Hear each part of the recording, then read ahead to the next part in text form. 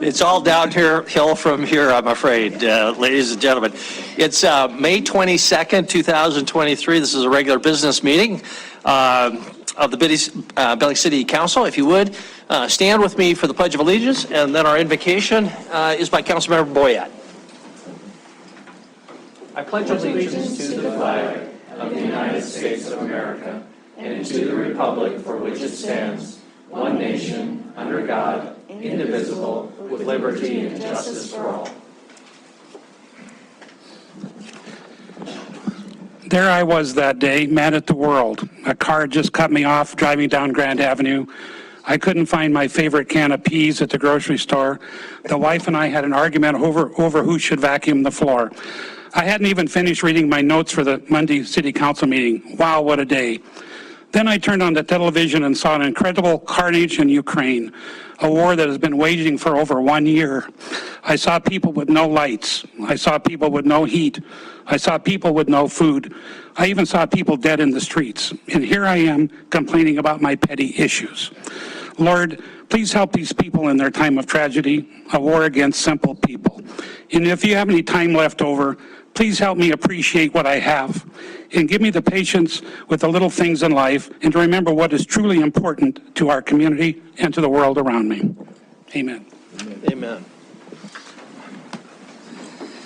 Thank you, Councilmember Boyette, for your wise words. Denise, would you call the roll, please? Councilmember Shaw. Here. Gulick. Here. Neese. Here. Owen. Here. Joy. Present. Chiriki. I am here. Tidswell. Here. Purinton. Here. Boyette. Here. Repsis. Here. Mayor Cole. Here. Welcome, everyone. I think, as our council members know, we have a long agenda this evening. 8 weighty topics. For anybody who does not have a copy of our agenda, if you'd like one, there's one back on the cart there. And we'll try to move as expeditiously as possible. If at any time I seem rushed, it's because we got a long agenda. So with that, we'll move on to our first item of agenda, which is our minutes for our meeting of May 8th. Is there a motion or comments or changes? Councilmember Joy.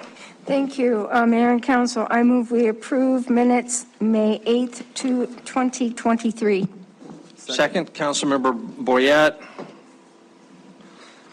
Any discussion, changes, comments? Seeing none, all in favor of the motion, which is for approval of May 8 minutes, please say aye. Aye. If opposed, say nay. Motion passes unanimously. Move on to courtesies. I'm just going to start by thanking over 22 city employees who attended today's SEPTED training to get that started. So, Chris, I know you were there, and that's quite a commitment. So if you have had any comments, feel free. I would just say one day in, there were over 50 attendees from different parts of the nation, but clearly we have between a third and a half of the attendees in Billings. Some excellent training around just what the definition is, or some people prefer to say safe places or safe design. The teacher talked about how some people get caught up around SEP, but crime prevention through environmental design. Some politicians don't like the word crime stated publicly. Some don't like environment stated publicly. So he talked about lots of other places, just call it safe spaces. But a lot of really good information to design things in a way that improves safety. So 5 days, 8 hours a day, testing in the end. And actually they go through our downtown, groups of 5, and they will be performing their analysis on a number of properties throughout our community too. So many benefits for us in Billings as we work to improve the safety of our community.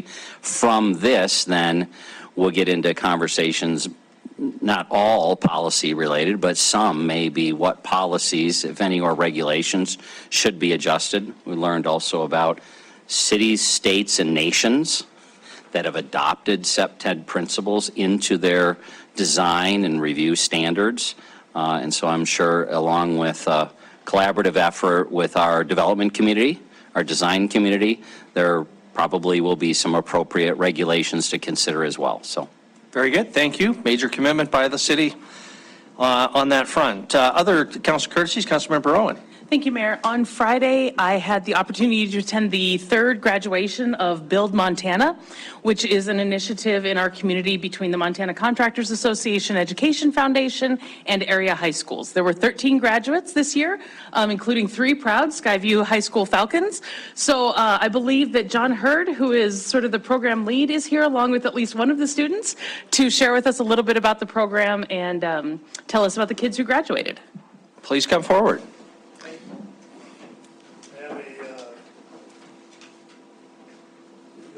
Exactly how many were there, so may have to share this one. But thank you very much for having us here. Super excited to talk a little bit about Build Montana. This is Ms. Starla Grinder. Starla is a West High graduate and part of the Build Montana program that we launched in 2021 was our first class. So during COVID, we put this together, a partnership between the Contractors Association and the Equipment Dealers Association to try to figure out this workforce dilemma that we all have. And no better way than, instead of talking about it and going into the classes, which we can, which I have for gosh, the better part of 3 or 4 years, why not show them how great the construction industry can be? So in 2021, we started with 6 students. Last year in 2022, we had 10 represented across School District 2, and this is also a partnership with School District 2. RDO equipment, Tri-State Trucking Equipment, Tractor and Equipment, COP Construction, and Knife River are the partners currently. And in any given day, we're the John Deere dealer, Tractor and Equipment is a Caterpillar dealer, and Tri-State Trucking Equipment is a Volvo dealer. So on any given day, we are highly competitive, obviously, but not in this program. And these students get to see that partnership grow within our communities. I'm super proud to be a part of it. Part of the handout there that you might have, the program runs in the spring semesters from January to May. And we meet every other week. This year we met a little bit more frequently, finding different types of opportunities, not only in the construction industry, but we also did other types of career experiences. Students are split between our dealer groups, and then we start going through the curriculum. You might see there just a program outline. Safety is job one. The students come out with an OSHA 10 certification. Machine operation is our core function, but how those machines are used in the construction industry, they get an opportunity to be around, to work on, and to perform. And then we go out to the various experiences and see them in action. And the real jewel of the program is meeting people in the community and seeing the career opportunities that each job may have, or each career and company may have for the students. We set up these career experiences. We've been to, COP Construction. We were on a water line rehab project. Phillips 66, the refinery. We learned about refining oil and all the things that come out of that. We took a really great tour with the City of Billings and the Public Works in the waste collection efforts in the landfill.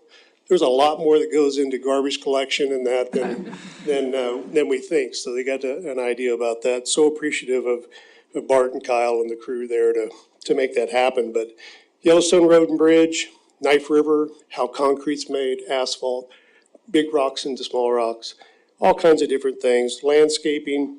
And then we culminated and finished it all up 2 weeks ago, called our Build Montana Dig It Days. And you may be familiar with Dig It Days in Yellowstone County, which we're a part of with the Montana Fair. So we've taken that concept and placed it in with the students, where they get to do a variety of different operations with the machines. And this year we put a twist in it. We had a little operator challenge, so they got to do a lot of different things on the machines and with the machines. And then we celebrated that last Friday. So again, Starla Grinder, if you have any questions for her or anything about that, super proud of what you've accomplished. And where are you heading to after graduation? I'm gonna go to Job Corps for heavy machine operator and mechanic. All right, very good. All right, it's a great program. Thank you, John, for your work. Scarlett, congratulations. Thank you. Keep it up. Thank you. Councilmember Gulick. Well, since you stole my thunder about the, on the SEPTED training. So I just wanted to say real quick that it was great to have, first I want to thank the Chamber for helping bring the training here to Billings. Councilmember Owen for bringing the amendment last year, for providing funding, for the rest of the council for funding the staff training. That was great. And it was a lot of broad representation, which was appropriate because SEPTED is very much cross-disciplinary. But we had administration, police, code enforcement, planning, public works, parks, Homefront was there, as well as emergency services and a council as well. So I think this is going to be a great investment in our community. Fabulous, great. Any other council courtesies? Councilmember Shaw? Thank you. I don't know if this is going to be part of the city administrator's report, so I just wanted to plug that it's Public Works Week, and they're doing 2 open houses this week, one Tuesday at the landfill from 4 to 7, one Thursday at the wastewater treatment plant from 4 to 7. These really are very fun events. I took my kids to the water treatment plant last year. They got ice cream. They get a little bag with little activities to do. So highly recommend that council, but also let people know that they should take their family to the landfill on Tuesday. I'll see them there. Free ice cream, too. Thank you very much. Absolutely. Any other council courtesies? Okay, we have no proclamations this evening. Council reports from organizations we serve on. Councilmember Purinton? I thought you were going to call me Boyette. No, I was ready. Later. Okay. So I was able to attend the ACES training that we had this past week on Friday. That's Adverse Childhood Experiences. And it was very good. It was an all-day event. And a lot of it was just preliminary information. But the reason I did do that is because, what was it, last week or 2 weeks ago, I told council that I didn't see where council would come up with any policies that dealt with that. So I still think there's room for us to look at some of those and what departments that we can use or have staff trained. So I was glad to attend, and it was excellent. Got to meet more of our partners in social services, and they're doing a fine job. Thank you. Thank you for attending. Any other council reports? Okay, Chris, our city administrator report, did you have anything further? Mayor and council, a few items here. First up is consent agenda item number 1M. That's the bond resolution. The resolution did contain an error in it on page 7. This item will need to be either separated or in the motion that's made to approve the consent agenda. We just need to correct the fact that within the 2023 sidewalk sinking fund, there shall be maintained separate accounts for the Highwood Drive improvements and the Maloney Lane improvement. So that can either be made through a separation or with the length of the agenda, maybe the mover of consent, if they include that in it, that will work just as well. And what was that letter again? It is 1M. M. Thank you. So it's consent at page 7. Okay. And I can hand this that has the writing in it if somebody would like me to do that. Remind the council that next Monday is a bye week. There will be no council meetings. Right? There's no ex parte communication beyond 3 today, and had at least, I think, 3 different meetings with maybe a 4th between staff and Burn the Point, and ultimately working through issues to eliminate interruptions to Met Transit, transfer station. And I got to talk to Debbie this morning. They believe they've found a mechanism to do that, where to stack cars and store cars, as well as we're working to prevent or absolutely minimize closures of 27th as our community continues to grow, people getting to the hospital. Yes, I realize trains go and they stop 27th often, but those are just for a few minutes. They're not for, an hour or so. So there's good collaboration there between the Burn the Point folks and their staff, and with our staff working through those details, and a commitment to succeed or understand those issues, as well as a willingness to meet within just weeks after this event to see, okay, did we pull it off and do it well, or what changes will need to be made to next year.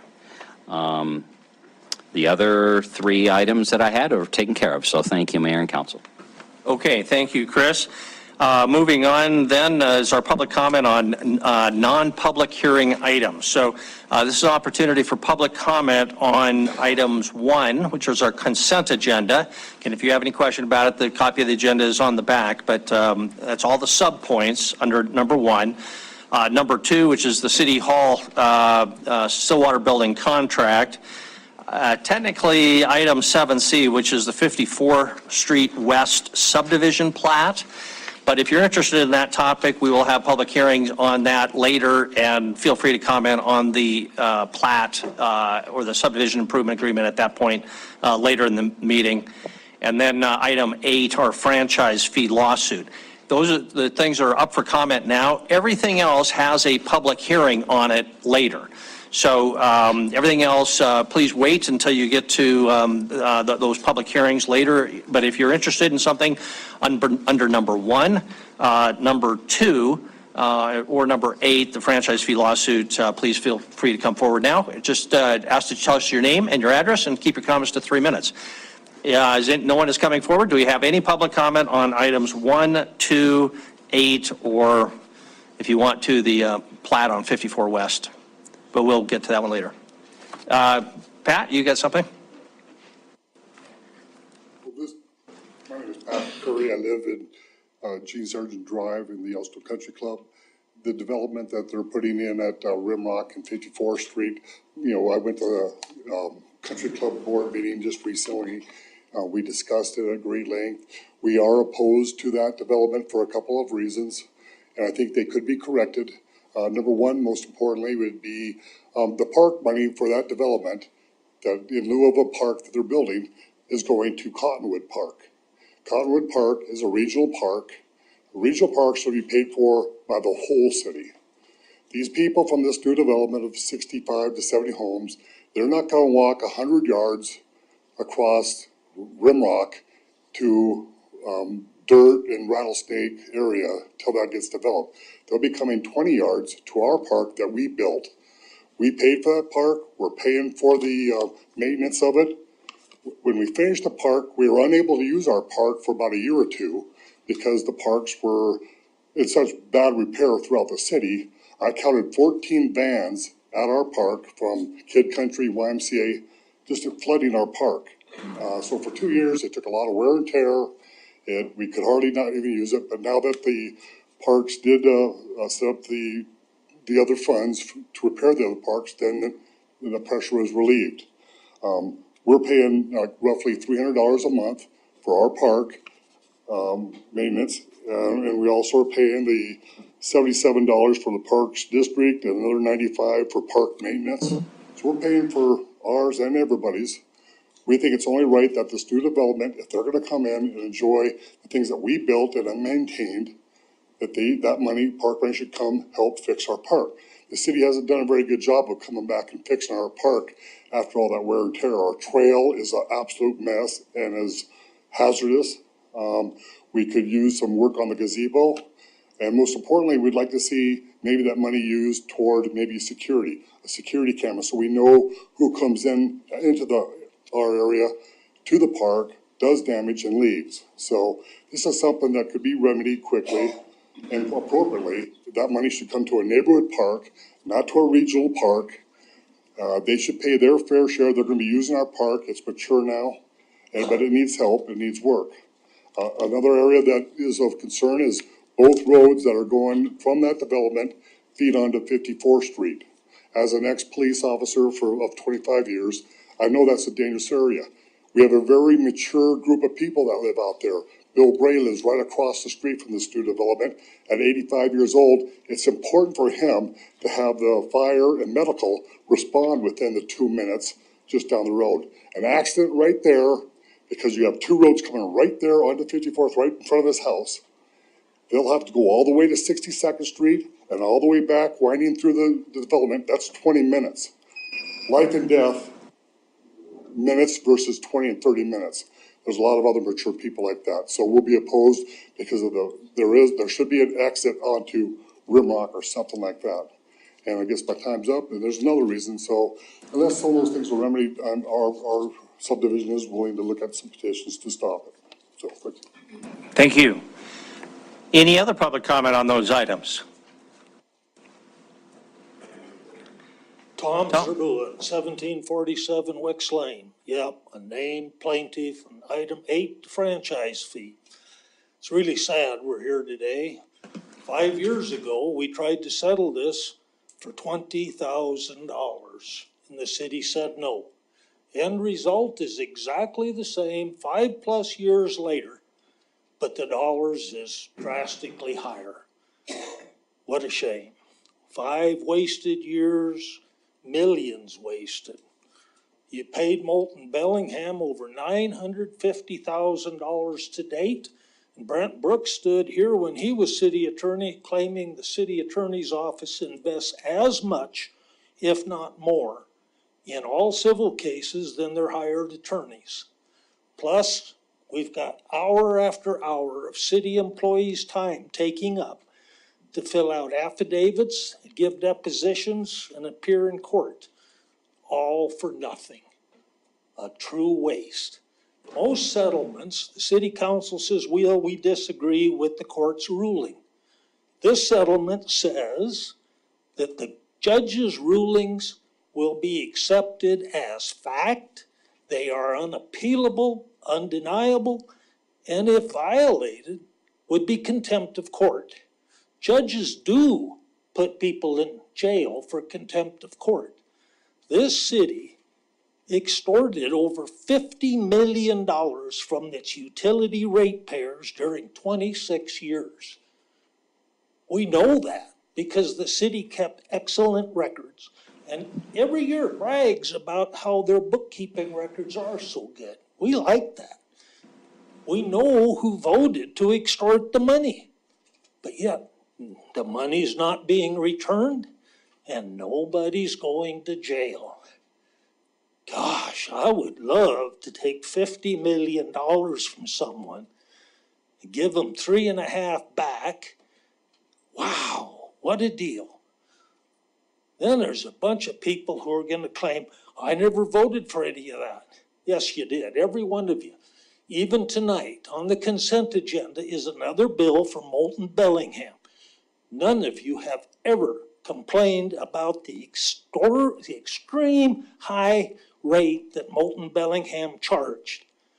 It's fact, right in the settlement, it says there is over 80,000 pages filed on this case. Think about that. A full case of paper is 5,000 pages, 10 reams, 52 pounds a box. That's 16 boxes. A strong man with a two-wheeler can handle 8. Every page of this case had to be filed in person. They did not accept electronic filings until lately. This is an extreme waste of 5 years, lots of resources, and buku dollars. Thank you. Other public comment? Is there any other public comment on those 4 items? Before we close public comment, there's no one online, so public comment period is closed. Bring us then to item 1, our consent agenda. Council, we have already been asked to clarify the typo change in item 1M. So, oh,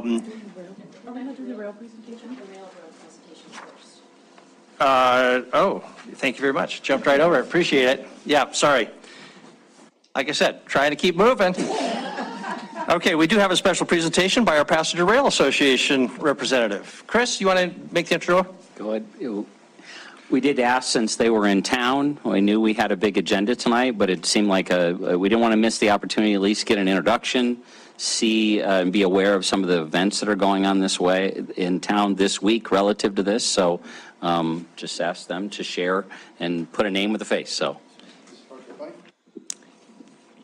Well, good evening, everybody. Thanks for having me here this evening. My name is Jason Stewart, and I am here tonight in my capacity as the Vice Chairman of the Big Sky Passenger Rail Authority. I'm also the Director for Dawson County.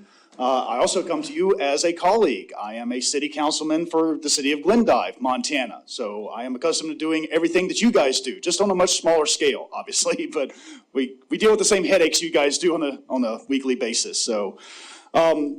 So we're here tonight and appreciate the invitation to come here. As Chris mentioned, I am here tomorrow morning. I will be part of a META panel. The Montana Economic Developers Association has its spring conference here in Billings at the Northern Hotel starting tomorrow.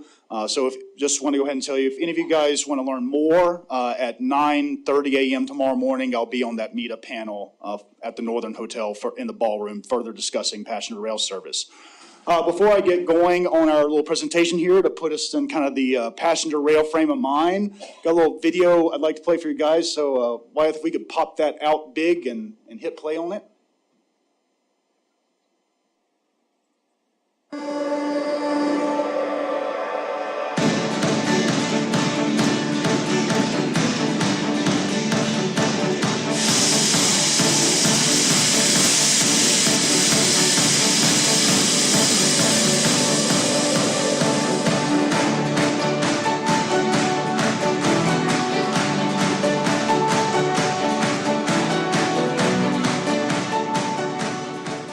We are embracing passenger rail as a way to bring this state, this region, and this nation back together again.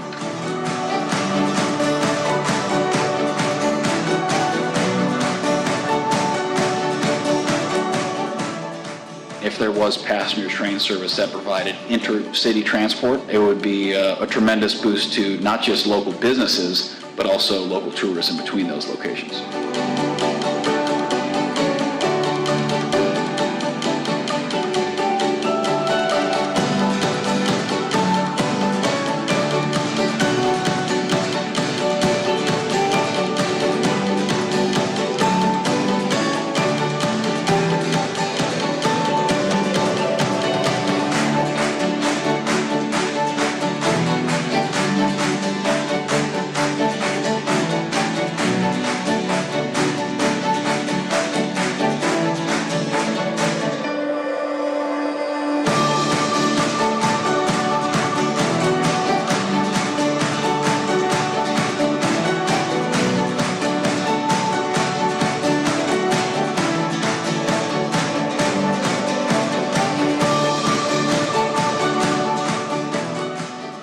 It is a pleasure to be addressing so many folks who know how critical passenger rail is to Montana's economy, connectivity, and infrastructure. That's why I support your mission to expand passenger rail throughout the southern part of our state, because the more Montanans who are able to utilize these critical services, the more benefit we'll see down the tracks. It's important we have the critical transportation infrastructure in place to help better connect our rural communities and improve transportation across Montana. It's also important that we have alternative modes of transportation and services for Montana travelers, as well as travelers coming to explore what the great state of Montana has to offer.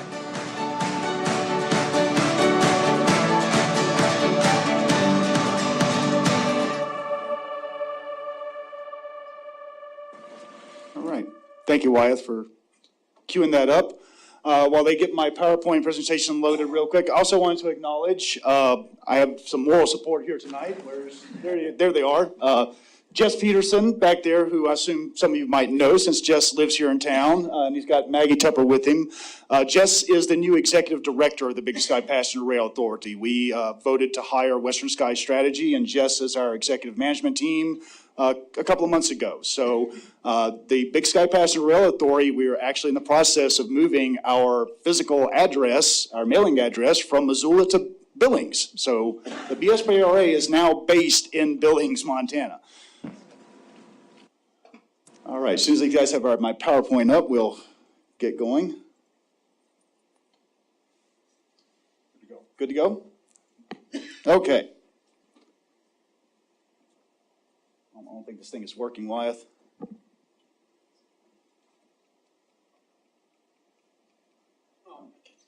Yeah, if you could just do it for me. All right, first slide, please.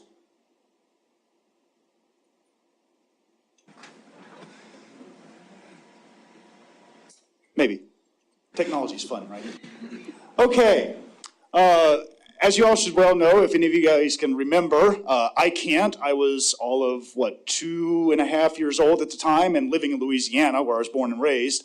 But passenger rail service through this part of the state ended 43 years ago. Over 43 years ago, actually. It was October of 1979 that the last passenger train rolled through Glendive, rolled through Miles City, through Forsyth, and then on through Billings. So that has been more than a minute. Next slide, please, Wyatt. Over the years, there's been many efforts, kind of ad hoc, kind of piecemeal efforts to try to restart passenger rail service through southern Montana. But those efforts have all failed, and they've all come to naught. And the main thing that all of them had in common is, again, they were ad hoc, piecemeal, just kind of, passionate individuals trying to push things forward as individuals, but, ultimately getting nowhere. And the BSPRA welcomes is something very different. Before I get to this map real quick, let me tell you what the BSPRA is. We are actually a subdivision of the Montana state government. There was a state law passed in 1993 that grants counties in the state the authority to come together and form a regional or statewide rail authority. And that is what the Big Sky Passenger Rail Authority is. We are actually the largest transportation district in the state of Montana today, with 20 counties as members. What you see on this map right here is just real quick, passenger rail service in this country used to be how people got around, right? I mean, this is how people got around for over a century. The United States, I teach history at Dawson Community College as well. I have a master's degree in history. We didn't quite invent passenger rail service. We can't make that claim to fame. The British actually invented it in 1825, but we were right behind them. And while we may not have invented it, we perfected it. And it was the United States that perfected railroads and built the railroads out more so than any country on earth during the Industrial Revolution. And for a long time, we had a great intercity passenger rail network, but then over time, it eroded, right? So what happens? What happens is the 1960s hit, the interstate highway system is built, the jet age comes into effect, and Americans do what Americans have always had a tendency to do. I just mentioned I'm an American historian. Can I speak a little bit authoritatively about this?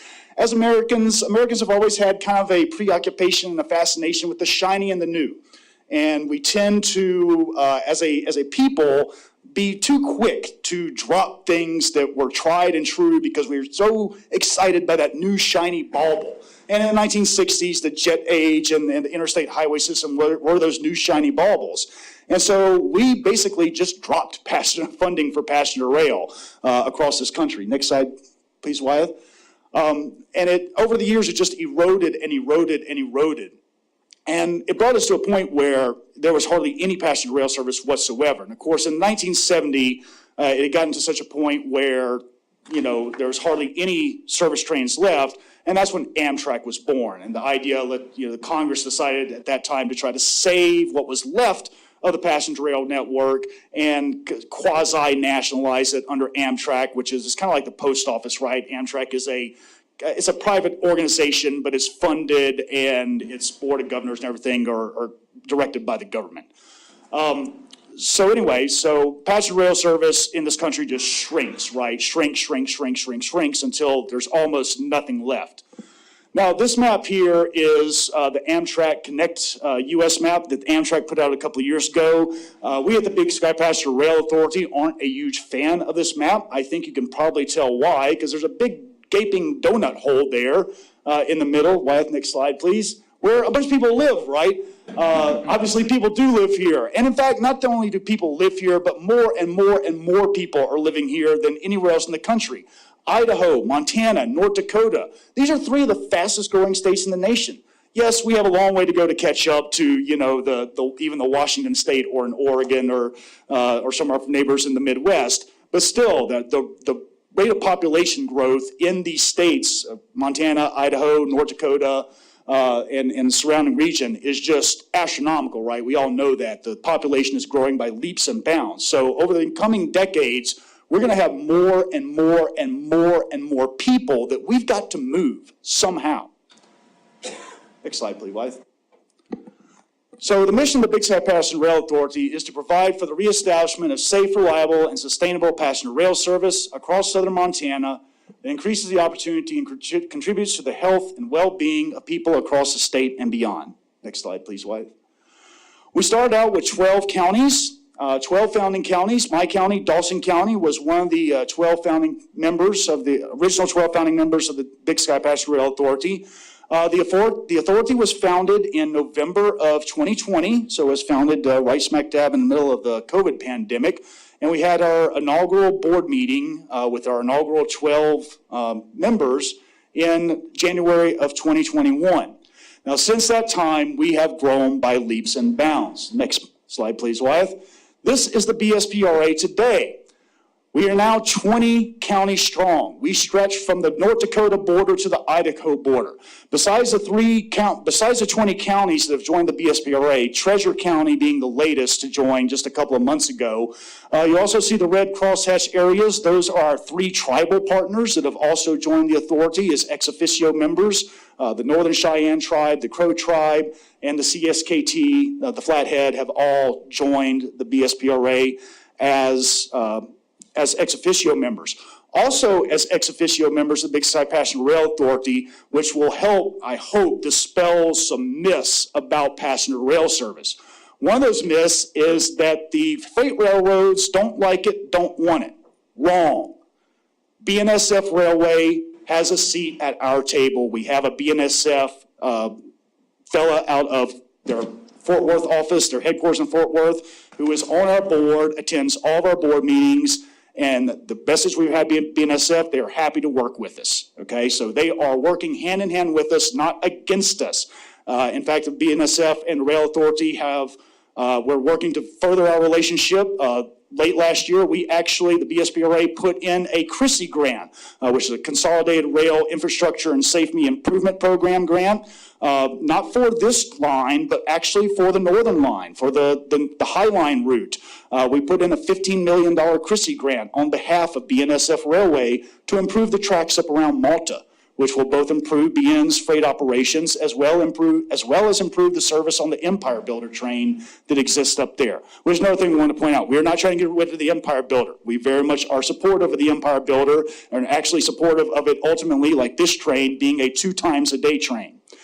Another thing I want to point out about this map, you guys should have it should be a pretty obvious gaping hole in this map, and it's called Yellowstone County. Right? As of right now, we have you guys surrounded. If this were a risk board, I don't know if I'd say that you'd be losing, but I don't know how you're winning anything right now, right? By being outside the authority. So if you see right now, really Yellowstone, Sweetgrass, Lewis and Clark, and Deer Lodge are really the only 3 or 4 that are left on this route, the North Coast Hiawatha route, that are eligible to join the authority that haven't. Beaverhead and Madison are also eligible to join because they are border that route, that former route that goes north and south down to Salt Lake City. Next slide. Real quick, this is something that's awesome, by the way. This is available through our website on a variety of items. You can buy the wall print, you can buy a tote bag, you can buy a beach towel. This is a special map done up for us by Explore Maps this past year. All the proceeds from the sales of all the merchandise printed with this go to support the Rail Authority. It's available on our website. So it's a really awesome hand-drawn map of the Pacific Northwest with the idea of what a future passenger rail network in this part of the world might look like. Next slide, please, Wythe. And Jason, I'll just ask you to you're probably coming to the end of your presentation, so just if you can wrap up, because we've got a long meeting. I got a few more slides to go through. I know, we'll get through fast.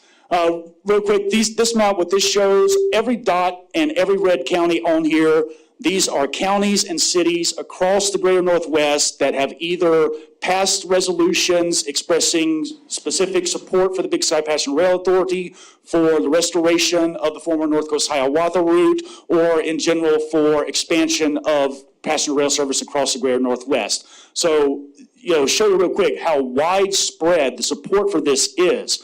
Sometimes we hear, I've even heard certain officials in our own state say that passenger rail is a quote-unquote urban liberal thing. No, it's not. The Big Sky Passenger Rail Authority is proof positive of that. We've got 20 counties stretching from border to border, most of whom are small, rural, and extremely conservative, right? And let me read you just a couple of quick poll numbers here that were pulled out last year in a nationwide independent survey about support for passenger rail service. 78% of Americans polled in that nationwide survey support the nationwide passenger rail service system. Broken down along partisan lines, 75% of Democrats, 61% of Republicans. 64% of Americans approve of federal funding to purchase and maintain rail track and train sets. And 60% of Americans approve of spending up to or above $100 billion on improving our national passenger rail network. So the support across the country, the public support is there for this. Next slide, please, Wyeth. Not going to spend time on this one. We've been in the news all over the world, the state, the nation, obviously. If there's anything written about passenger rail service or expansion right now, it's a good chance you will see the BSPRA mentioned in that news story. Next slide, please, Wyeth.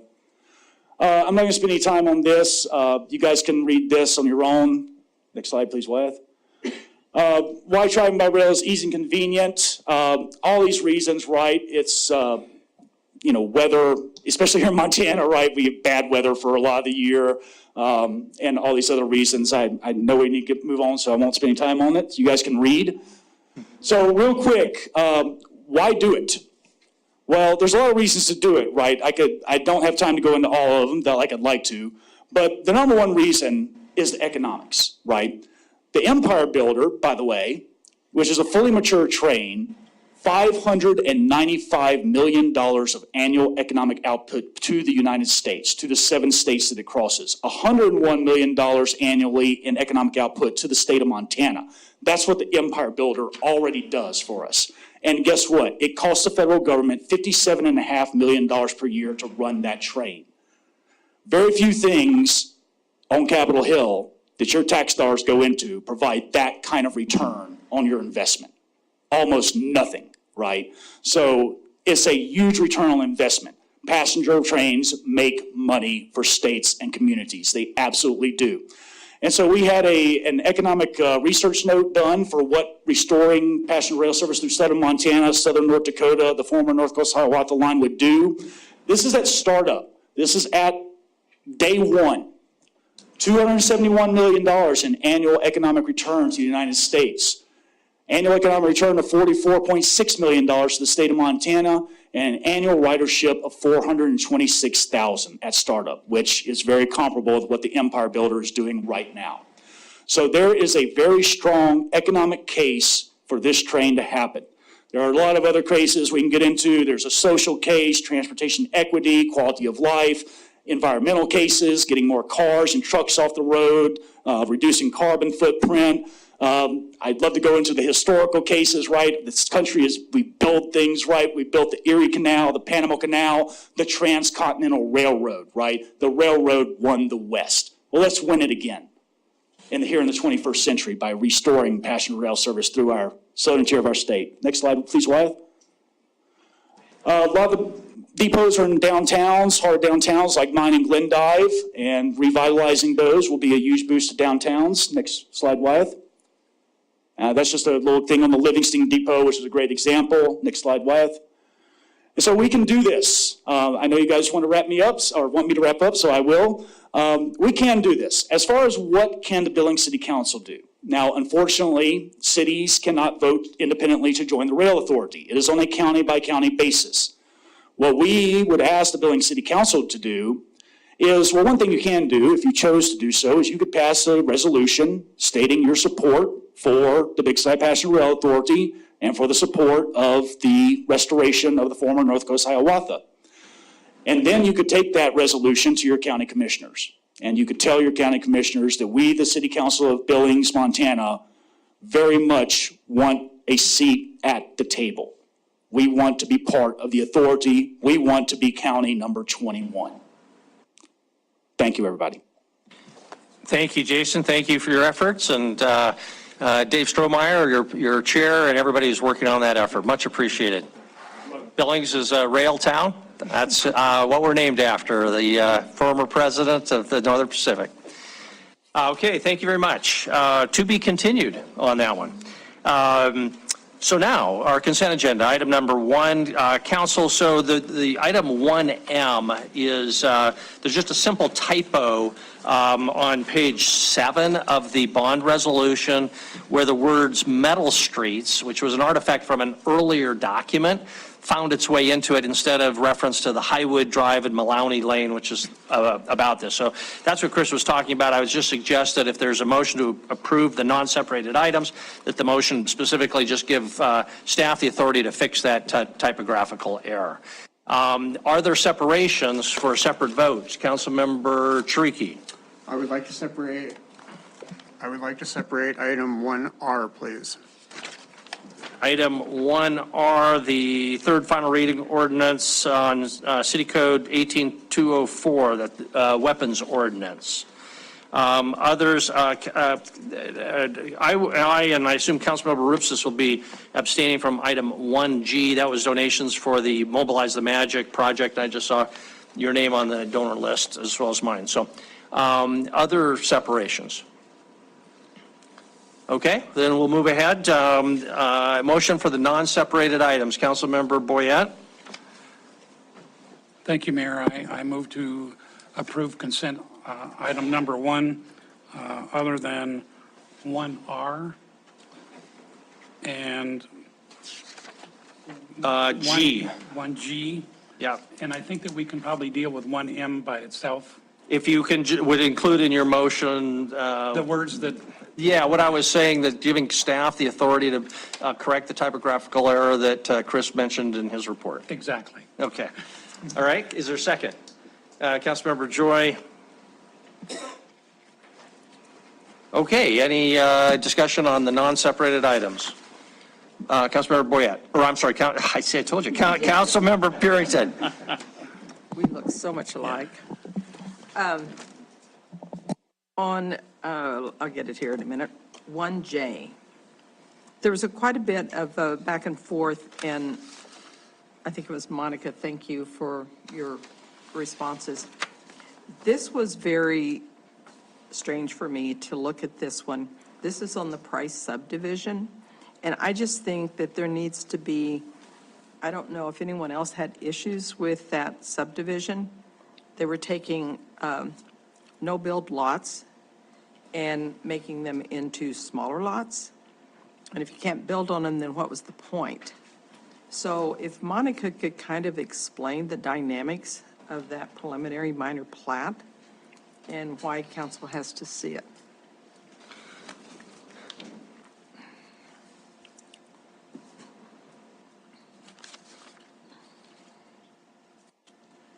Good evening, Mayor and Council. Councilmember Purington, to answer your question, basically what this Price subdivision does is it creates 2 additional lots, and the 2 additional lots that are being created would have a no-build restriction on them. So what it does is it basically preserves what is there, and it's not adding any sort of increase in housing there. There is a motivating factor for why somebody would do this. Why would you intentionally restrict your property? And quite frankly, it's pretty simple.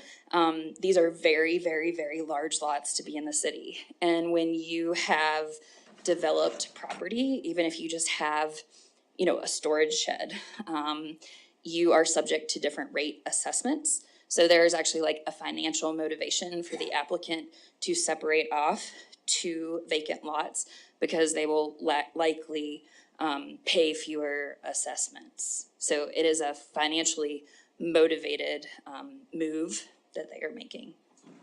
So just to follow up, Mr. Mayor. Go ahead.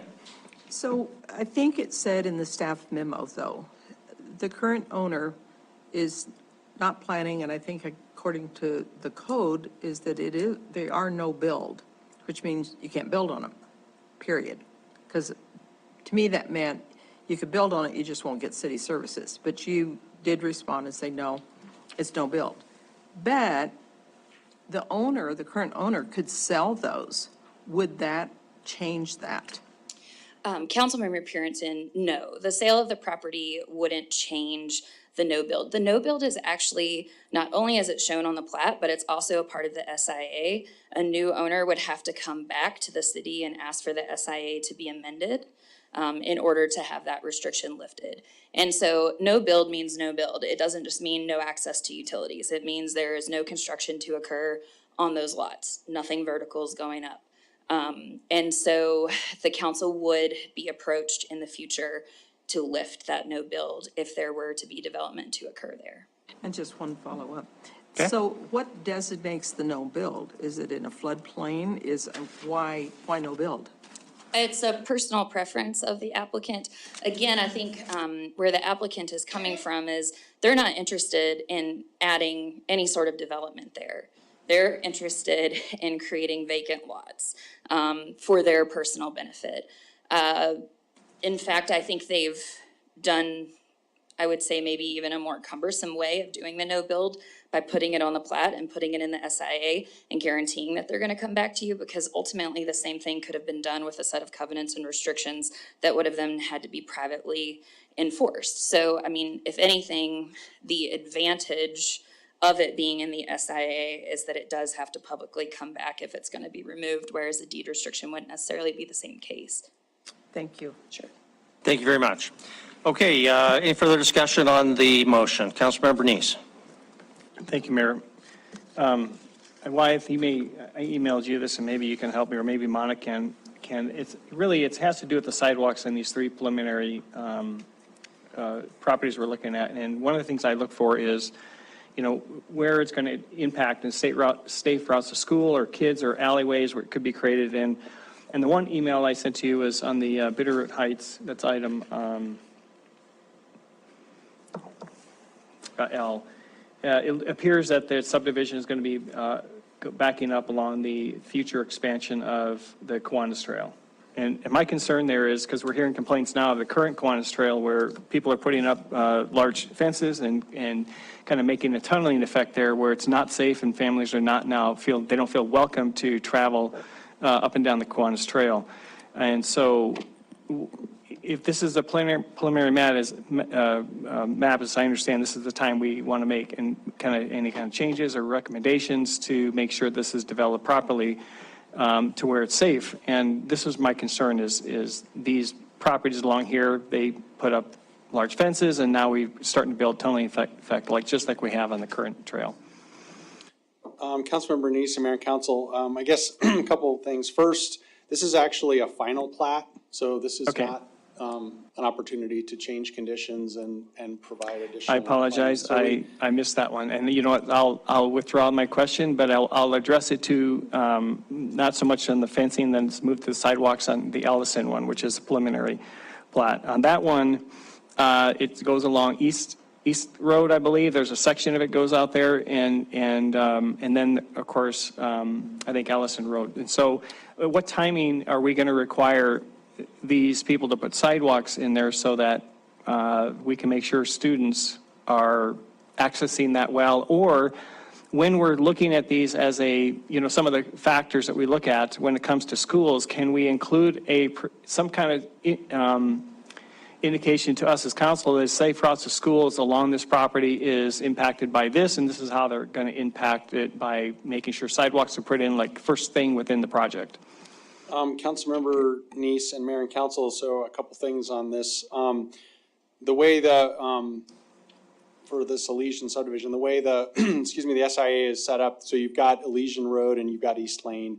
The way the language is identified, the development along, as the lots on East or on Elysian develop, they will continue the sidewalk along the frontage there from going east to west across that frontage of the street. So that'll get built just same as what we do right now, where as development on the lots happens, they'll build that those frontage improvements. In that case, it's actually a trail on the south side of Elysian to match what's coming from Annafeld subdivision to the east.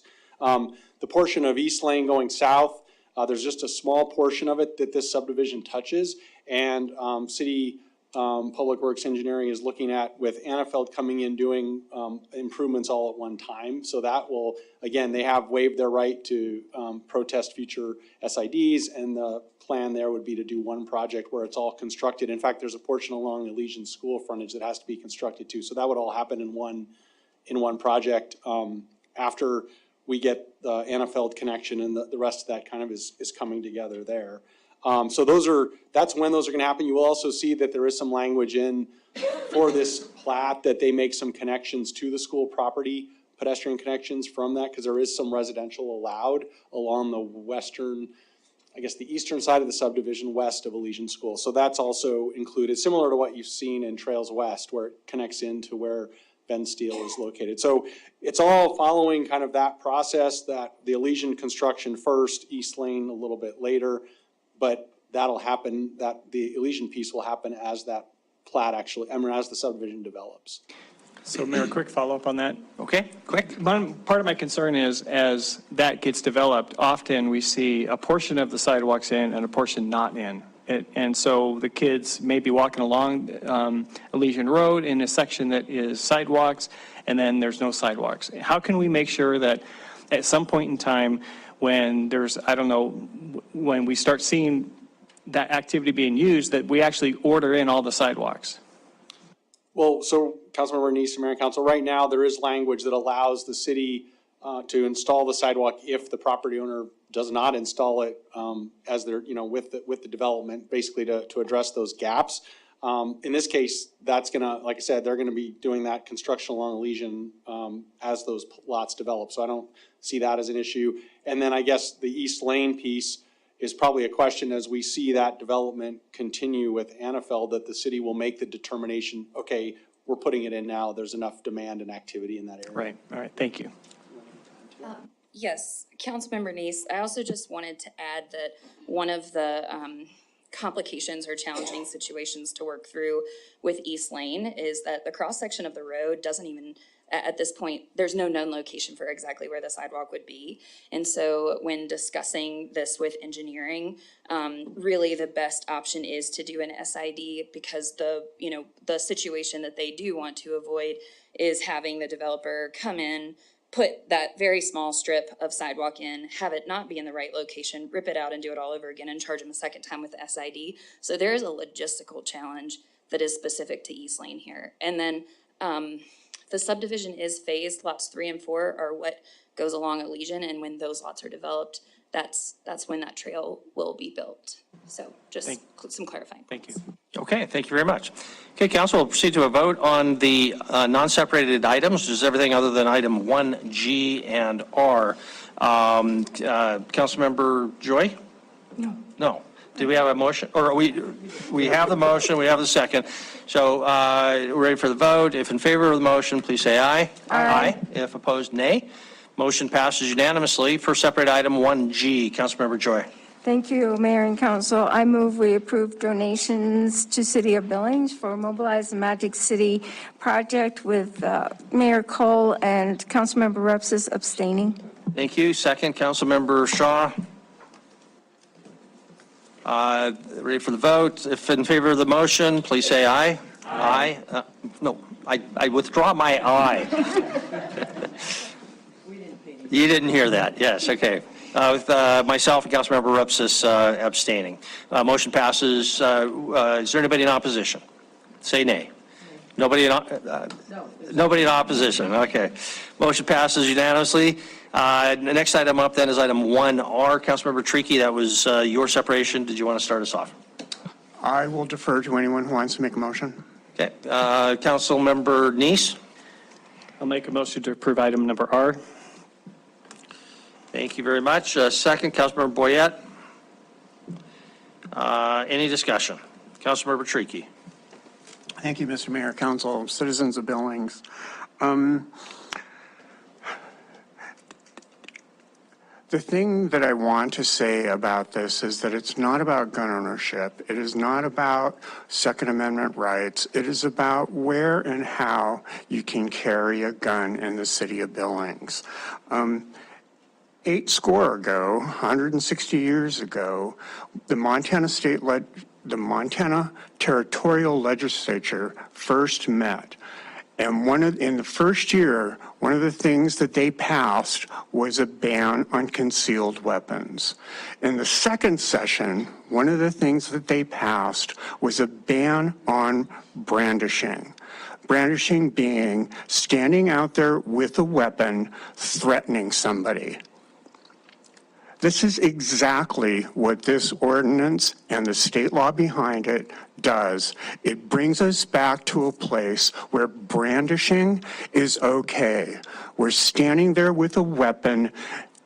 Intimidating people is okay. Now, in some places and times, I might argue that that's okay. That is a fine thing to do, but not at public assemblies. It is not okay for one group of people to stand at a public assembly with their rifles on their backs, intimidating the other people that are there. That is it is not it just isn't right. And we are all living right now in a time and a place where our levels of fear are going off the charts. And that is just not right. We need to stop and say that there are some things that are not right. There are some things we will not accept in public behavior. We should not be normalizing the carrying of guns in public places. The last thing I want to point out is, if you remember the movie West Side Story, the key moment in that story is about two groups of teenagers who decide to go to a rumble. And a bad thing happened at that rumble because somebody brought a knife to a fist fight. And that knife at that fist fight ended up killing someone. Well, we had that same thing happen here in Billings not very long ago in Castle Rock Park. Two groups of teenagers decided to get together to have a rumble, and a bunch of them brought guns to that rumble.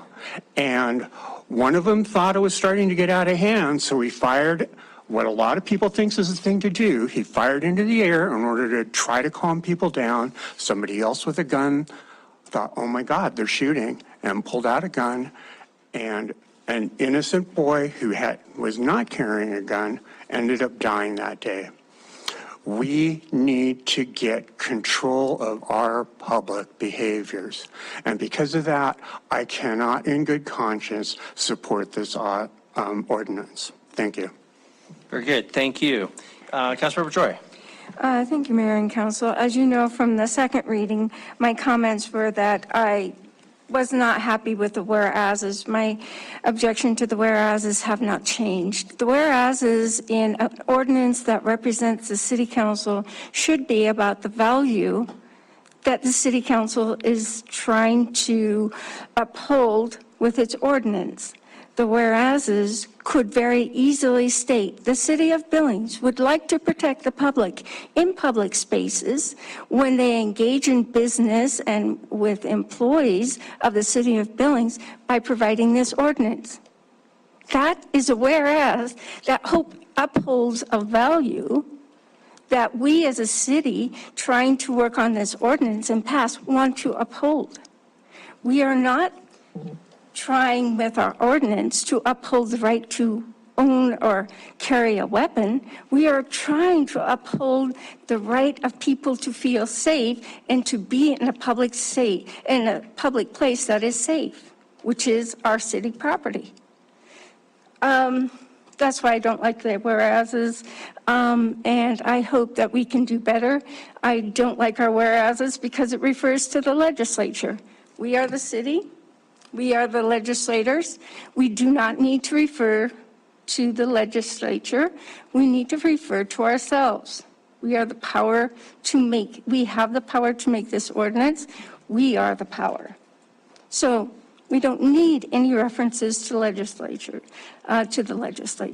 So I will vote for it because it is about the safety of our city, but I hope we don't do these types of whereases anymore. Thank you.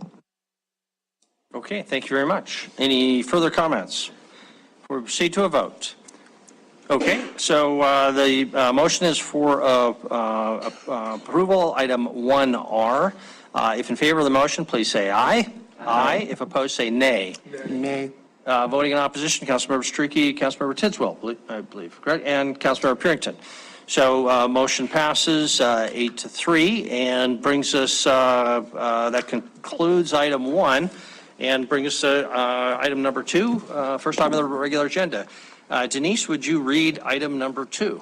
Approval of bid package number 2, contract amendment with Dick Anderson Construction for the new City Hall renovation project. Staff recommends approval. Thank you very much. John, you're our presenter. Take it away. Thank you. Once you have a PowerPoint, at least. You can skip the prostate slide if you had one of those. Council needs some levity, so we appreciate that. Good evening, Mayor and Council. Before you this evening, we have the guaranteed maximum price amendment to the prime contract with Dick Anderson Construction for renovation at New City Hall. I do have two individuals with the design team with me tonight that will be presenting, Nick with JLG and Bill with Collaborative Design. So our agenda, we'll go over project timeline and provide an update where we're at. We'll touch on bid package 1 and bid package 2, go on a historic tax credit process, what the owner items are outside of the Dick Anderson contract, and then we'll touch on project costs. So with that, I'll turn it over to Nick. Thank you very much. This is highly choreographed, so we'll be in and out quick. So I would say this is a pretty unique meeting in the last 3 years. I don't think I've ever stood up in front of a body and be able to give great news on a project, especially of this scale. Today you'll see again the numbers at the later presentation, but we're very happy where we're at in this position, and we're very happy to hand over a project that's going to be fantastic. We're very excited to go forward. So backing up a little bit, project timeline right now. Again, previously we talked through phase 1, pre-design and schematic design. Those are some you remember a lot of the user group meetings. We continued that through design development and construction documents. We right in the middle of that, we issued what's called bid package number 1. That was primarily a lot of the demolition and early procurement items. So those things we knew were going to take a long time to order in. So Bill will give an update on where we're at with those. Then we moved into construction documents. Again, that was really when we were starting to fine tune the drawings into what we were actually delivering to Dick Anderson to bid. At the end of that phase 2, that's when Dick Anderson did their work, and we're able to take this project to bid for phase 2, the bid package number 2, the remainder of the project, and be able to deliver a guaranteed maximum price package, which we'll be reviewing today, and hopefully look at approval and seek approval for tonight to proceed with the rest of the project.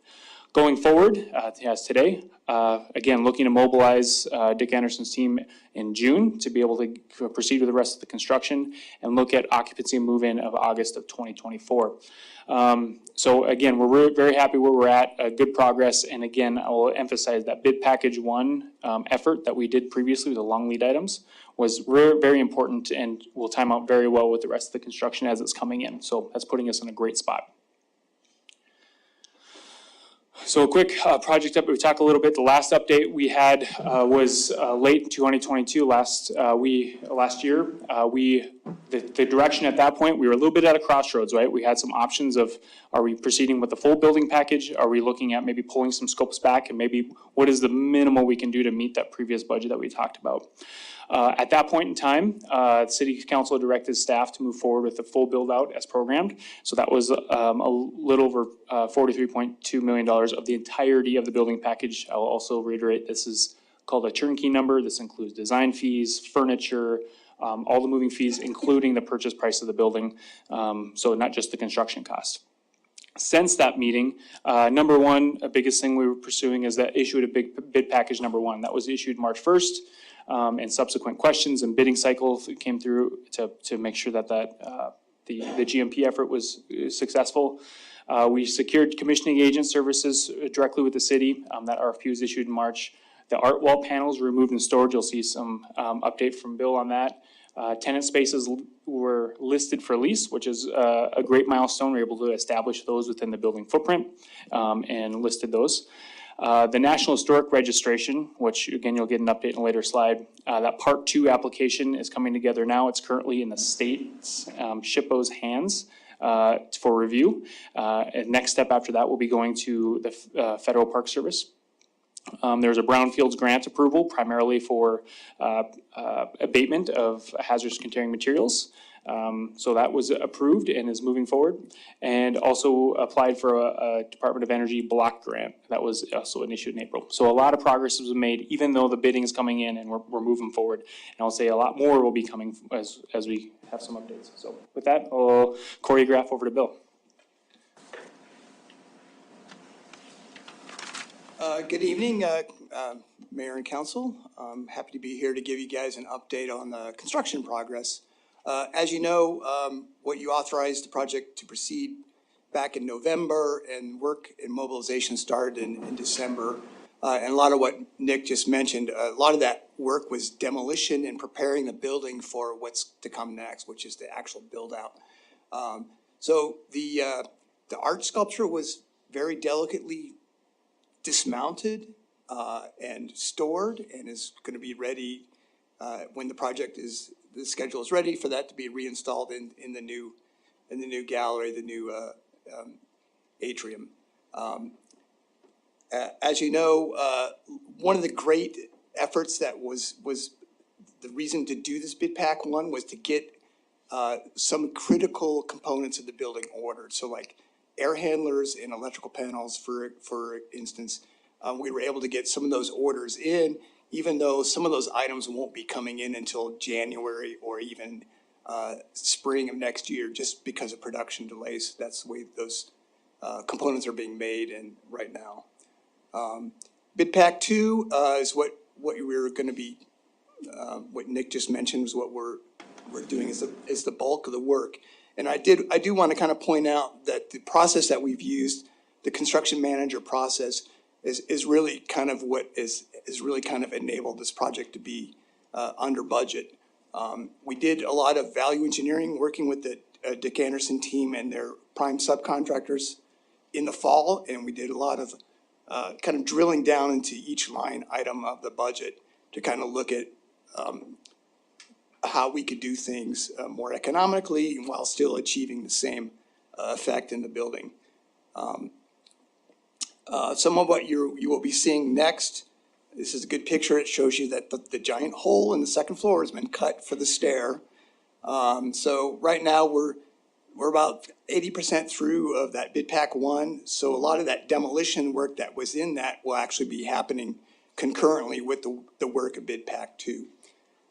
Let's see what else we need to mention. There'll be a giant lift getting installed on the outside of the building for moving materials up and down. We've also recently worked on awarding a commissioning agent to the project that will help throughout the project to make sure that we're fine-tuning all the mechanical, electrical systems in the building. So. Bill, is it too late to change our mind about that hole in the second floor? It's just money. Put it back. Well, in that case, it's definitely too late. Go ahead. So now the next choreographed pass-off is back to Nick. All right. Great. So a little update on historic tax credits. So the historic tax credit process is split up into multiple phases, right, within the project. Phase 1 was primarily getting the project registered. The project was successfully registered in January of this year. And then subsequently, then we were preparing phase 2. And part 2 is about describing the actual modifications to the existing building in a way that, number one, correctly reflects the guidelines and direction from the National Park Service. But moreover, number 2, really contributes to the history of what the building is. So we spent the time preparing that. That is currently, again, in the state's hands right now for their preliminary review. And we are very happy to pass that on to the federal level once that is completed. And so far, comments have been great. Once that's been completed, phase 3 was really about the documenting of the renovation, so what actually happened and making sure that what we promised was going to happen actually did happen and it was done correctly. And then that's future work. And again, phase 4 would be the actual application for the tax credit. So there is some work to be done to get to that point, is the point here. Once we've got some conversations going of some potential adds to the project now, considering where the budget's at, but also what really needs to be done, and with this opportunity of coming under budget, what are some things that we might want to pursue. With the historic tax credits, there's a resolution for city council to carry out management structure to sell those tax credits and operate the building. So again, as the city has those tax credits in, they need to be put on a market to be able to be sold going forward. And the current estimate right now is roughly $3.5 million of tax credits coming back to that project. Remember, that's a 5-year, that's over 5 years. And we are held to essentially what we promised to do with that dollar for the building within those 5 years. So that resolution, expect that to be on the agenda in June that we're preparing. Anything else or questions on tax credits? Yes. Councilmember Gulick. I know that we will have to, the tax credits will have to sell, we're not going to get a dollar for dollar for them. I guess I would have expected a bit more than 3.5 million. What are we getting back in return for a dollar's worth of tax and credits? Right, so number one, it's all based on estimates, based on what the GMP numbers are coming in. So right now that's being vetted through with the Park Service. Number two, so it's roughly 25% of the total qualified expenditures for the building, right? So if the entire electrical package, it's roughly 25% of that electrical package is what's applied for. Right now, I think we're budgeting, is it 80 cents on the dollar? We're budgeting roughly 80 cents on the dollar for that sale. You know, it's not a one-for-one like it would be if it's a private ownership, but it's a great question. That's what we're budgeting. We're trying to be conservative right now. We're not trying to counter chickens before they hatch yet. So there's a lot of steps to go before we have this dollars in hand.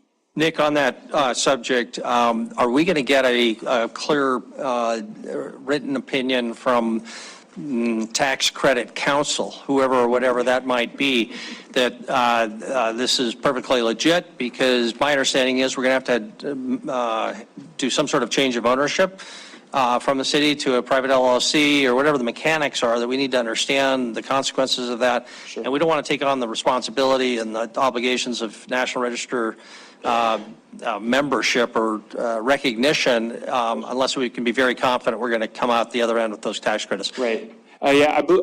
So I haven't been privy to a number of the internal conversations that's been happening, to how that structure has been happening. I will say, however, that some of the clients that we've worked with have the same shoes with either a city or county pursuing these things. This is what we would see happen. So you're very confident? I'm confident enough to say I've seen it happen before, yes. Okay, all righty. And Andy, you can comment if you'd like. Internal mechanics or opinions at this point? I don't mean to call you out. Yeah, no, that's all right. That's why I showed up. We didn't choreograph it, sorry. Yeah, sorry.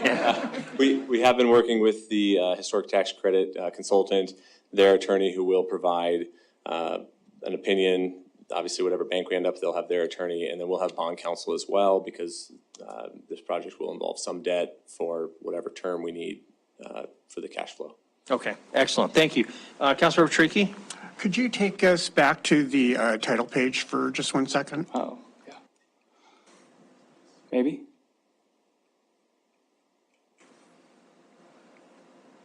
A couple more. There. Thank you.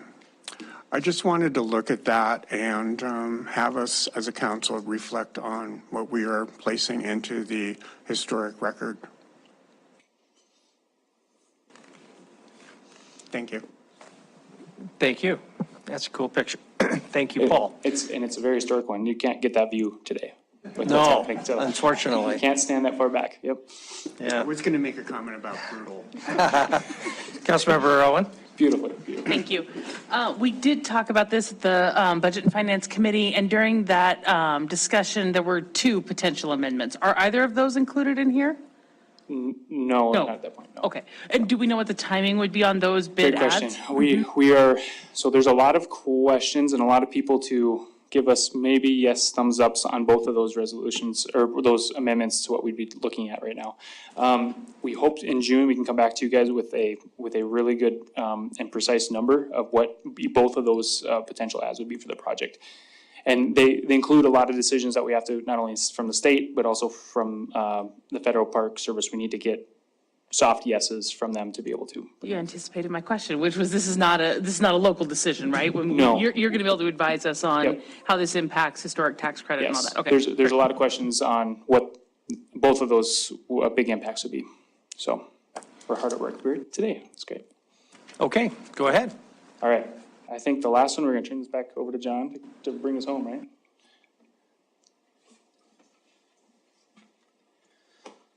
So some of the owner items that we've captured for the build out would be commissioning, which we currently have under contract with McKinstry.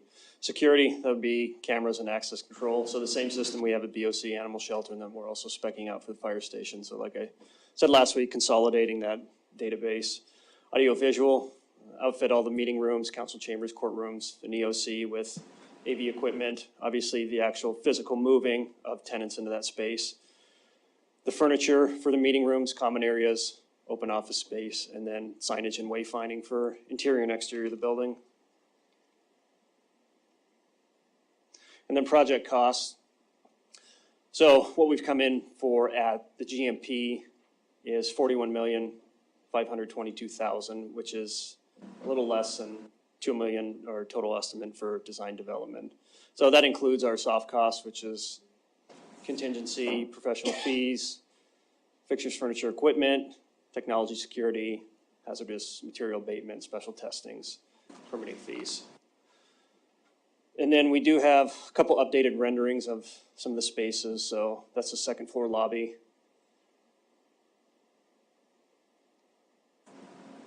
Got the first floor lobby and the gallery space.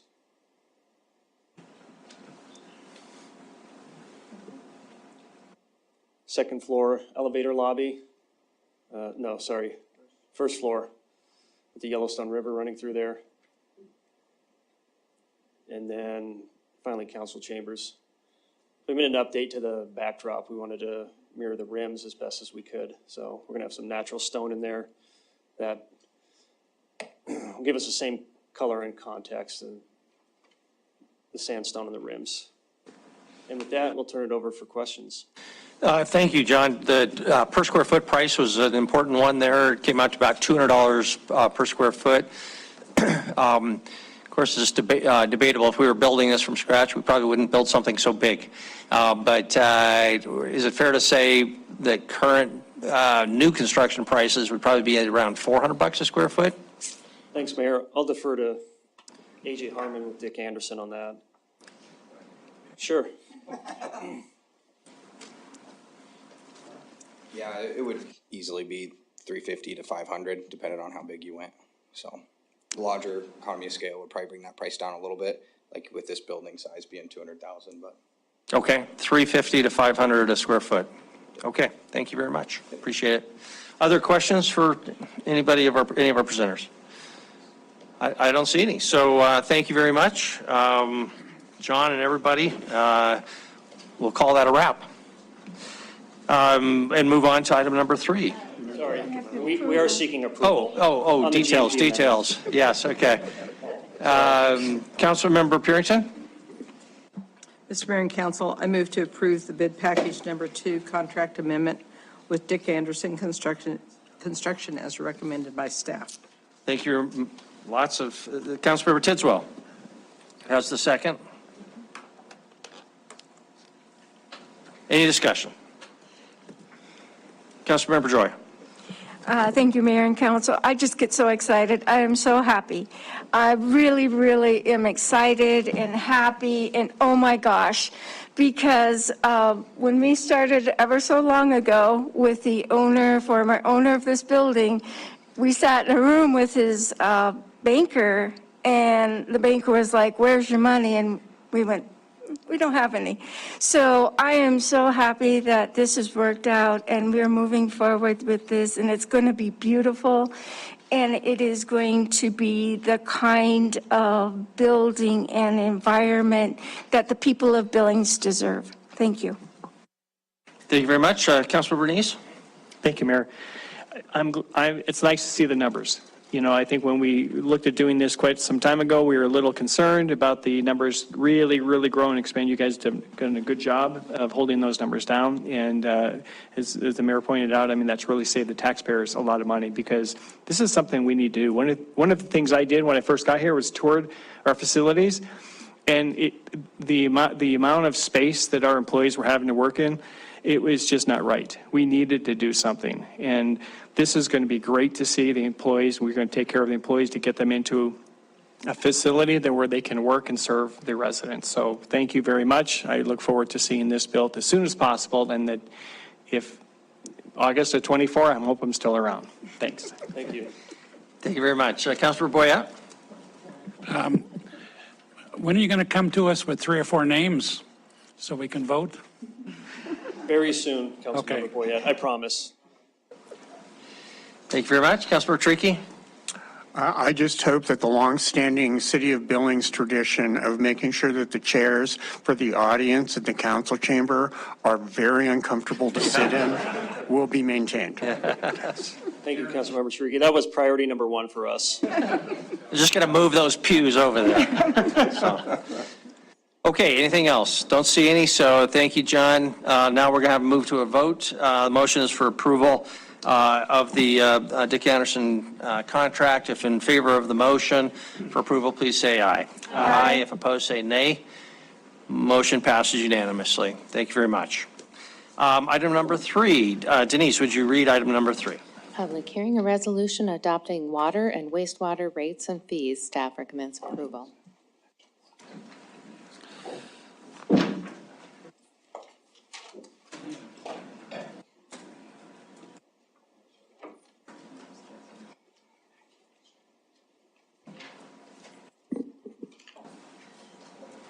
Good evening, Mayor and Council.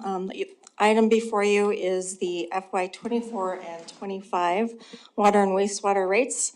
A public hearing is needed tonight and then a vote for approval of the rates. So I'm not going to go through these slides really quickly. Basically the same thing that was presented to you back in April with updated numbers. So the only thing that changed here and what's driving the rate increases is we did add money for the water and wastewater extensions, as we talked about last time. We added in $1 million for water, $1 million for wastewater in both FY24 and FY25. So for the wastewater rates, these changed the fixed charges to average about a 5% increase for FY24 and a 6% increase for FY25.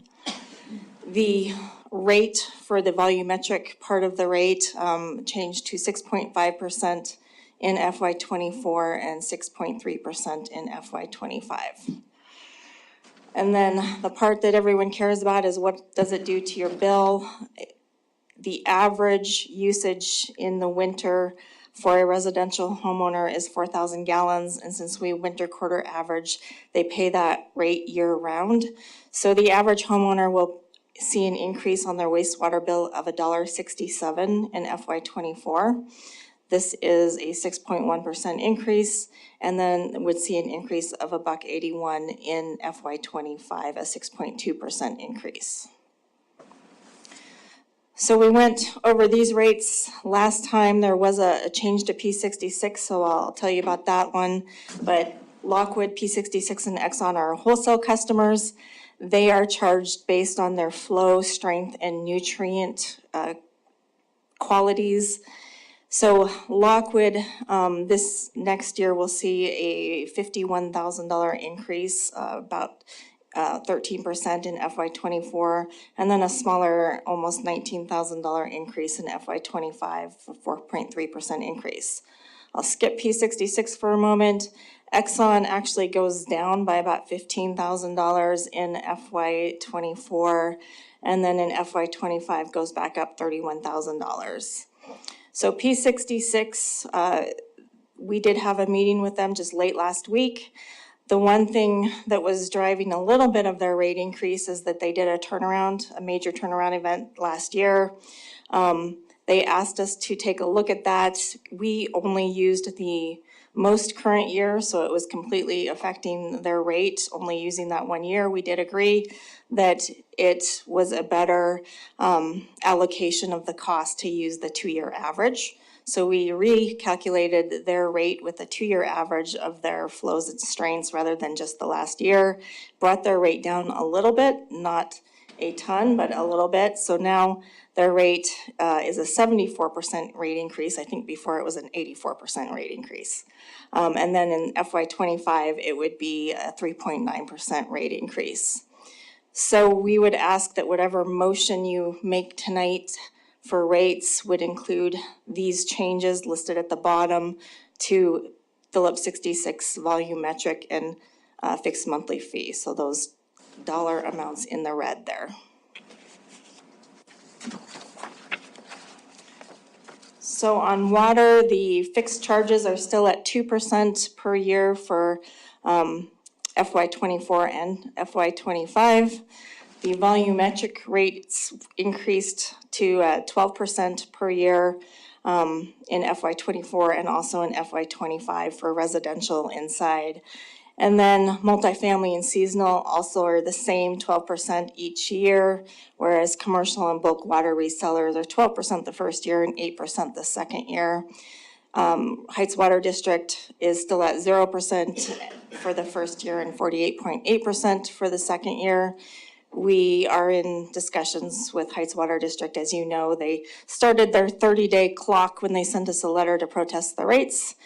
So what that does is it starts that clock ticking, and after 30 days, if we haven't reached an agreement, you go to automatic arbitration. If we do have to come back with a revised rate, we could always do that, because the rate that is that they're protesting is not the first year rate anyway, so we could do that during the year. So the fire line annual charges didn't change. Water extensions do not affect these rates at all, so still 6% per year in FY '24 and FY '25 for the increases. And then the residential water bill impacts are shown here. So your average annual residential user uses 8,000 gallons per month. Right now they pay $39.49. That would increase by $3.91, 9.9%. And then also another 9.9% in FY '25. So putting both water and wastewater together with a 9.9% overall residential rate increase for water and a 6.1% for wastewater, it averages out to the increase for both FY '24 and '25 at 8.4%. So the dollar increase per month for FY '24 is $5.58, and $6.12 is the FY '25 increase. So no change as far as where we fell in here. We're still right in the middle of the pack for our residential water and wastewater bill comparison. And on the Montana side, we did have a bond call today for the West End project, and we showed just the Montana cities, and we're down on the low side for Montana cities. So for system development fees, we went over the methodology changes that we're proposing in depth last time. So I'm just going to review them really quickly here. On the residential side for water, right now, all of them are charged exactly the same. It's $2,950 because it's based on the meter size, and all residential has a 3/4 inch meter. So what we're proposing is dividing that fee into the two little components. One is the outdoor, one is the indoor. The outdoor component would be based on your lot size. So if you have a lot size less than 5,400, you only pay $630 for that outside component, up to $4,895 for a lot size of greater than 11,800 square feet. The indoor component is per unit, so it's for a single-family residence, it's 1,390. For a multifamily complex of 4, it would be 1,390 times 4. This slide just shows various scenarios, and it really depends on what your lot size is. So small and medium single-family residents are going to actually see a decrease in the SDF, whereas large and extra large lot size see an increase. And then for multifamily, since it was all the same before, those 2 and 3 unit multifamilies are going to see an increase with the new methodology, and the fourplexes are going to see a decrease. There was no change in the non-residential water SDF and a very minimal change in the irrigation SDF that was calculated.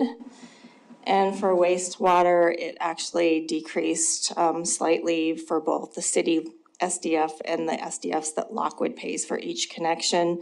And this was due to a decrease in growth-related capital in our CIP.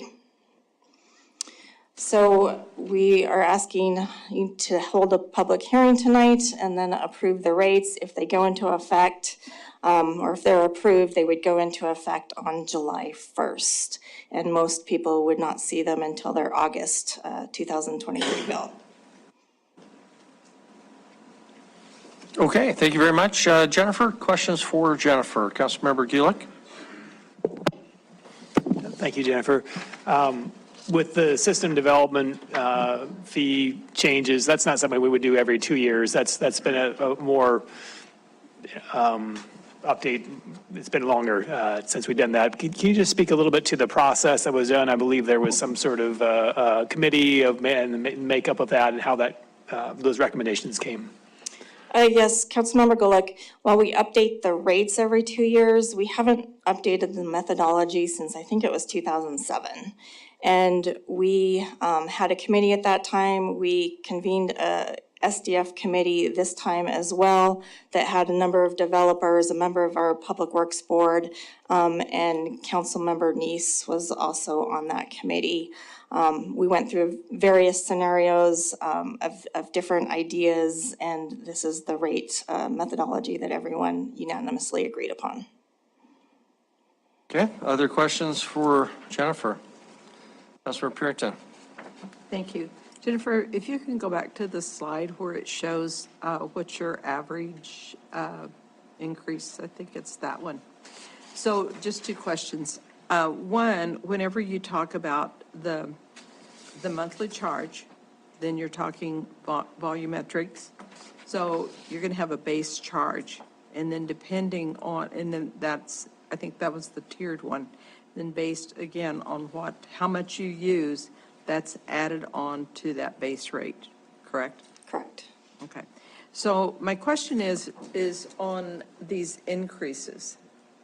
So there's an increase, and I think that you had explained it before because it was inflationary with personal services and equipment, I guess, is pretty much why the increases. But when I look at this increase, it's 9.9%.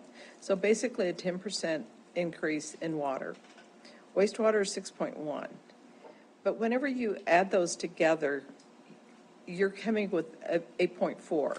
I'm not a mathematician, but I'm trying to figure out how it's 8.4% when you have almost a 10%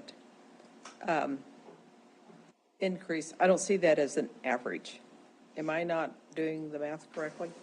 Councilmember Purinton, so rather than adding 9.9 and 6.1 together to get a total increase, you're really averaging 6.1 and 9.9. So your total increase is your, taking your water and your wastewater component together. So the wastewater at 6.1 brings the 9.9% increase down a little bit to the 8.4.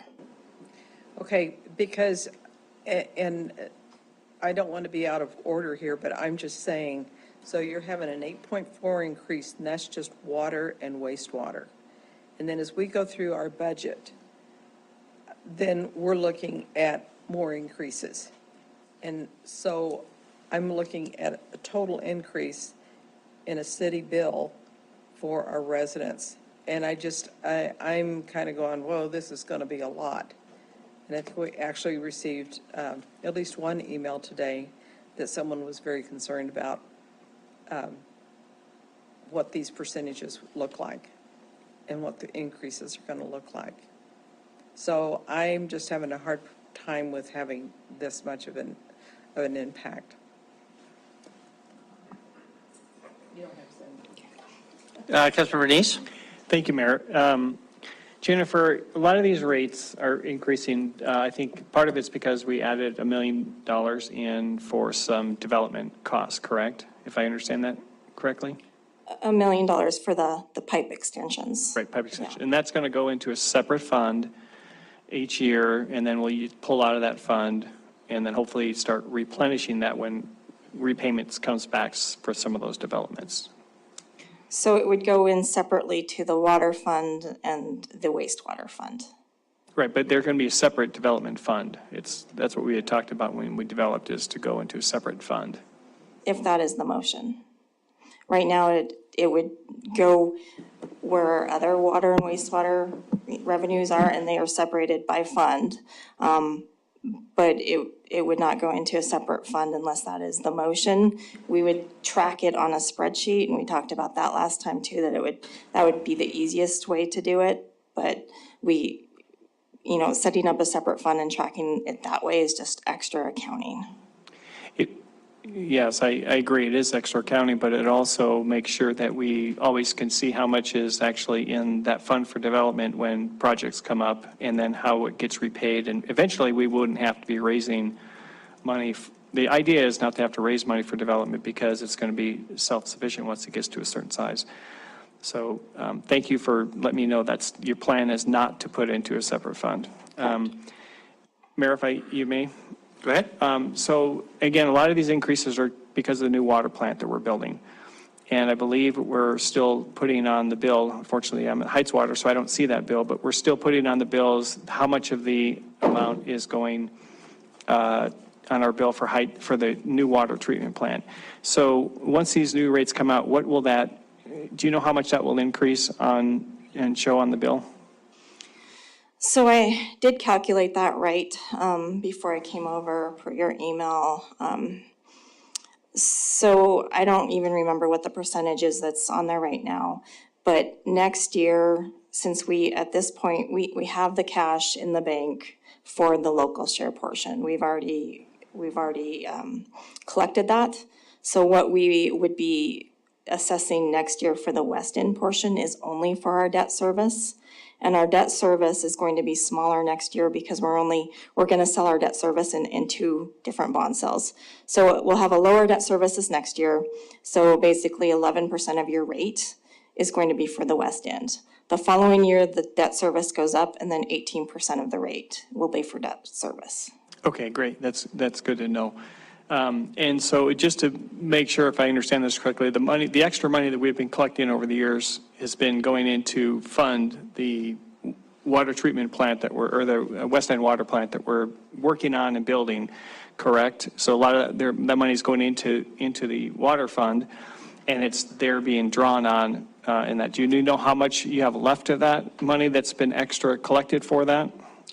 I did calculate the exact number. We have spent about $12 million, and I think we have about 30, I don't remember the exact, but this 30-something million dollars on hand for the project. For the project, okay. And that's, of course, 140, 50, $80 million project, so that's not a whole lot. It's not going to pay for it, but it's going to continue to help us move on, do the bonding and things like that, correct? Correct, and we're going to go with 150. Great, thank you. Thank you. Anything else for Jennifer? This is a public hearing. We'll open up for public hearing in just a second. Anything else for Jennifer? Don't see anything. Jennifer, don't go away. This is a public hearing on the water wastewater rates. So if you'd like to comment, this is your opportunity. Just ask that you come to the podium. Tell us your name and your address, and keep your comments to 3 minutes or less. Do we have any public comment on item number 3, water and wastewater rates? Nobody online, no one's coming forward, so we will close the public comment period, come back to council. Councilmember Boyette. Thank you, Mayor. Having conducted a public hearing Considering written and spoken public testimony, I move to approve the resolution adopting water and wastewater rate and fees as recommended by staff. Thank you very much. Is there a second, Councilmember Gulick? To include the, Yeah, thank you very much. So Councilmember Boyett and Councilmember Gulick, Councilmember Joy reminds me that Jennifer had commented about the change to the Phillips 66 rates that are shown on her slide deck. And there was a slight downward change in those shown in the red. Did your motion intend to include that as part of the staff recommendation? That is what she is recommending. And the motion should include the revisions to what we see on the board here with P66. Very good. So those volumetric rates in red are what is included in the motion. Councilmember Gulick, I assume that's consistent with your second. Thank you. Further discussion on the motion? Before we proceed to vote, Councilmember Neese. Thank you, Mayor. I'd like to make a motion to ensure that the additional $1 million that the council requested staff to collect and put aside for system development fees be actually put into a special fund, and so that's tracked that way. And so the funds go in this fund, and then they come out of that fund to pay for some of those extension fees. Okay. Second by Councilmember Purington. Discussion now. This would be a proposed amendment. Councilmember Boyett. I agree with what Jennifer said as far as tracking on a spreadsheet. It's easy to do that. The trouble is 2 years from now, no one will know what that spreadsheet even meant. And because I do everything on a spreadsheet and I wouldn't remember it, but 2 years, 3 years, 5 years from now, we won't know. Nobody will be here to even ask that question. So if you do put it in a separate fund, it has to be accounted for. So that's one good reason to do it. Okay, Councilmember, I guess though I just asked staff's input. I don't know that I understand the accounting well enough to know if this is a good thing or a major hassle. Andy has left. Is there any comment by Jennifer or Chris or others? I would say it's a minor hassle. It's not a huge accounting effort. Okay, so I'm not hearing a lot of opposition from Public Works. Councilmember Trickey, did you have your hand up? Well, then what is the opposite to that? Is it a minor or a major advantage? Does it help us?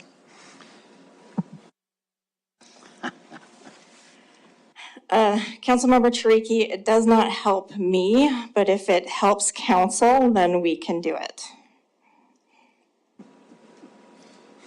Thank you. That's very generous. Okay, Chris, you want to comment? And Councilmember Purington?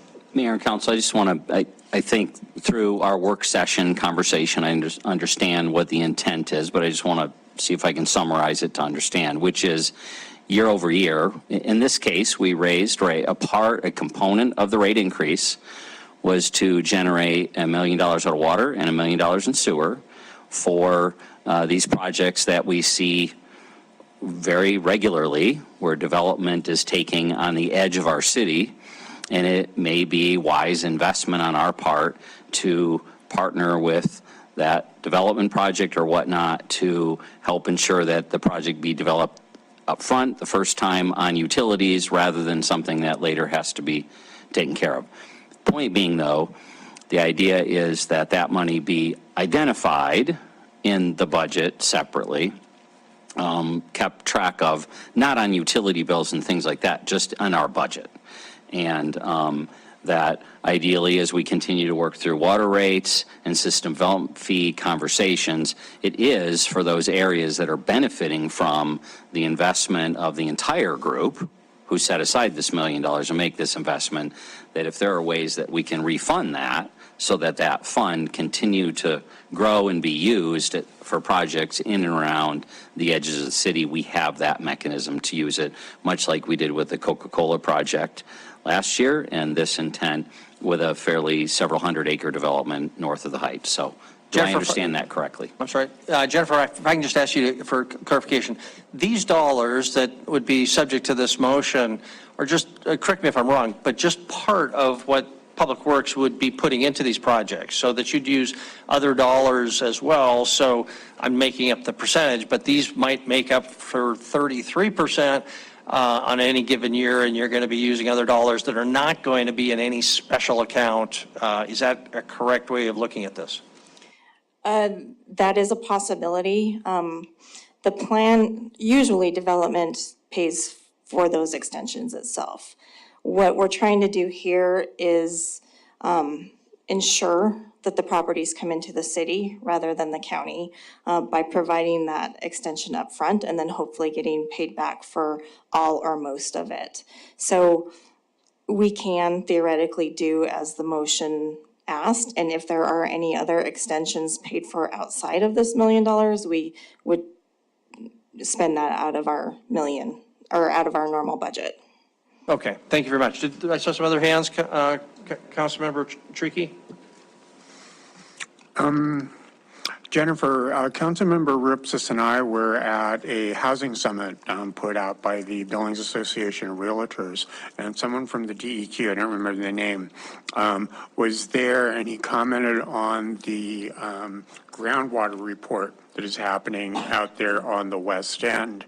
And they're like a year and a half into a 2-year study. They now believe it might be extended into 3 years. But he said that the data that's coming in right now makes it look like the need for city services to be out there is going to be happening in years instead of decades. So just wanted to put that out there on the record. Okay, thank you very much. Anything further before we proceed to a vote on the proposed amendment? Councilmember Prington. And this is probably for Chris. With the Heights Water District, I know that they said that they challenged the rate increase. So right now you said, okay, well, we won't increase it this year, but we will next year to the 48.8%.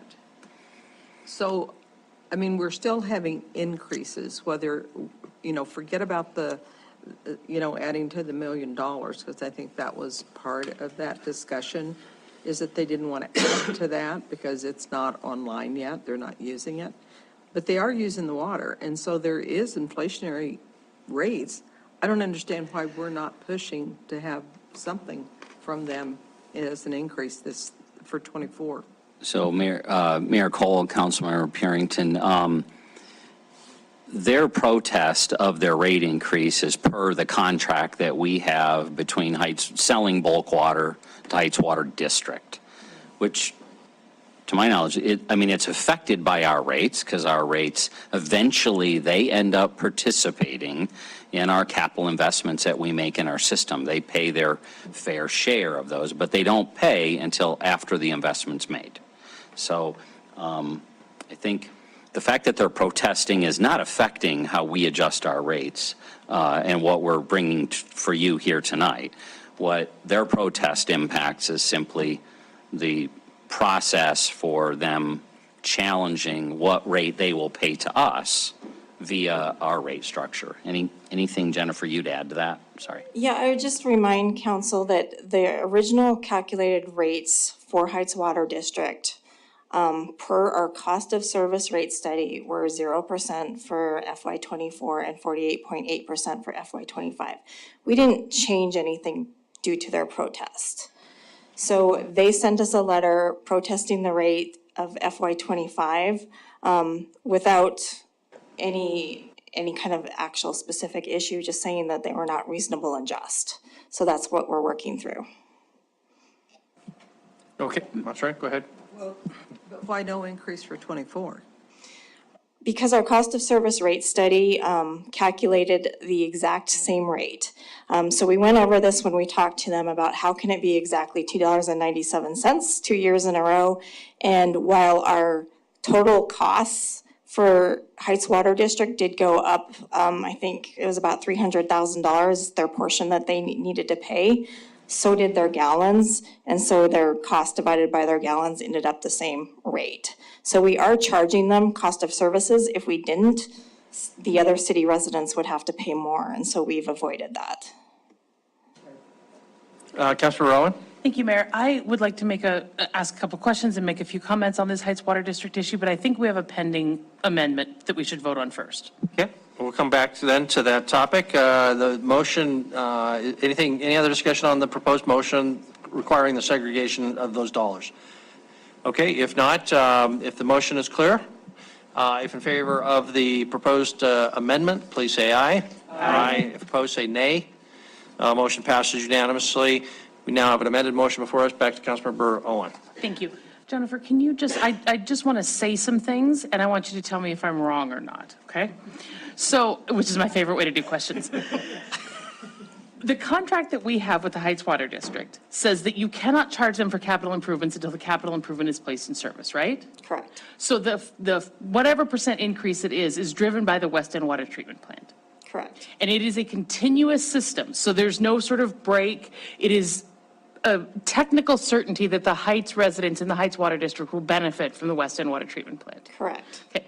You don't set rates, I feel like I'm doing a little cross-examination here. You don't set rates for the Heights Water District, right? You don't set the rates. The city doesn't dictate the rates the Heights Water District charges its residents, right? You just set the water rate that you sell them. Correct. Yeah. Yes. So the water district could have, of its own accord, done exactly what the city did, which is phase in the cost incrementally since this project has been in concept, rather than waiting till the last minute to hit its ratepayers with a 48% increase. Correct. And the city doesn't tie its hands in any way. Correct. So what the Heights Water District has done is gambled. That is correct. Okay. I think it's important that we understand that, because I don't want the people I represent to believe that the city is driving the rates. The Heights Water District could have mitigated this harm, and in fact, many of us have been at meetings saying, you should start mitigating this risk. And I think it's important that people understand that this isn't in our control. We are bound by a contract, and what you've proposed is consistent with that contract. Correct? That is correct, Okay, yes. thank you. Very good. Any additional discussion on the motion? The amended motion is for approval of the waste and water rates consistent with the staff recommendation. Any further discussion? Don't see any, so we'll proceed to a vote. If in favor of the motion for approval as amended, please say aye. Aye. If opposed, say nay. Motion passes unanimously. Thank you very much. That concludes item number 3. Council, it's 7:26. We normally try to take a break around 7:30. We're not going to get through the whole zone change item number 4 in 4 minutes. So let's take a quick break. We'll try to get back as close to 7:25 or 35 to get started again.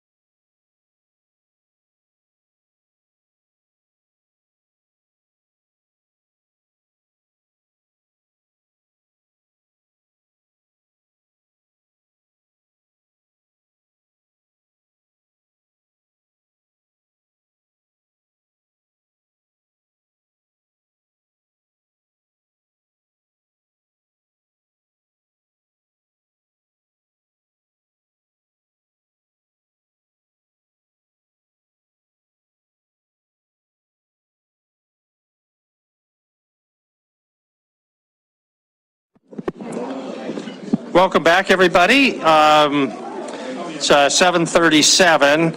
Our next item up is item number 4. Denise, if you would read item number 4, please.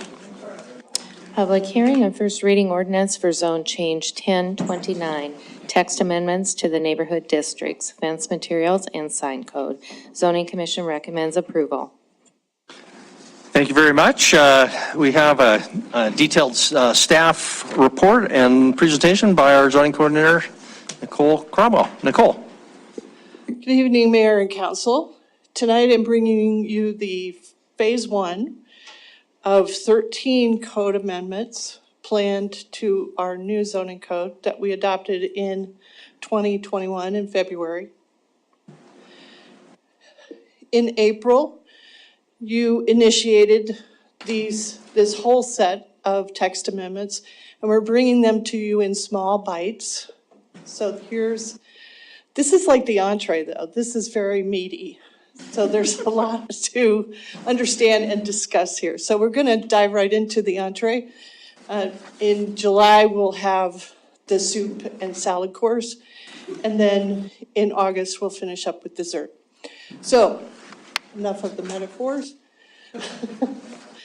So this, we committed to doing a maintenance schedule with you when you adopted this new code. And so this is the final phase of that warranty period where we're bringing to you substantive amendments to the code based on staff's experience, as well as the development community's experience applying and administering the new code.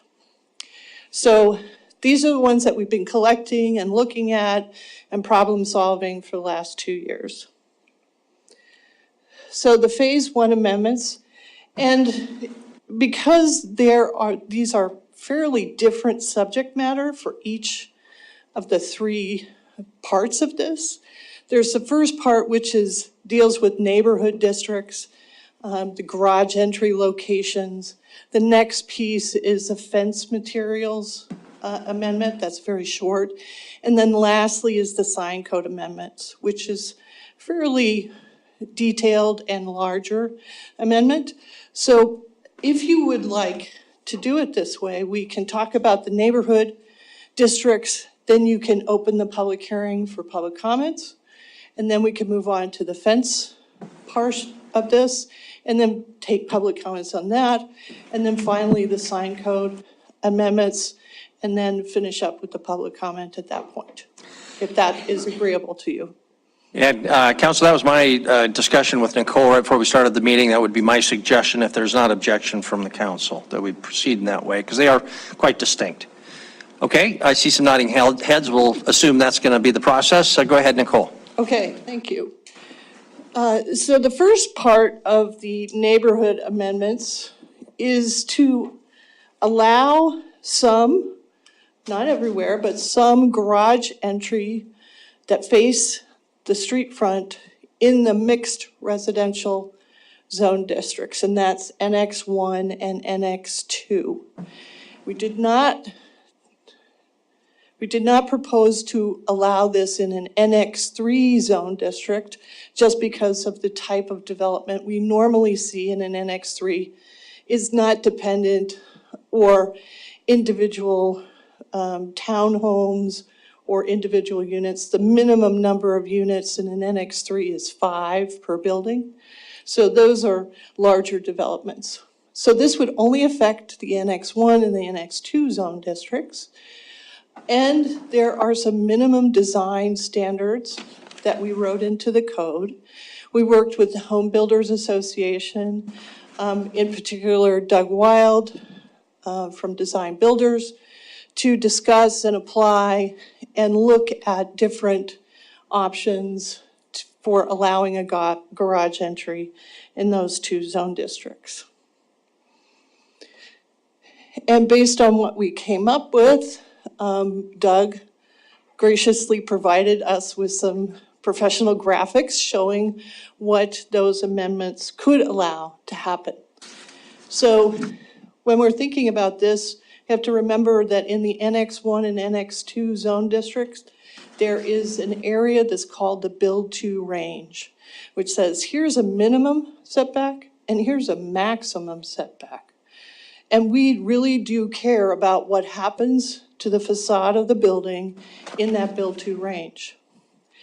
Conversely, if you're beyond that build to range maximum, it doesn't matter as much. So on the right hand of the screen, you will see a single unit, dwelling unit, that has all of the facade in the build to range.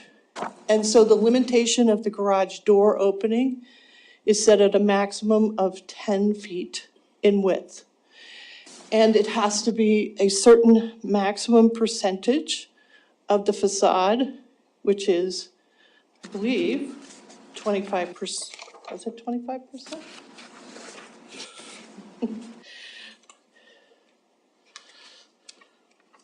I gotta jump ahead and find the code. So in any case, those facade elements were limited for garage openings in the NX1 and NX2 zone districts, but only within that build to range. If you went beyond the build to range, you could have more garage door width, but it still has to meet that maximum until it gets more than twice the maximum build to range. So here's the two examples of how that plays out. And it applies not just on single unit dwellings, but on multiple unit dwellings. So you have a 4-unit side-by-side building, and the double garage doors are set further back outside of that build to range, but the minimum amount of facade is still in the build to range, and the maximum width of the garage doors in the build to range meets the maximum of 10 feet. And you can have 2 of those side by side, maximum. We will have some work to do with city engineering and their site development code, which they are working through some changes and updates to that right now, because there is a maximum number of drive approaches that you're allowed to have curb cuts per width of a single undivided lot. So it's basically, you get one, except if you get a variance, you can have more. So we have examples of where the city has granted variances, but we think that it probably should be, if you have this situation and you're doing this kind of development, it shouldn't be a variance, it should just be allowed. So that's what we're working through on that. But tonight we're just talking about the zoning. So a few of the restrictions are that if they are side-by-side garages, they have to share one drive approach. They don't each get one. That the shared drive approaches will be spaced at least 40 feet apart. And that's not from the curb returns, that's from the actual edge of the driveway. And that the front entry garages will be no more than 40% of the front facade within the build to zone. And the entry door for the home is at least 8 feet in front of that garage door entry in the NX1 and NX2. The front door entry is important because that's where the eyes on the street happen. That's where SEPTED says is that important natural surveillance between people's homes and what's happening on the street. When you do the opposite, sometimes people cannot see around the front of their garage, so they don't even know what's happening in their own driveway. The need for the Ring doorbell. above the garage door camera was necessitated by that building style. But it works better if you have actual people observing what's happening. And maybe I didn't shut it off. Okay. And so the zoning commission recommends approval to you on this proposed change. Now, paired with this change is a more universal change to the neighborhood districts overall, to define those facade elements that are important, where they need to be, and how we can accommodate different building facade changes without, losing the meaning of the code. Here are some local and also online examples of front entry garages. Ones that tuck under, which I thought was very interesting, in the bottom middle. The one on the top right is in Twin Oaks in the Heights. The one in the middle upper, the top photo in the middle is the Avenue E townhomes, where you have the end units have their own separate garage, and then the units down the row have shared, they have garages side by side. And others are just design options that would meet the code requirements. So the neighborhood districts, as I said, is a companion adjustment to ensure that our zone districts are compatible and adjustments to allow flexibility. That was one of the kind of the guiding principles of Project Recode, was to let's make it predictable, but build some flexibility into the code so we're not creating places where people can't be creative and can't design the type of neighborhood that they're interested in building.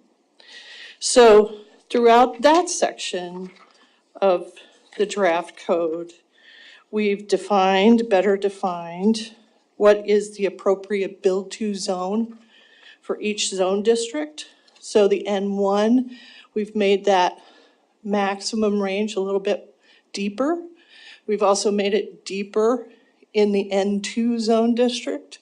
Some of what we were running up against was covenants and restrictions in N2 neighborhoods that say your minimum setback is 24 feet and our maximum is 20.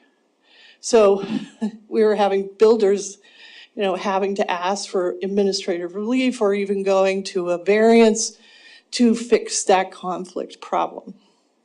Another part of the N2 and the N1 was that we specified minimum and maximum roof pitch. So we ran into the same thing in CCRs with a minimum roof pitch that was greater than our maximum roof pitch for an N2 zone district. And when you look at the difference between a 612 and an 812 roof pitch, unless you have an extreme discerning eye, nobody can tell the difference, really. So we took that, and when we look at our N1 zone districts, where we based this code on, there's all kinds of roof types. There's all kinds of pitches of roofs. There's flat roofs, there's parapet roofs. We have stucco buildings, we have brick buildings, we have hip roofs. So there's just all kinds out there. So we figured this is where we can build some flexibility into the code and allow people to, here are the choices that are allowed by right for roof type. If you want to propose a different type of roof type, give us a reason. Give us a letter for administrative relief to allow that roof type. Oops, went backwards. We've also said how much of that front facade needs to be in that build-to zone. So some of the most interesting buildings, residential buildings in Billings, have some very deep facade relief in them. There's a part that's very close to the front, and there's other parts that are a little ways back, and some that are even more stepped back. And so we said, what is that minimum amount that needs to be in the build-to zone? And we kind of stuck at 60%. 60% of your front facade needs to be in that build-to zone. Your front door needs to be in that build-to range. And 60% of your ground floor windows and your front door need to be in that build-to zone. The rest of it can have different setbacks, but 60% should be the minimum amount. And as I said, we increased the build-to zone ranges in N1 and N2, eliminated the minimum and maximum roof pitches, and allowed detached accessory structures in a street side yard. We've done 3 variances already for this issue, because the code right now says any detached accessory structure has to be in the rear yard. But many corner lots do not have a rear yard. They have too large a front yard and a side adjacent to street yard. And so they physically cannot get a structure in the rear yard behind the house, but they can get one in the street side yard. And so we figured, well, let's just allow that for corner lots. And we could do administrative relief for interior lots that only have a front yard, but have, for whatever reason, a very shallow rear yard, but do have space on one side of the house or the other for an accessory structure. It still cannot be in the front yard, but it could be in the side yard if they demonstrate a need for it to be there. Front yard would still be the place where we do variances for detached accessory structures. The other part that we ran into was this block face averaging, which is really intended to make new buildings fit into existing neighborhoods. But what we found is that some of our existing neighborhoods are missing teeth. They had a front house and a back house. The front house burned down. They never rebuilt the front house. So it throws off the averaging that's required in some of these neighborhoods, so that, you have a 100-foot setback on one lot, the next lot over has 25, this lot over here has 65, and then 25, and you have to average all that together to get your actual setback for the vacant lot. So we said, why don't we make this a choice instead of a requirement, so that people can rebuild those front houses without having a big setback required in the front, or fill in those vacant lots. They can still use it, but it's an option, not a requirement. And as I said, this ordinance change is a companion to the garage front entrance because it references those facade elements. The other part of this was that if you're more than twice, a part of your facade is more than twice the maximum build-to range, we really don't care what it looks like, whether it has a door or window or whatever, because it's, at that point, it's 64 or 65 feet back from the street, or it's 50 or 52 feet back from the street. You just need to have 60% of your facade in the build-to range, and you can still have elements of that facade that are much further back without going to a variance. And here's just a little snip from the code amendment that shows you those elements and how we've decided to adjust them. And the zoning commission is recommending approval as well. And here's some new definitions or expansions of definitions in section 27-1800 of the code. So where all or percentage of the front or street facade needs to be placed, and the area between the minimum and maximum is called the build-to range. So we really hadn't well defined that yet, so we just wrote it into the code. And I think that covers the first two ordinances. and I'd be happy to take any of your questions. Okay, thank you very much, Nicole. Quick questions for Nicole, and we'll go to public hearing. Council, the only problem with breaking out the public hearing components is we may have somebody who wants to comment on all three elements, but we'll just ask them to be reasonable about that. Councilmember Ripsis, Councilmember Boyette, Councilmember Purington. Thank you, Mayor. Nicole, thank you. What will incentivize how do we encourage rear loading in NX1 and NX2 now that we pretty much have this option to just go back to mostly how things were with some setback for SEPTED reasons? Well, I think the choice is still going to be with the developer. The option for a front load garage doesn't include a double garage in that build-to zone. So people who want double or triple garages are still going to have to figure out how to make that happen. They could push it to the back outside of the build-to range, but then you still have that 60% has to be in the build-to range. So I guess it's a balancing act.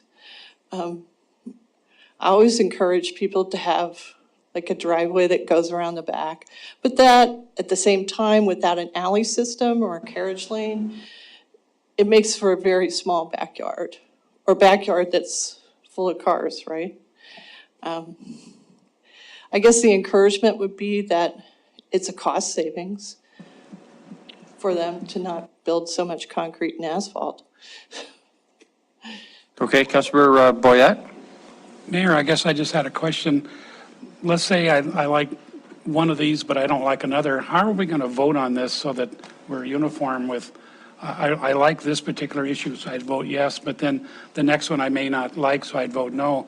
Are we going to do this? Yeah, there's a lot of detail there. So I guess your options would be to just have a motion on a narrow element, or the whole package minus an element, or to remove an element and table it completely. So sky's the limit, but there is potentially a lot there.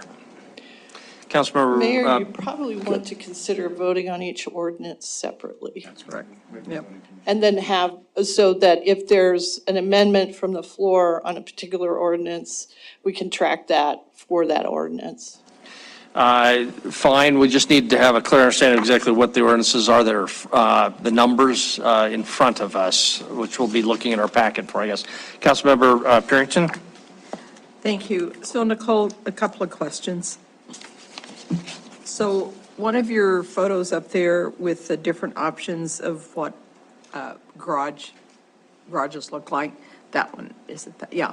The top middle, is that the shared driveway on the right-hand side? You have the brown house, then double garage. This one here?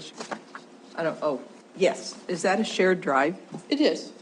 Okay, because I was trying to visualize what you meant by shared drive. I didn't know if it was like one car going up and then it separates, or? Well, we've specified in the code a 25-foot maximum width, Okay. which will allow parking of two cars side by side. Okay. And then allows that driveway not to have to expand out to enter a single car garage at the Gotcha. top of the driveway. So that's what that picture is. So you will have to remind me the difference of what drives administrative relief versus a variance. To me, with administrative relief, it kind of gets rid of predictability because it's going to be up to you or someone in staff to give the okay on it. So doesn't that kind of get rid of that area of predictability? Not really, because the administrative relief is limited. It is, I can't give away the whole enchilada, so to speak. There's some limitations built into the code. There are criteria that need to be met. In other words, the administrative relief cannot negatively affect someone else's property. The administrative relief is based on a physical constraint or construction constraint on the property. So I tell you, the most administrative relief we can give for a setback to increase it or decrease it is 5 feet. That's as much as we can give an administrative relief. After that, you need a variance. Same thing with building height, can only go 2 feet. After that, you need a variance. So, Thank you. Okay, thank you very much. Councilmember Joy, and just a reminder to council, we have 4 ordinances before us. First one on the garages, second on the builds, 2 zones, and then fencing and signage. So that's the order in which we'll address these once we've had public hearing. Councilmember Joy. Thank you, Mayor and Council. I just wanted to add, there is a house with a garage tucked under on Lewis Avenue. A little bit, it's on the south side, and it's a little bit past, about a block west of Burlington School, elementary school. So we do have an example of a garage tucked under here in the city of Billings. All right, Councilmember Gillig. Thank you, Mayor and Nicole. A question you had when you talk about the build to zones and the conflicts that some developers are encountering with subdivision covenants. And forgive me for not knowing quite how they all are worked. And is there ever an approval process for the city with the covenants? Or, I mean, can a subdivision covenants subvert the zoning ordinances altogether?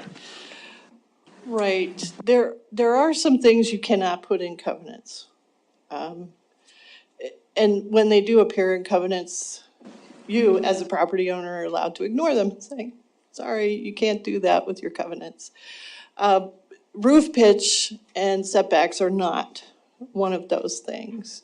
And that's where we've been experiencing the conflict. And while we don't enforce covenants, we certainly don't want to cause an entire subdivision to have to come in and do a group variance to accommodate a little bit more setback in a N2 zone. I think the first year of the new code, you had a subdivision in the Heights came in because their covenants were in conflict with the N2 zone. And so they all said, well, we're never going to build duplexes, so let's just change it to N3.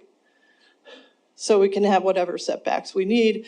We can have 50% of our facades be garage doors, and life will go on. But we don't necessarily want to have that happen repeatedly, and that's why we've decided to ease those maximum build-to ranges a little bit, from 20 to 25 in an N1, and from, I believe, is it 20? It's 20 in an N2, but expanding that to 32 really better fits the N2 type neighborhoods that we have, which were the second run of neighborhood development after World War II, tended to have bigger setbacks, longer houses. Okay. Yeah, and the larger setbacks are even mentioned today in the SEPTED training as being something that is not as desirable from a crime prevention perspective. So I hope we can not have that happen.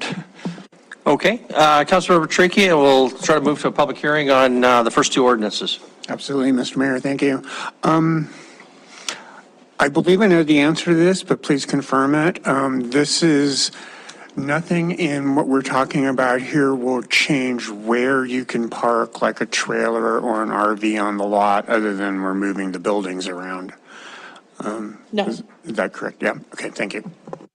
Okay. Anything else for, you'll have an opportunity to come back to Nicole if needed. Let's open for public hearing on, the public now has an opportunity to comment on the first 2 ordinances in our packet. So these are the one that first that deals with the location entry of attached garages, and then the build 2 zones. If you'd like to be heard on either of that, please come forward. Just ask for your name, address, and keep your comments to 3 minutes, and have at it. Go ahead. Doug Wild, 4712 Audubon. It's been a couple weeks since I've got to visit with you, so I thought I'd come by and say hello. But mostly I just wanted to say that we've been working quite a bit with the HBA as well as with city staff to go through these changes. We think they're good.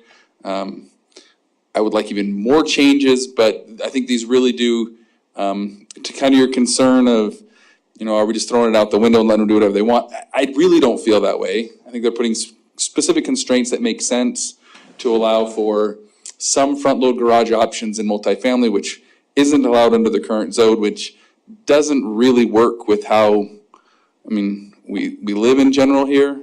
If you want to do a townhome with a backyard, you can't currently. And I think we like backyards and attached garages because it's cold and we like to get outside sometimes. But with this, as well as the build-to zone, I think staff's doing a great job to accommodate the concerns that the building community's had. And I just wanted to voice that. I'm not sure if you have any questions for me, but I'd be happy to sit back down and let things move along. Thanks, Doug. Appreciate your help on this. Any other public comment on either of the first two ordinances, attached garages and the build-to zones? Any other public comment on those? Don't see anybody. So you'll have an opportunity on the others. Back to Nicole. Council, anything else for Nicole? Or if not, I'll be looking for a motion. Let's take the two ordinances in order, first with the one dealing with attached garages. Is there a motion or other questions? Councilmember Joy. Thank you, Mayor and Council. Having conducted a public hearing, considered written and spoken testimony, I move we approve first reading ordinance for zone change 1029, amending the neighborhood districts. Could that be? No, amending the attached garages. Yeah. So the one titled, an ordinance of the City of Billings providing sections 20, you want to just read that in? Yep. An ordinance of the City of Billings providing section 27-307 and 27-308 related to location and entry of attached garages. Thank you. Is there a second? Second by Councilmember Boyette. Discussion. Is there any discussion? Councilmember Ripsis. Thank you, Mayor. Nicole, I noticed this in all the attachments, the draft ordinances. The first section, recitals, talks about provide for the amendment to the city zoning map from time to time. The city zoning commission and staff review the proposed zoning for the real property hereinafter described. Zoning commission and staff. All right, was this copied from another, and it just didn't seem relevant to these? I'm sorry. It should have a different title. I apologize. I saw that Saturday morning. I should have given a heads up, but I think all the proposed draft ordinances have that same language in it. We can get it changed for second reading. Thank you. Okay. Any further discussion? For proceed to vote. Okay, is the motion clear? Okay, the motion is for approval of the attached garage ordinance. If in favor of the motion, please say aye. Aye. If opposed, say nay. Motion passes unanimously. The next item up deals with fencing materials. Nicole. Okay. I apologize. I skipped over our build-to zones ordinance. Council, how would you like to proceed with our build-to zones ordinance? Councilmember Joy. Thank you, Mayor and Council. Having conducted a public hearing, considered written and spoken testimony, I move to approve first reading ordinance for zone change 1029, an ordinance of the City of Billings providing section 27-304, 27-305, 27-306, 27-307, 27-308, and 27-1802 related to build-to zones, build-to averaging, and building elements in build-to zones. Okay, is there a second? Councilmember Boyette? You guys make a good team. Yeah. The answer is no. Any discussion? Any discussion on the motion? Motion is for approval. Okay, we'll proceed to a vote. If in favor of the motion, approval of the build-to zone ordinance, please say aye. Aye. If opposed, say nay. Motion passes unanimously. Now, Nicole, can you move to your presentation on the fencing materials? Okay, let's go there.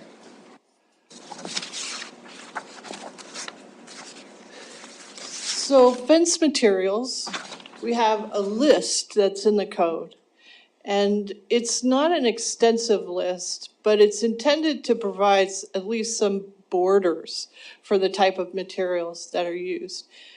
The City Council much prior to the code amendment in 2021 said that corrugated metal panels were only usable in industrial districts.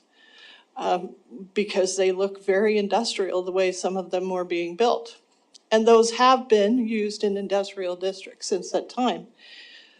The current code and the current market for fencing is for something that I can put in the ground once and 35 or 40 years later, I don't have to do anything to it. It's there, it's sustained all the hail damage Mother Nature can throw at it, and it's just a good material. And the way that it has been used in Billings, and I had no idea the extent of its use in Billings in residential and commercial properties before we had an appeal of a permit denial on a corrugated metal panel fence, is that it is framed in other fence materials, and it comes in actual standard 8 or 10 or 12-foot fence panels. So it looks quite nice. However, as the current code is written, we allow wood, vinyl, brick, stone. So we're proposing to amend the code to add corrugated and uncorrugated metal panels, as long as those panels are framed. These are all existing corrugated metal fences in the city of Billings, probably none of which received a permit, probably all of which have been installed in the last 5 years. But nobody is complaining because obviously it looks good and it's durable.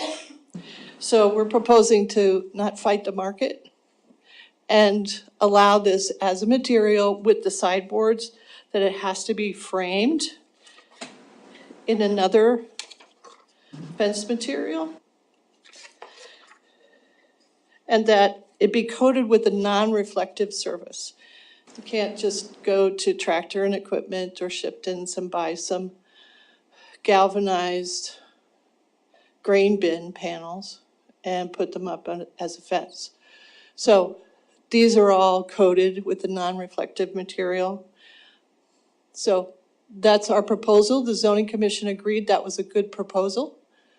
And I'd be happy to take any of your questions. Any questions before public hearing? Councilor Rowan? I just have a procedural question. Are the amendments we're doing tonight, do they sort of freeze this portion of the zoning code for some period of time?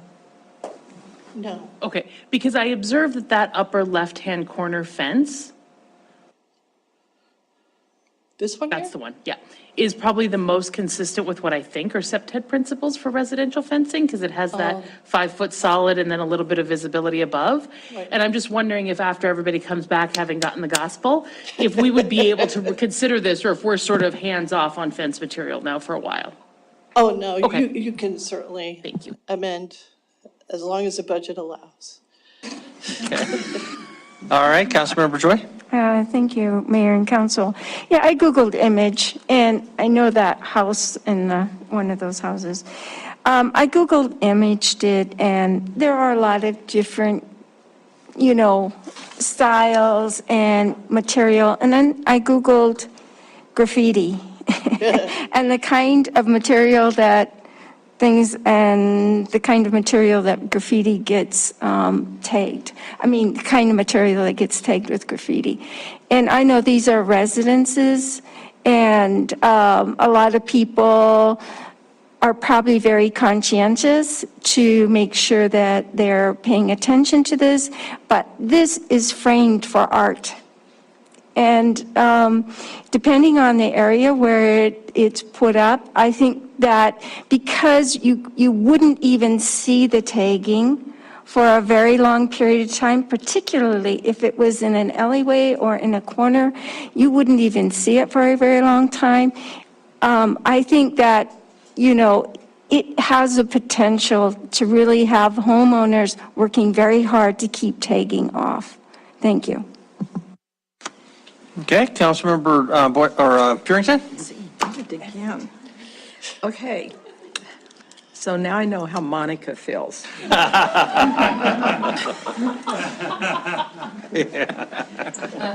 So the question on these, because there are quite a few around Billings, and it was my understanding that someone came in, one of the fencing companies came in to get a permit and it was denied. Is that how that went, or how did all of these get built without a permit?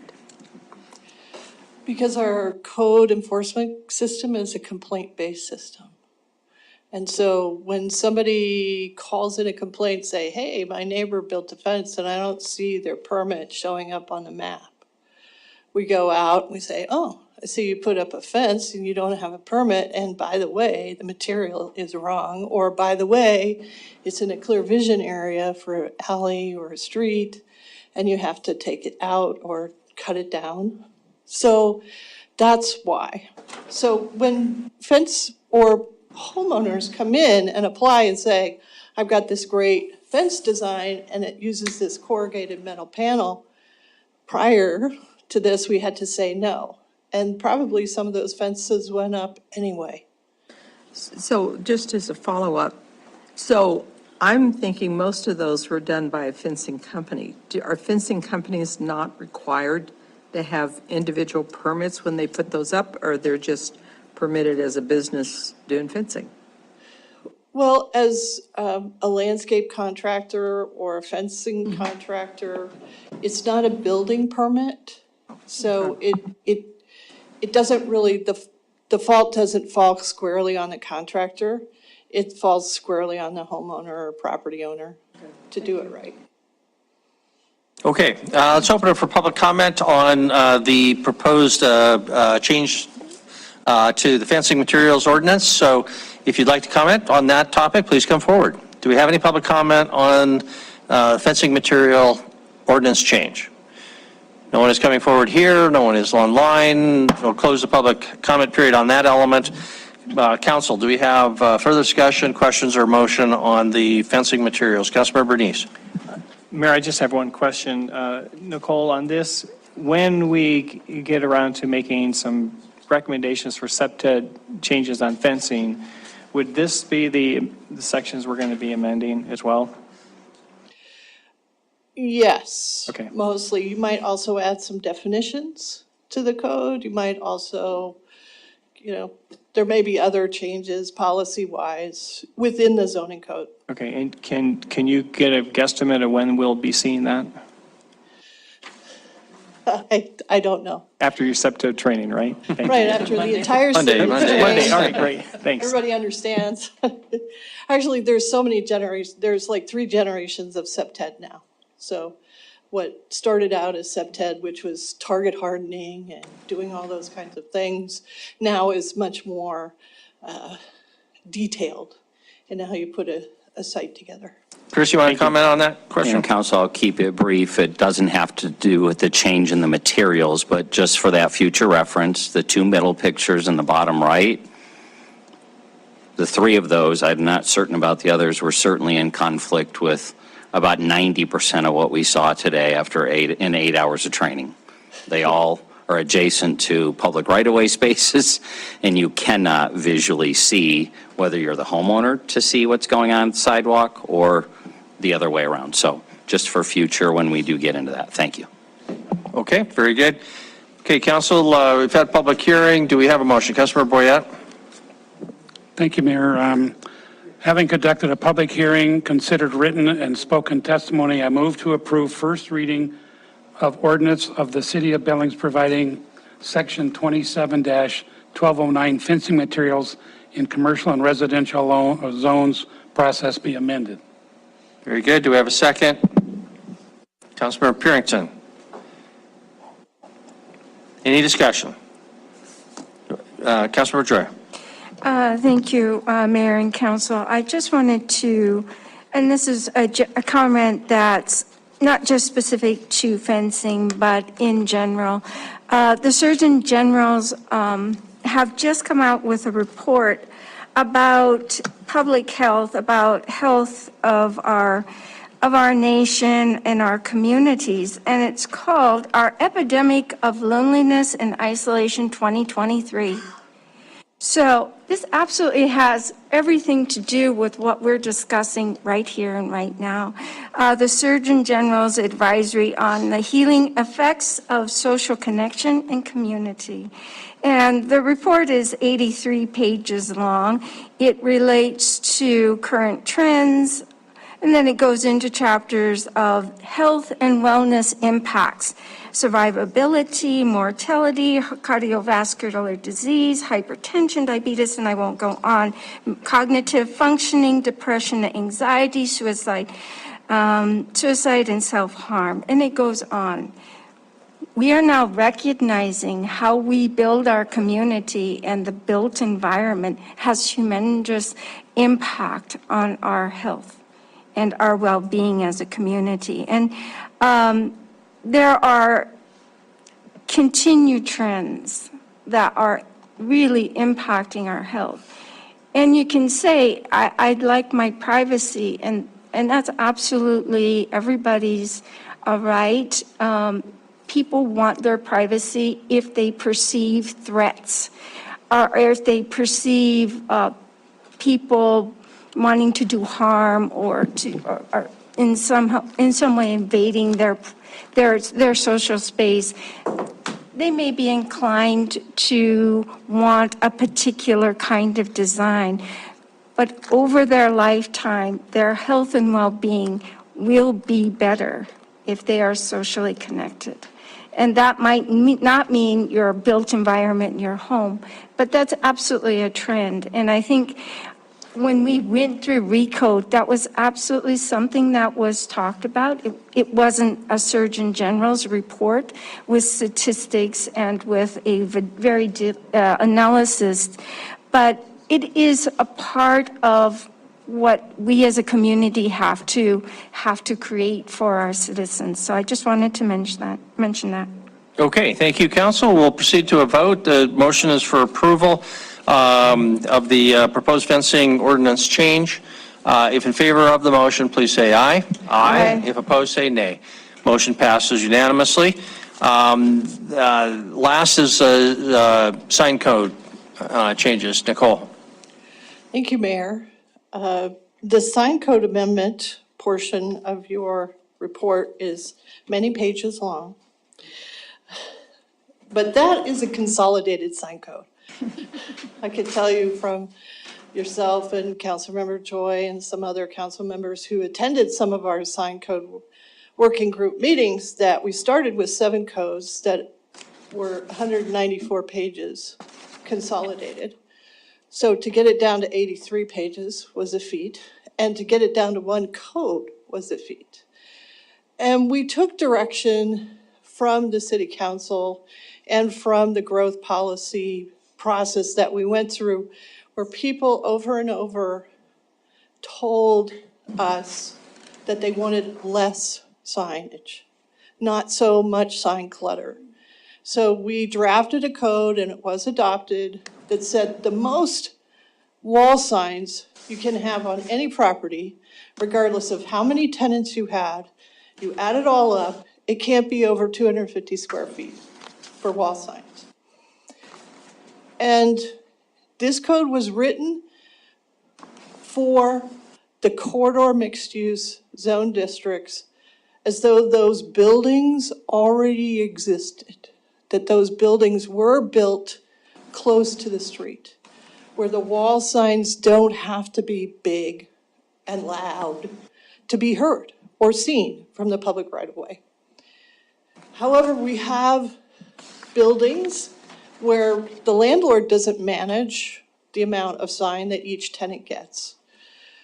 The landlord says, get a sign permit, make sure it's up to the city code. So when a tenant space changes and the tenant has a sign they're going to bring with them, and we say, I'm sorry, there's 0 signage left for you on this building, because the signs on this building already equal 490 square feet of wall sign for this building that's, 300 feet long. That is a real issue. And we've done 3 sign variances already over that particular issue. The previous sign code said, if you're a tenant in a multi-tenant building, you get 3 square feet of attached sign area per lineal foot of building frontage, your space that you're renting. You have 25 feet, you get 75 square feet of wall sign or any other type of attached sign. You could do 8 signs, divide that 75 square feet into 8 tiny signs, or you could do 1 big sign of 75 square feet. We also recognized in the sign code working group that that was not a good way to administer attached signs. In other words, if you had a 1,000-foot-long building, you could have 3,000 square feet of wall signs, or 1 giant 3,000 square foot wall sign, which is ridiculous, unless you're advertising into low Earth orbit. So we decided that there was much to recommend itself to each tenant gets a certain amount of wall signage, but we needed to dial it down. And we needed to say other types of signs are also allowed that are not restricted in that wall sign budget. So when we started looking at the code, based on those variances that we were seeing and the issues that we were seeing coming forward in these multi-tenant buildings that were turning over tenants, we said, what is a good number? What's a good ratio? Instead of the landlord divvies up 250 square feet. So we decided for at least the corridor mixed use zones that 2 square feet of wall sign area per lineal foot of building frontage for each tenant was a good amount. But we also wanted to limit it to a maximum. Let's say you have a 2-tenant building and one tenant has 200 linear feet of building frontage and the other one has 100 linear feet of building frontage. This one, the 100-footer, could have 200 square foot wall sign, but this one with 300 could have a 600 square foot wall sign. That didn't seem right. So we said, okay, the maximum for any one wall sign for any tenant is 250 square feet. Even if they could have more, even if they could have 3,000 square feet, their one wall sign can only be 250 square feet. Then another part of that is the facade. So buildings come in all sizes, and facades can be tall facades or short facades. So we kept that 20% maximum of a facade for a wall sign as well. So there's 3 kind of criteria for choosing the size of your wall sign, and whichever number is the least amount is the amount of sign that you get for your one wall sign. You don't get to divide your wall sign into 4. You get 1 wall sign. But you can also have a projecting sign that is perpendicular to the building, or more than 2 feet away from the wall of the facade. You can have a canopy sign on a canopy that is over an entry point on the building, or you can have a awning sign. None of those signs are included in that 250 square foot limitation. There is a limitation on projecting sign of 48 square feet. That's because, a 6 by 8 foot projection off the side of a building is pretty substantial. So we put that limitation on all projecting signs at 48 square feet. So we believe this will resolve the issue and will be able to go forward.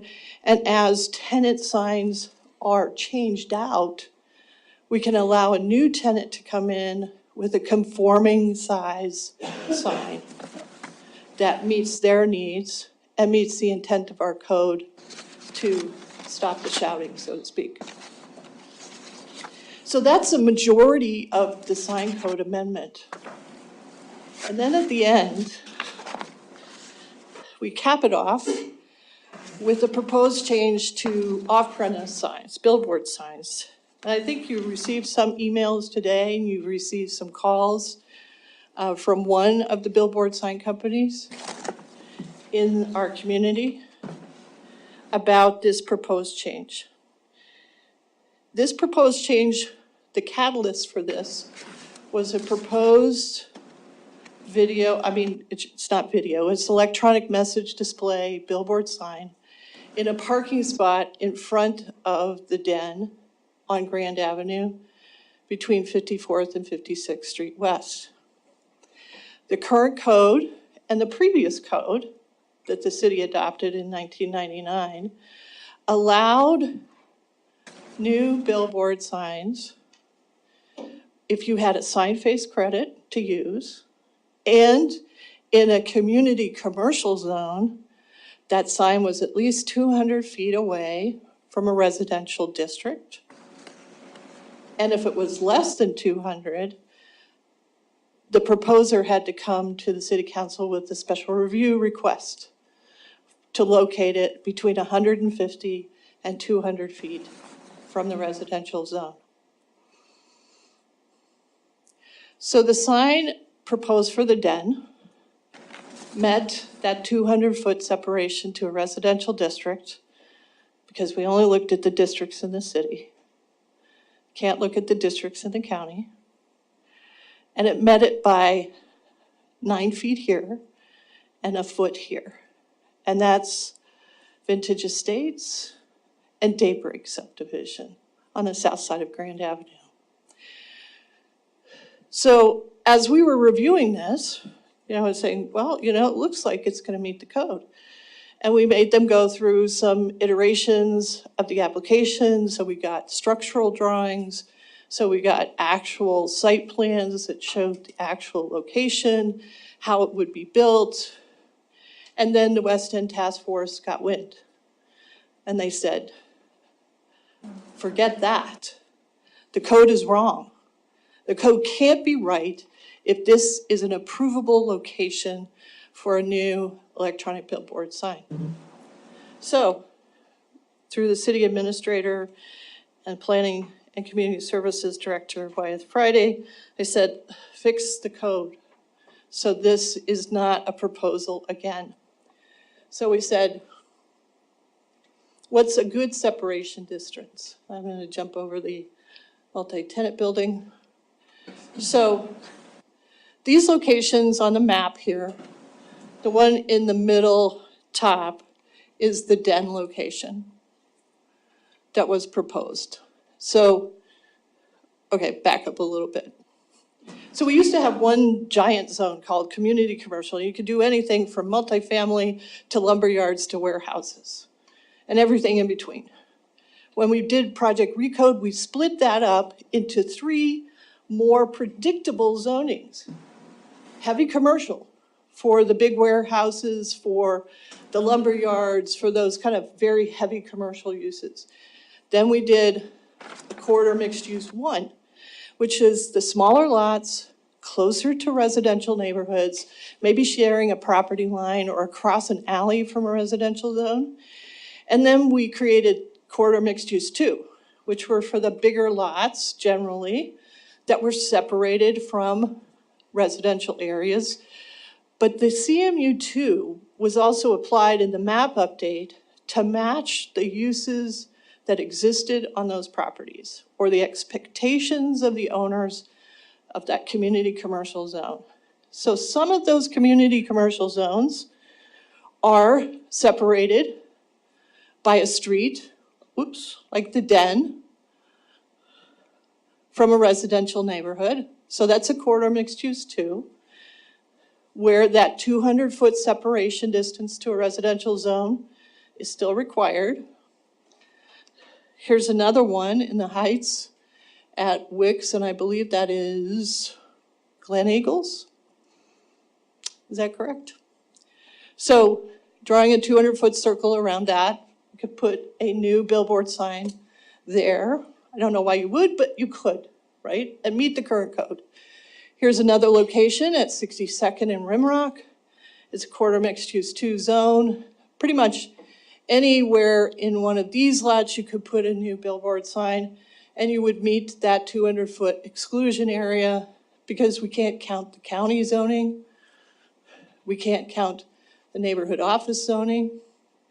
Here's a couple of places in the Montana Sapphire subdivision where you could put a new billboard sign in the CMU2 because we can't count planned development zones. And we can't count the county zoning here across the street. So all these locations are possible, but I don't know if they're probable. I don't know if anybody's even thought about them, talked to the landowners or anything, but these are what the code says can be done now. So the proposed change was originally for a 700-foot separation to residential zones, including county zones that allow residential uses and planned development zones that allow residential uses. The zoning commission said, 700 seems like an awful lot. Like we don't even require a casino to be that far from a residential zone or from a church. So their recommendation was to do 500. So 500 or more is allowed. Less than 500, but down to 300 would still be a special review before you. They didn't make a recommendation on allowing billboard signs in CMU1, just because of the nature of the CMU1 zone district, is they are just naturally closer to neighborhoods. There's almost no chance of getting a new billboard sign in a CMU1 zone. I know some of what you've heard is that there are signs in CMU1 zone districts that they want to retrofit as electronic message displays. The code, under the non-conforming section of the code, says you can't do that for a billboard that's in a zone district where it's not allowed. So it doesn't meet the code. And many of these are, well, the one at Buffalo Wild Wings is probably 80 feet away from a neighborhood district. It's really close. Even though there's 24th Street on the front, the sign itself is about 80 feet away from a residence district. It is in a corridor mixed use 2 zone, but it doesn't have that distance.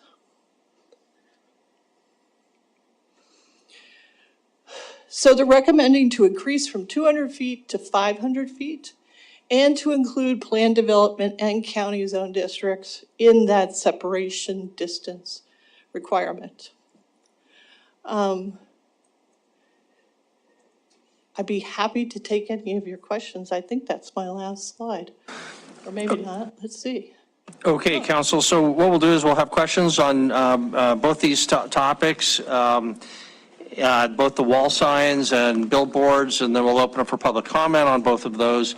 And then I'd suggest we deal with votes by dealing just with the wall signs, and then we'll deal just with the billboards. So that's the plan, but questions now on either of those. I saw some hands down here. Councilmember Boyette, Councilmember Tidswell. Thank you, Mayor. So Nicole, for example, you used the DIN, you should have approved that application, correct? Because it met the criteria at that time? They withdrew the application before it was given final approval. Okay, but had you... I think they heard from the neighbors. Okay, but you could have approved it then, right? It could have been approved, yeah. Okay, thank you. Councilmember Tidswell. That answers my question. Thank you. Councilmember Purinton, Councilmember Owen, Councilmember Chiriki, Councilmember Neese.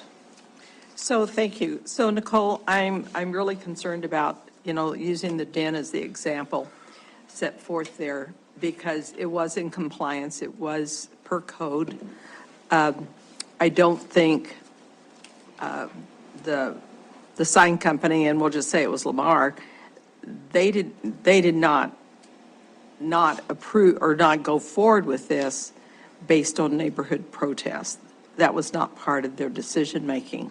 And I think part of their decision-making could have been the way it was handled internally, because it should have been approved. I think that would have been a policy change for the council to take care of, and not the city administrator or your planning director. I think that was probably something that should have come before council. But I think there was a lot of lack of transparency in this decision. And plus, why 700 feet? Why 500? I listened to the zoning commission, it was just pulling a number out of the air for 500. Oh, 700 sounds too much. Let's go to 5. Why not 4? And so that's one question. Why those Was it a numbers? question? The rationales for 700, now the rationale for 500, because I didn't hear that. Okay, And, can I answer that question first? Sure. If you listen to the zoning commission, I did tell them the rationale for 700 was 2 city blocks and a street. The city block is usually about 300 feet long, and the street is about 50 feet wide, so it's 2 city blocks and 2 city streets. So it explained to them. They thought it was too much. They didn't know a reasonable number.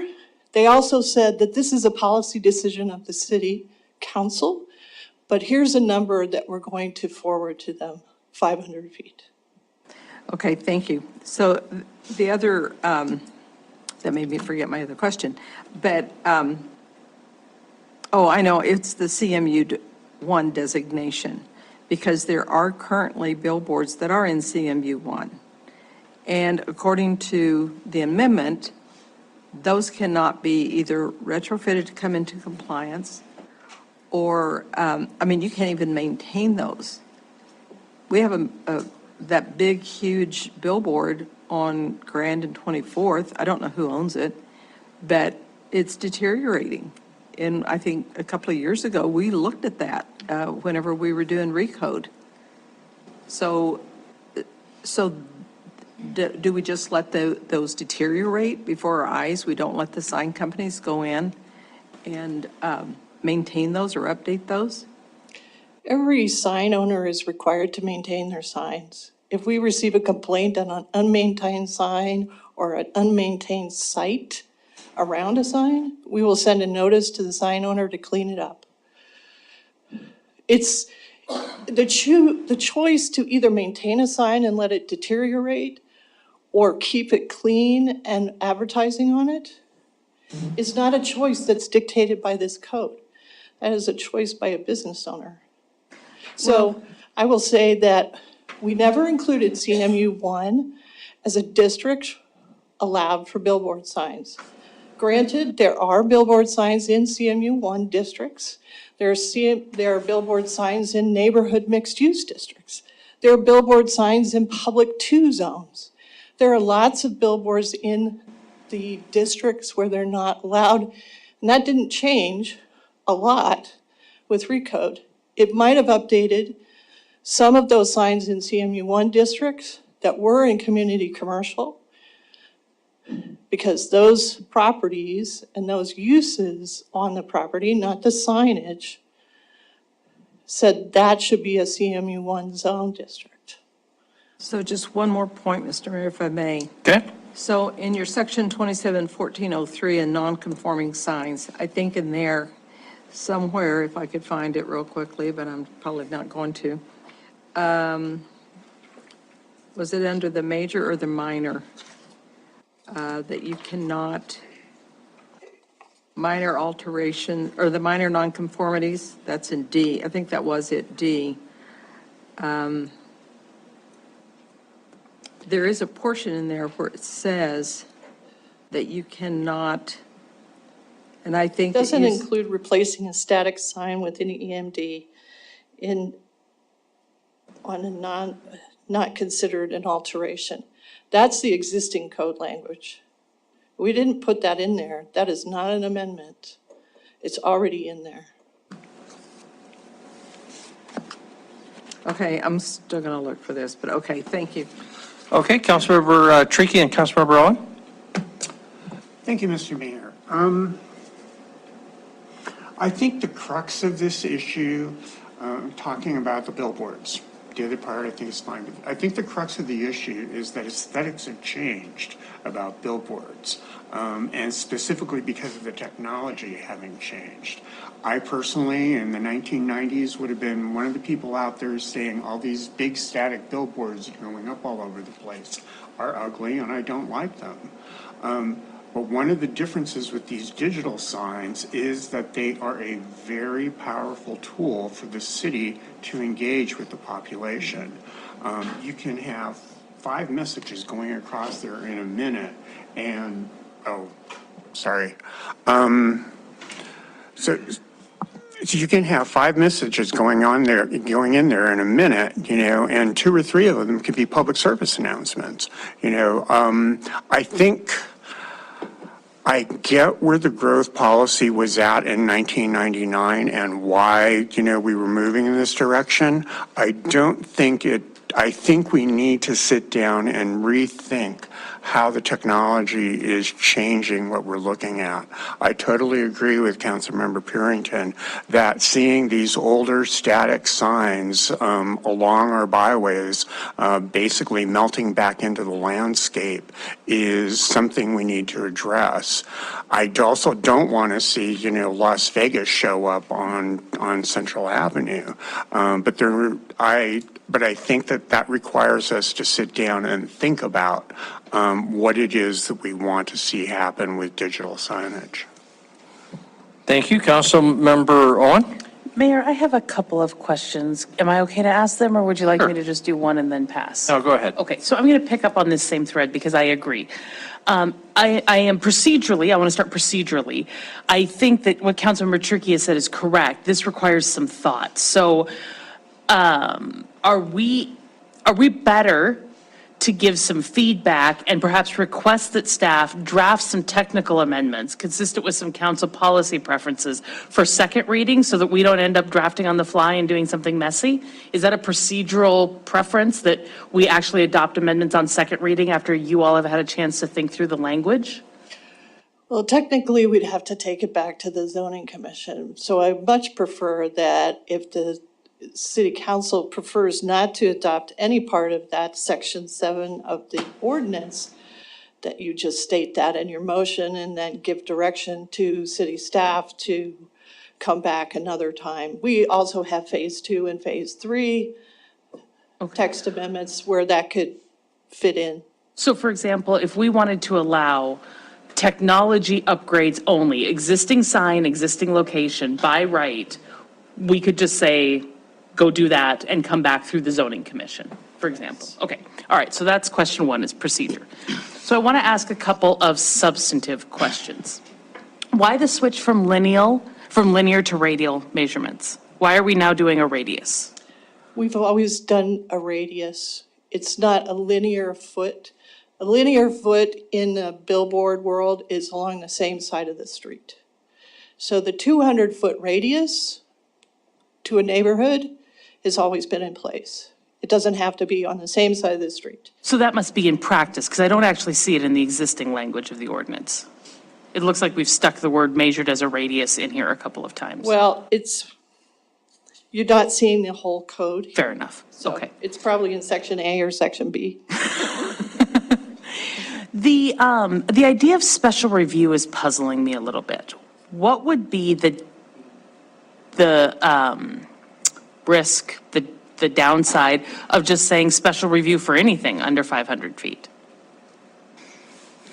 To go down to 50 feet, you mean? I mean, if that's where some are, why would we not at least have the ability to address them? Because it sounds to me, I guess my overall concern, Nicole, and you could feel free to respond to this, is that we're just trying to ban billboards.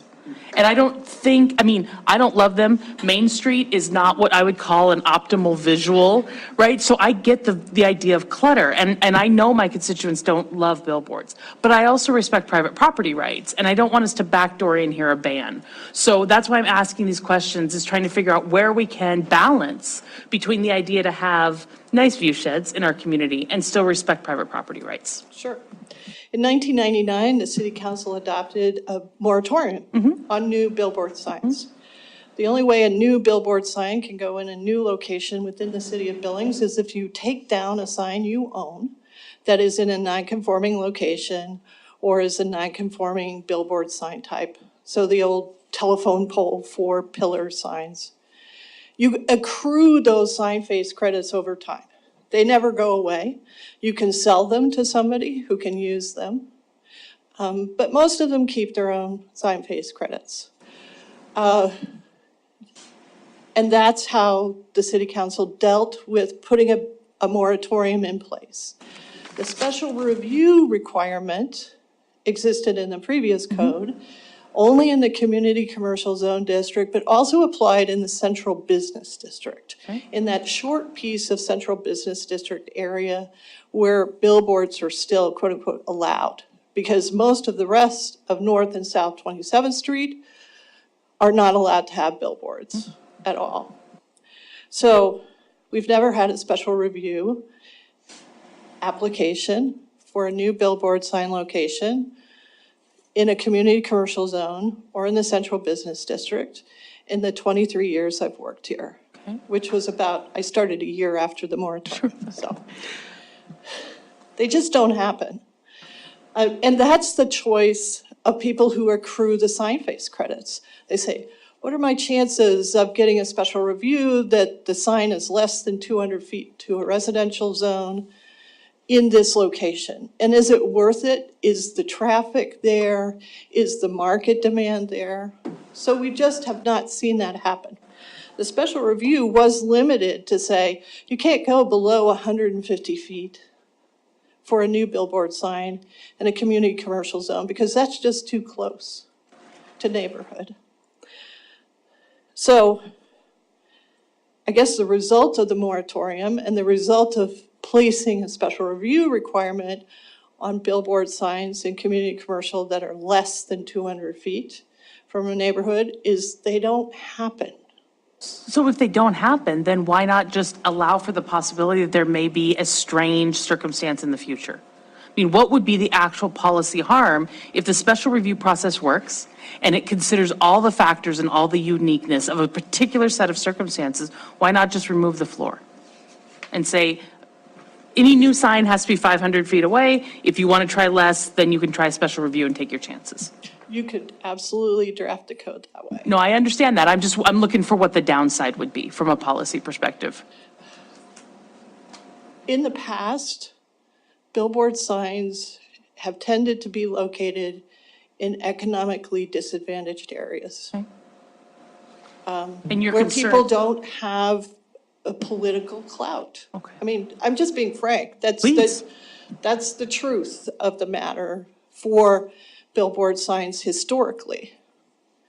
So I'm not saying that they would be used in that way or the special review process would be used in that way now. But it is a policy decision of this body to decide where you want to allow technology on billboards, where you don't. I mean, the code is as it's written now. We're just applying the code when we say, I'm sorry, you can't do a technology upgrade to an EMD sign on a location that's not in a district where it's allowed. Okay, that's helpful. And then last question, Mayor. Nicole, does the city hold like some kind of map of where all the billboards are currently listed? Like, could we actually see an overlay of here's the zoning, here's the billboards, these are the non-conforming, these are the conforming? And can we look and see what we're dealing with here? Because I do want to understand the scope of what's getting banned. Right. Well, as in most industries, there's a number one, there's a number two, and there's a number three. So number one is Lamar Outdoor. They own the most billboards within the city's jurisdiction and within Yellowstone County. Next is, well, it's kind of a toss-up between Bella Outdoor and Yesco. And then there's the third string, which is Ganans. Ganans own billboard signs. They have sign face credits. They don't spend them, but they've accrued them, and they have them. I think we can go from a base map that we had in 2008 that was created using street side photos from 2003, but we'd have to go in and remove locations from that because we've gotten, probably 25 billboard signs taken down within the city limits, but we had 123. I think we need to move on. It sounds like, no, we don't have the ability to just say, this is all the permits we've issued and this is where they go on the map. It would take some time. Yeah, I don't want a manual process. Thank you, Okay. Mayor. Councilmember Neese, Councilmember Ripsis? Sorry, Mayor, may I just add, could I just? Sure, add to Wyatt. this very briefly? I just want to add on to what Nicole said. I guess I'm a little concerned at the word banned because that's not what this is doing and that's not what's been the case in the code throughout this time. Nicole very clearly explained the moratorium that the council put in place. And actually, the only thing that's being proposed right now to change is the distance from the billboards in the CMU district to residential. Everything else that's being talked about, and actually everything else we've heard from Lamar and in those emails, is already in the code. It's not new. So I guess it's really important to be clear about that. That was all in the code already.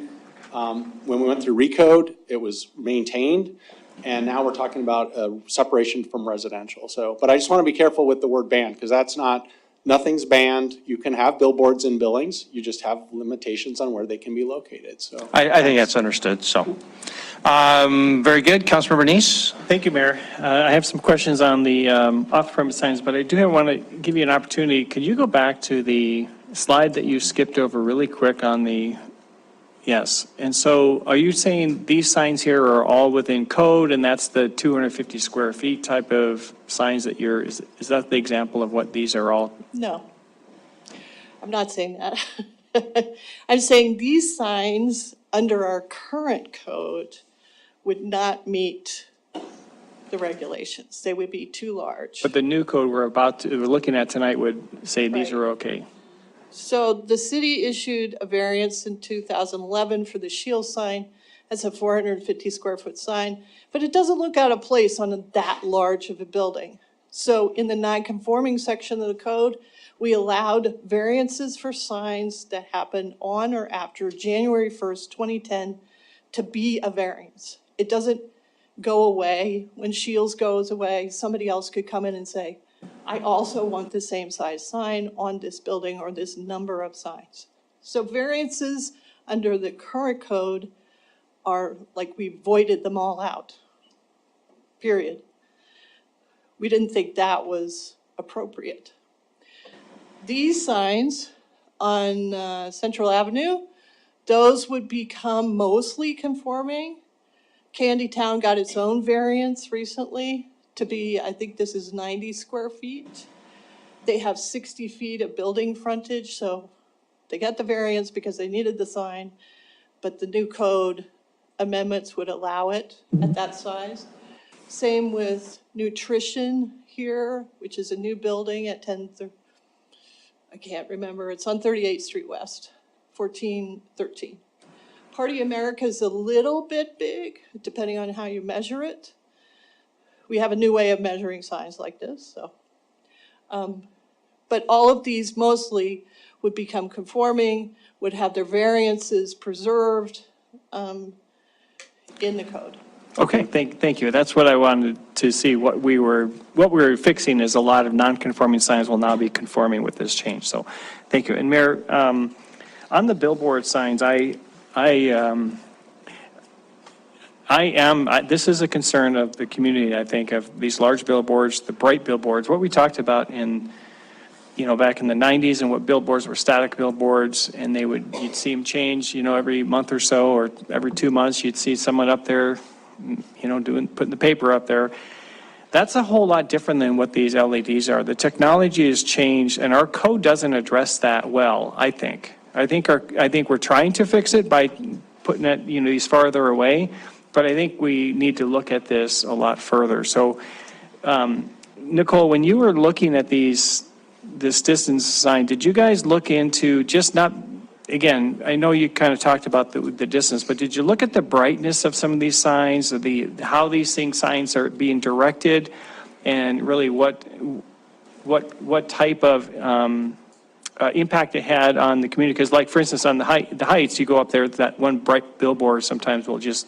And Nicole, I'm going to ask you to answer that, but very quickly, because that's really off the technical separation. It's part of a larger issue, obviously, but we just had a long meeting, so if you could quickly answer that question. Okay. In 2008, the City Council charged a steering committee of City County Planning and the sign companies and the Daktronics and EMD folks to come up with a code to allow electronic message display centers on-premise and off-premise signs in the city of Billings. We did 1.5 years of research. We looked at measurements for brightness.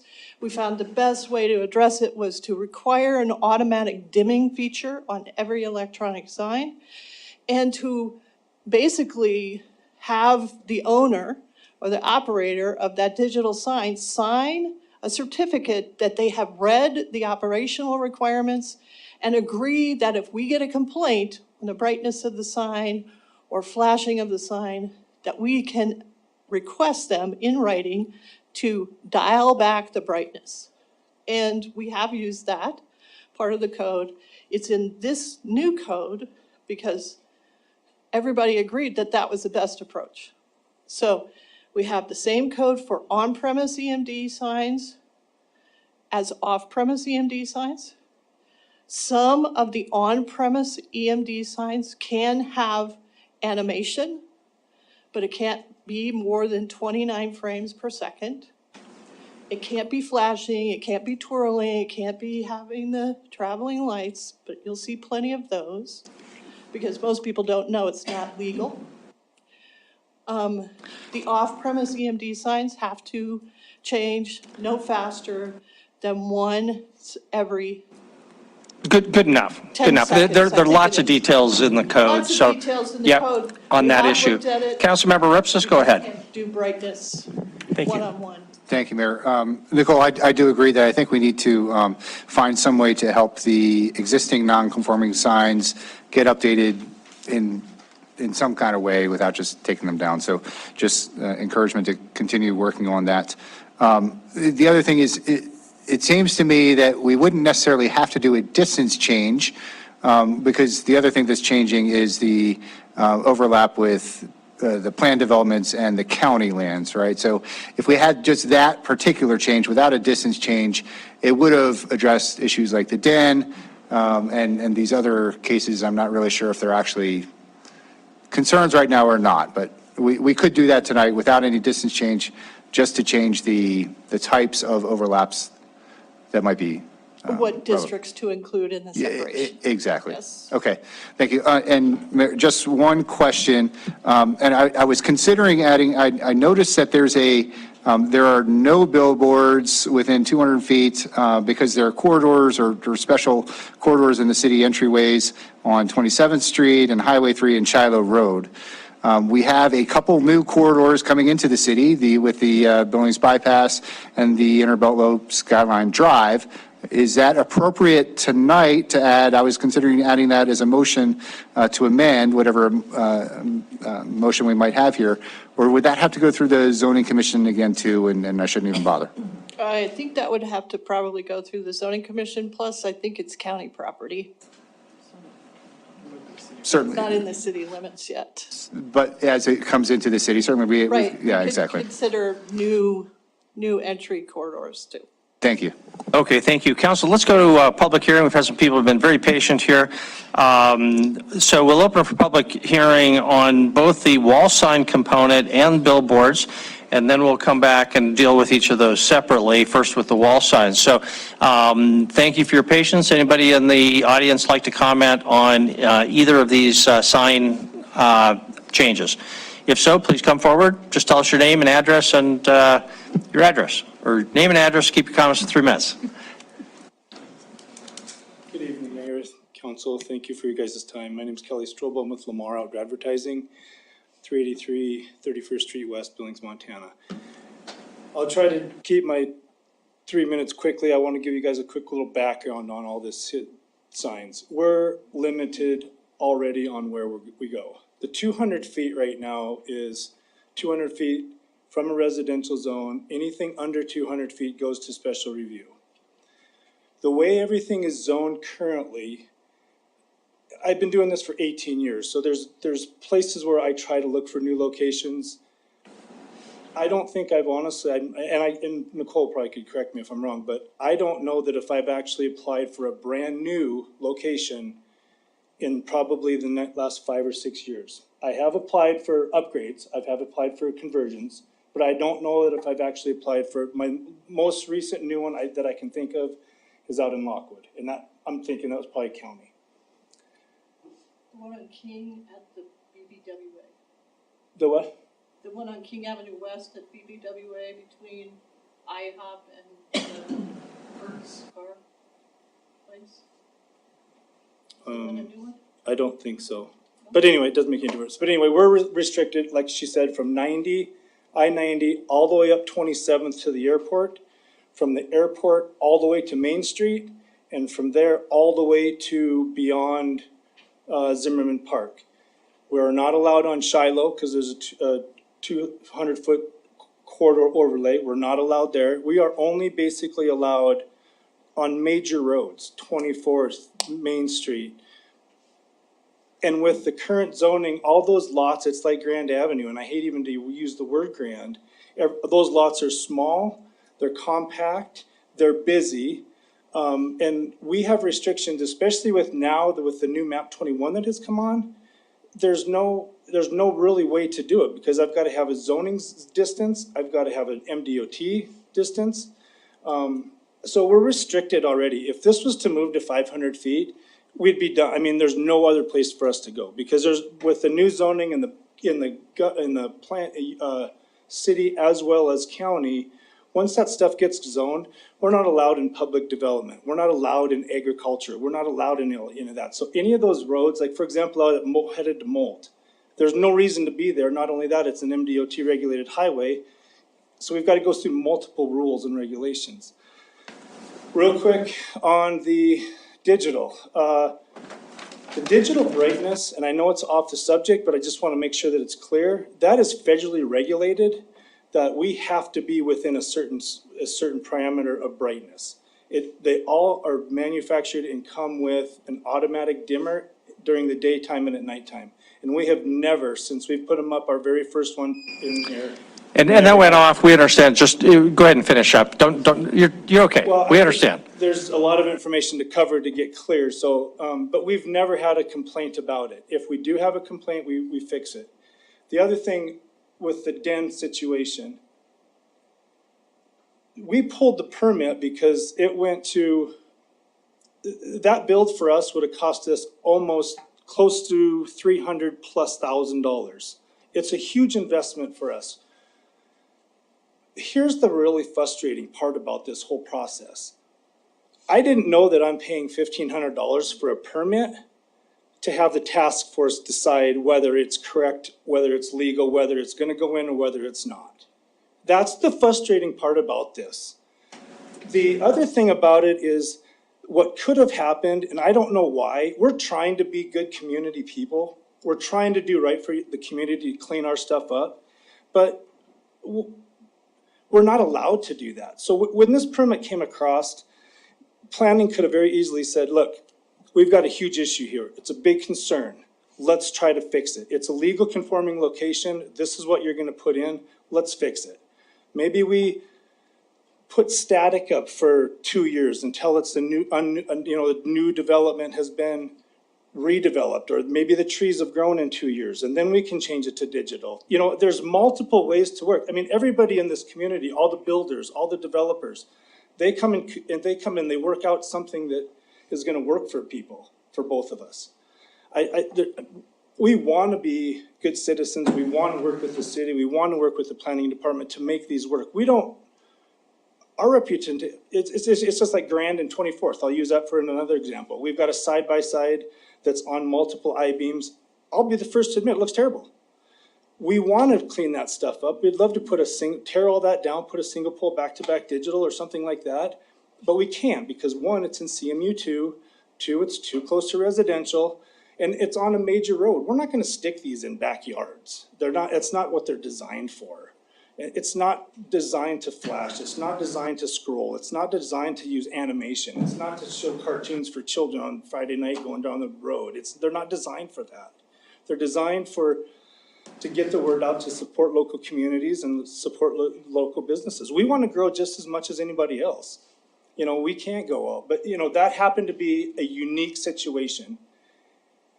And in the 20 years that I've been doing this, there has never been an issue with spacing outside of the way it's at, where it currently is at 200 feet. Anything less goes to review. There's just never been a situation other than, like Nicole said, it was 10 feet on one side. It's just a unique situation, which would probably honestly never happen again. But again, I don't know why I'm paying for task force to make decisions for the city planning department. It's extremely frustrating as a business, a local business that pays taxes and that wants to support the community and clean some stuff up. And with these, like we said, we got 21 some credits. What happens if we can't build anything? And are they considered takings?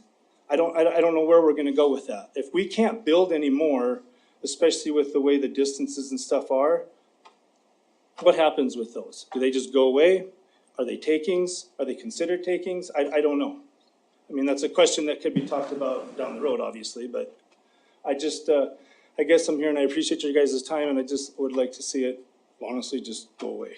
Okay, Just all keep right. it as is, and then allow us, work with the community, or especially for like the CMU ones, and clean some stuff up, especially on the major travel arteries. Okay, you. appreciate it, thank you. Councilor Boyette?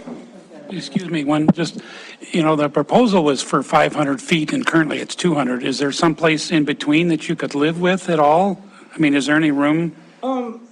I'm sure there probably is to a point, but again, 200 feet is, and then, you talk about radial, then you talk about linear, and, I mean, even if it's, I don't know, even if you increase it 50 feet, which is all the way, even across the road, and still look at it as a special review. And when I say special review, maybe it's, I don't know, whether we plan to, I don't know. I don't know what that answer is. I mean, That's okay, we're not going to try to pin you down on that. So, I okay, get it. thank you. For sure. Okay, thank you very much. Thank you for your time. You bet. Next.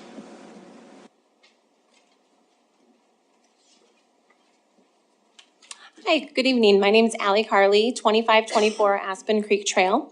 And I appreciate you taking the time to listen this evening. I just want to say that billboards a lot of times are looked at in a bad light. We do a lot of really good as well, specifically our industry as a whole. We work and we want to partner with the communities that we're within.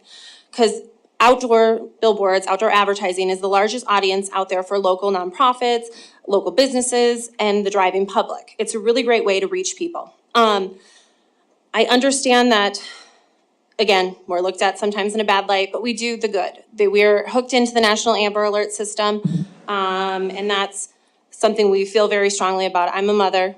I have 2 daughters. If my kids went missing, I would hope to God their faces are plastered all over every form of media possible out there.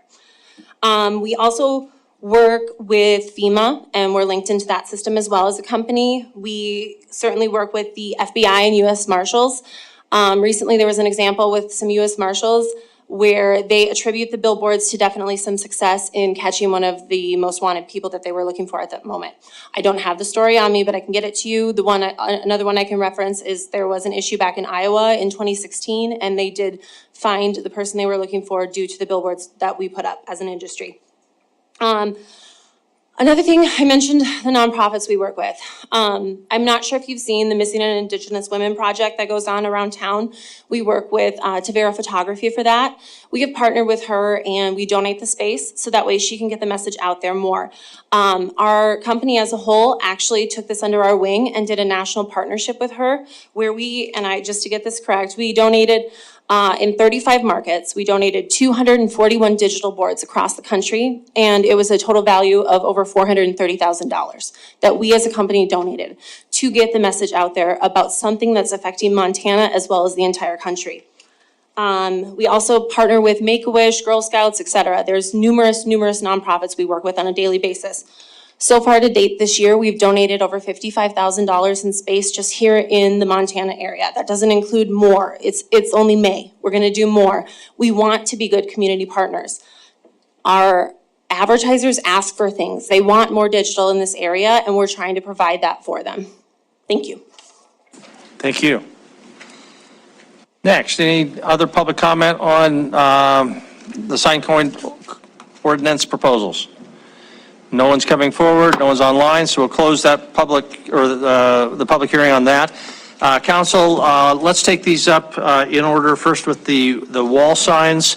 These are the proposed amendments to sections 27-1403 and 27-1407, but not 27-1409. Nicole, I'm going to ask you to comment an email exchange that the council was copied on Friday or Saturday The 1403 uses the phrase "new business" and talking about non-conforming uses. I raised the concern that, well, what's a new business specifically? Does it mean a brand-new operating has just come into operation? And you said, no, you have elsewhere in the code language that talks about new or newly located to that area, which is the point. And so how would you suggest that this be changed to address the situation where a company may have been in existence for 100 years, but is new to that location? Right, so you could add the words new or relocating business, as long as the sign they're bringing with them is conforming to that zone district. So if they're moving from a corridor mixed use 2, where it's 2 square feet of building, 2 square feet of wall sign area per linear foot of building area, foot frontage, and they have 70 feet where they are now, and they have a 140 square foot sign, but they're moving to a neighborhood mixed use district, which only allows a 1.5 square feet and a maximum 100 square feet of any single wall sign, they'd have to redo that sign to meet the conformance requirements for relocation, a new business in that location. I'm sorry, what should we change? What? That was a long answer. Is it just, what are we supposed to change? I think we just asked back at second reading with. New business, you just add the words "or relocating business." Okay, so the concept though is clear, I think, and you don't have any objection to the concept? So, No, I don't. okay. Okay, council, how do we want to proceed on the wall signs? Councilmember Tricky. Yes, Mr. Mayor, having conducted a public hearing considering written and spoken testimony, I move to approve first reading ordinance for zone change 1029 for the specific paragraphs and sections having to do with the wall signs, with the additional comment that you come back at the next reading with some text to address the new business, clarifying the definition of a new business. Right, so the motion doesn't include section 7 of the ordinance, which is billboards. Right. Also, the other issue that we had a conversation about, the email conversation, was substituting the word allocated, take that out, and use the word calculated instead.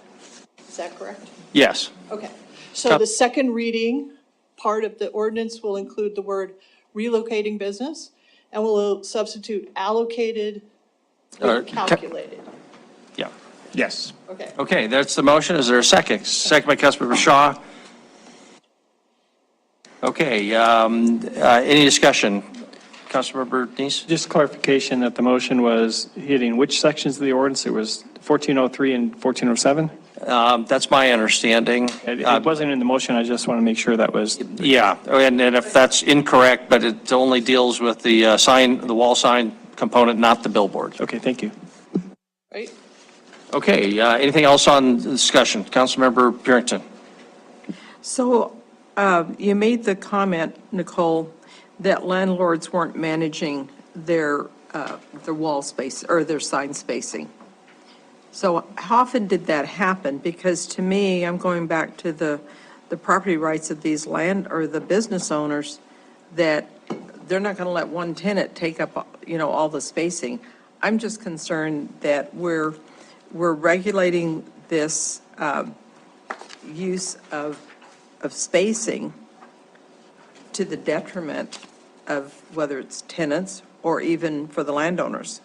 Because you said that since they don't manage it, that the city would, and I'm kind of concerned about that. We don't manage it. Well, we create regulations for businesses to put up wall signs or any other kind of sign. So what I meant to imply was that landlords typically don't write it into a lease that you get X square feet of wall sign. They just say, you can have a sign, here's where it needs to go, make sure you get a permit, make sure it meets the city code. That's the tenant's lease, that's the extent of it. The current code says No, the landlord is responsible for allocating the signage across all of their tenants, which is not workable. So we're kind of dialing back to the way we used to do it, which is by linear foot of building frontage per tenant. Okay. Councilmember Tisdale? Would we be able to get any additional details on how the West End Task Force feels about that? The signage for the buildings? The what? The West End Task Force, do they have any input on that, the signage for the buildings? Just asking you. I don't know if they did. They were focused on the part of the sign code amendments that had to do with billboards, not with the wall signs. Are they dictating policy for the city as well or not? They have asked to be notified of all text amendments, so I did. Okay, thank you. Okay. Any other discussion? Not? Okay, we'll proceed. Is the motion clear? Okay, if in favor of the motion for approval of those changes, section 27, 1403 and 1407, with the staff to come back and address the issue of new business and changing allocate to calculate. If in favor of that motion, please say aye. Aye. If opposed, say nay. Nay. Voting in opposition were council members Barrington and Tidswell. All others voted in favor, so the motion passes 9-2. Now, council, how do you want to proceed on section 1403 dealing with billboards? Councilmember Chiriki, Barrington, or I'm sorry, Owen after Chiriki? Mr. Mayor, I would like to move to, can't think of the right word, reject. Get rid of, deny, whatever, not accept the text as it's currently written for the billboards. So what's the language I'm looking for? Do you want to, not approve, or do you want to Not delay? approve. I knew there was another word. Okay. I wanted to not approve the yeah. Do you want me to say it again? Section 7 of the draft Want me to ordinance. say it again? Okay, fine. So I'll read the thing. Having conducted a public hearing, considered written and spoken testimony, I move not to approve the first reading ordinance for zone change 1029 in the area of the sign code and whatever the paragraphs are for the billboards. Section 7. Okay. Is there a second? Councilmember Owen. Okay. Councilor Trigi, did you want to speak to your motion? I think it's been said. I think I'll say this. Given the growth policy and the existing ordinances, I totally see where this came from, and I get it. I just think that we're in a different environment right now, and we need to look at a broader picture before figuring out what it is that we do with billboards.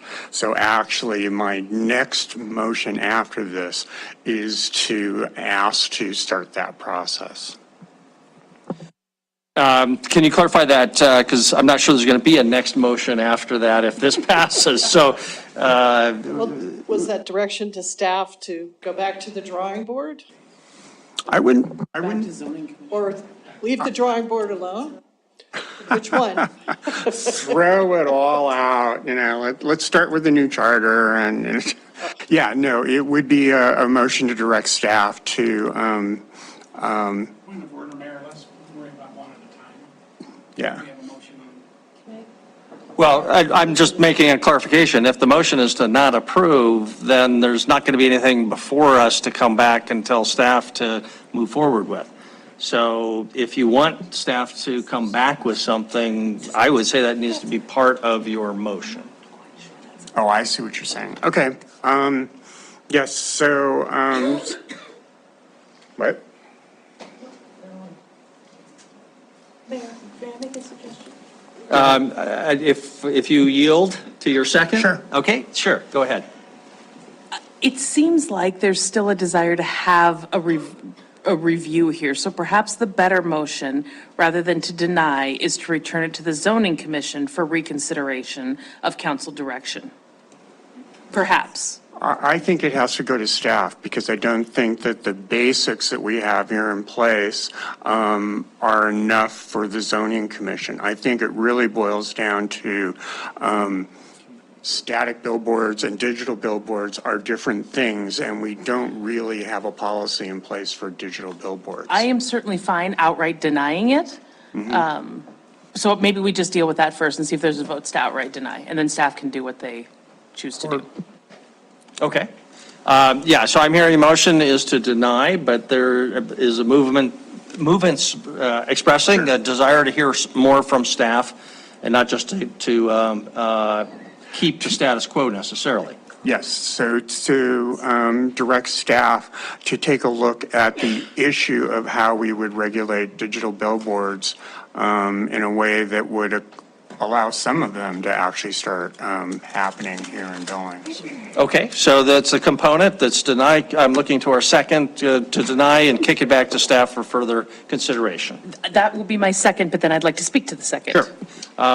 Say we're in agreement, so go ahead. Okay, so if we're going to be in the business of giving guidance, then I would just put on the record my specific concerns. I specifically think we need to consider the ability to upgrade existing signs where they are, even if they are in a non-conforming location. And then I think we need to think about new sign locations differently. So those would be two things that are very important to me. And then I think we need to evaluate the appropriateness of floors for special reviews. And then I think, yes, I will say that, and then I hope we move very quickly to a vote. Okay, very good. What did you say, floors? I'm sorry, the 300 feet. So my suggestion had been, can we just do a special review for, Anything less than? or do we go with the original, whatever you said it was 150 feet? I just would like staff to revisit that. Okay, Councilmember Nice-Gulick-Shaw. Thank you, Mayor. I would love to give you my long list of things, but I hope it comes back to us that the council has input in a work session to actually we can have conversations about this and bring back different ideas and thoughts and hear from staff on this. So I will support this with the intent that it's going to come back to us for additional work as well. Thank you. Very good. We'll have opportunity, so we will move to a vote quickly. Councilmember Gulick. Yes, I'll be voting against the motion. I think billboards are, regardless of the technologies, it's a matter of scale, really. I don't see anyone who wrote to us or anyone who's considering moving to Billings, I don't think anyone really wants to have more billboards. I think the dynamic nature of the digital potentially is actually, if anything, a downside in that it makes it more of a distraction if you're driving. It takes your attention away from the road for even longer period of time. My experience of going from a jurisdiction where there wasn't any regulation of billboards and into one that was, I just felt like all the stress going away from me and my shoulders and everything. I think, if we talk about the residents of Billings, I think they'd be very disappointed if we don't do more to protect our view sheds and so I can't support this. Thank you, Councilmember Shaw. Thank you. I apologize. I just need to clarify again. So the motion includes coming back to us. We're not dropping this issue, correct? Okay. Correct. I can get on board with that then, as long as it will come back to us again, because I do think it's something that we need to wrestle with. Thank you. Okay, thank you. Councilor Purington, Councilor Rupsis, and Chris, do you ever sign? Okay, well, we'll deal with that later. Councilmember Purington and Rupsis. Thank you. So, Jennifer, I agree with your 3 points. The upgrading the signs, I don't know what that's going to do with CMU1 because those are definitely non-conforming locations at this point. So I don't know if there's some sort of mitigation with doing that.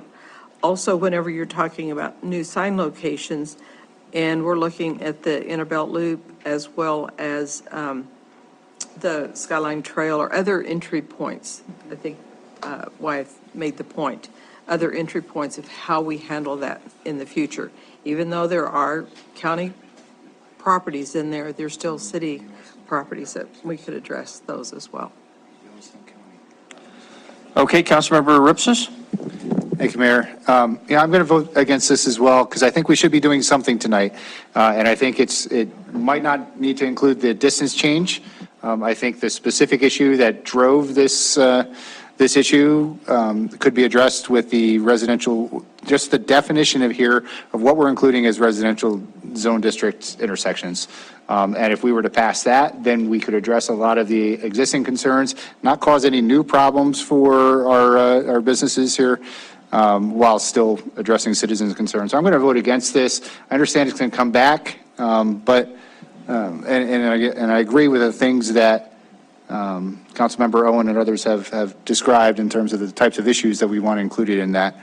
And I also might think that if we're going to allow any type of upgrades in CMU1 non-conforming signs, maybe there should be some, adjustment of sign face credits or whatever those things that are outstanding. So anyway, but that's my justification. I think we should be doing something tonight other than just kicking the can down the road. Nicole, if I could just ask you on that, at a minimum, don't we want these separation requirements to apply to any residential property, including county property? Isn't that kind of a no-brainer?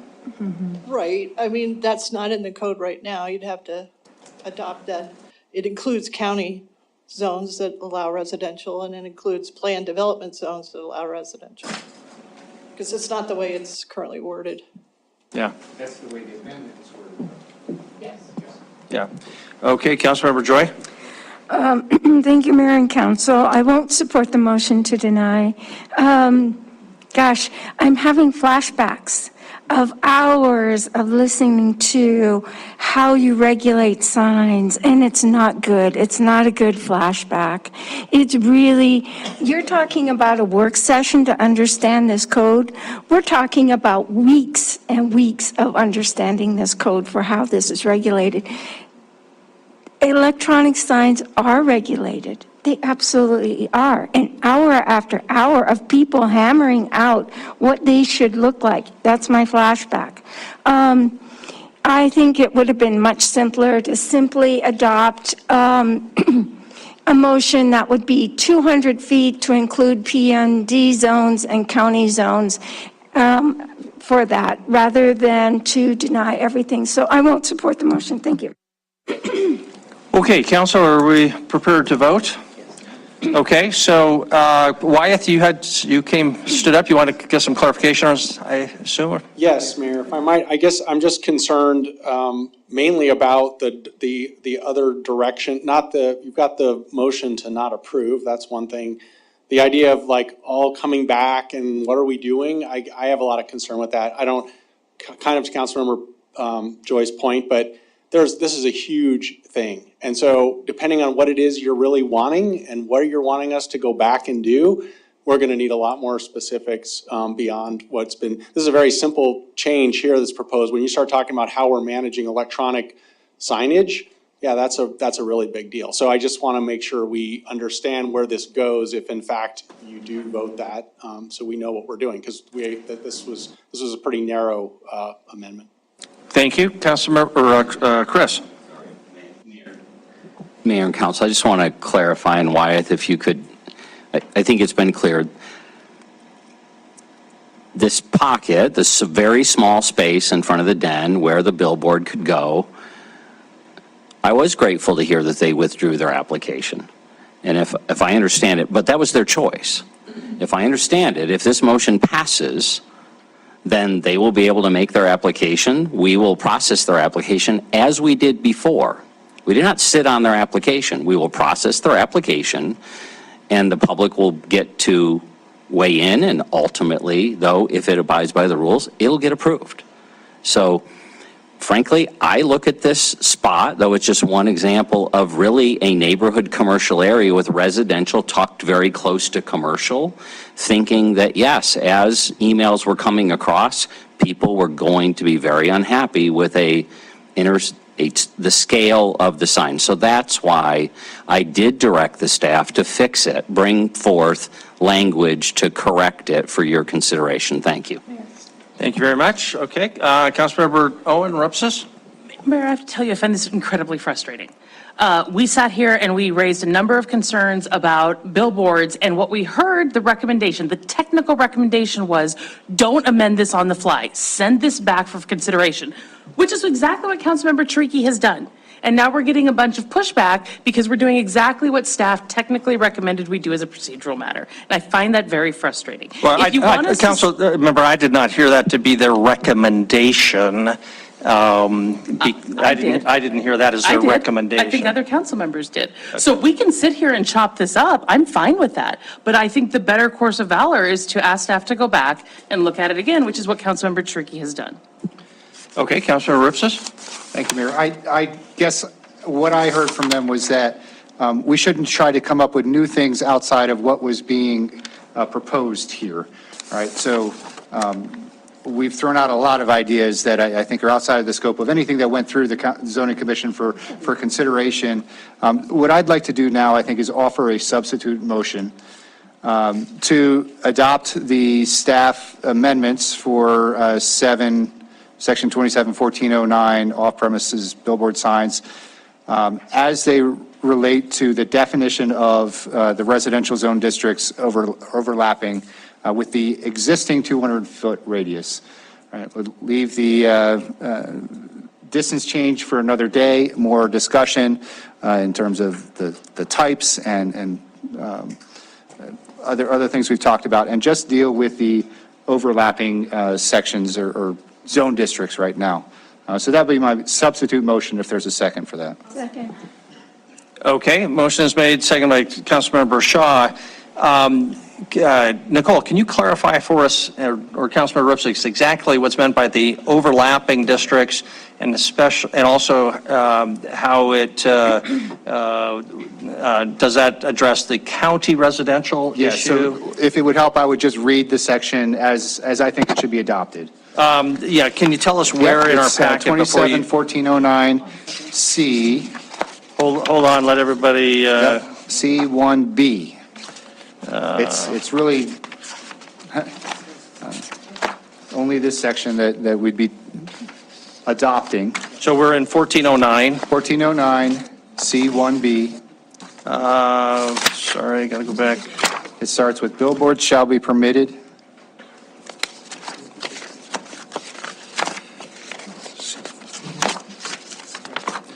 Okay, I'm C1B. Right, so this is a section that staff recommended we adopt. They recommended in C1A, a change from controlled to light industrial, that's fine.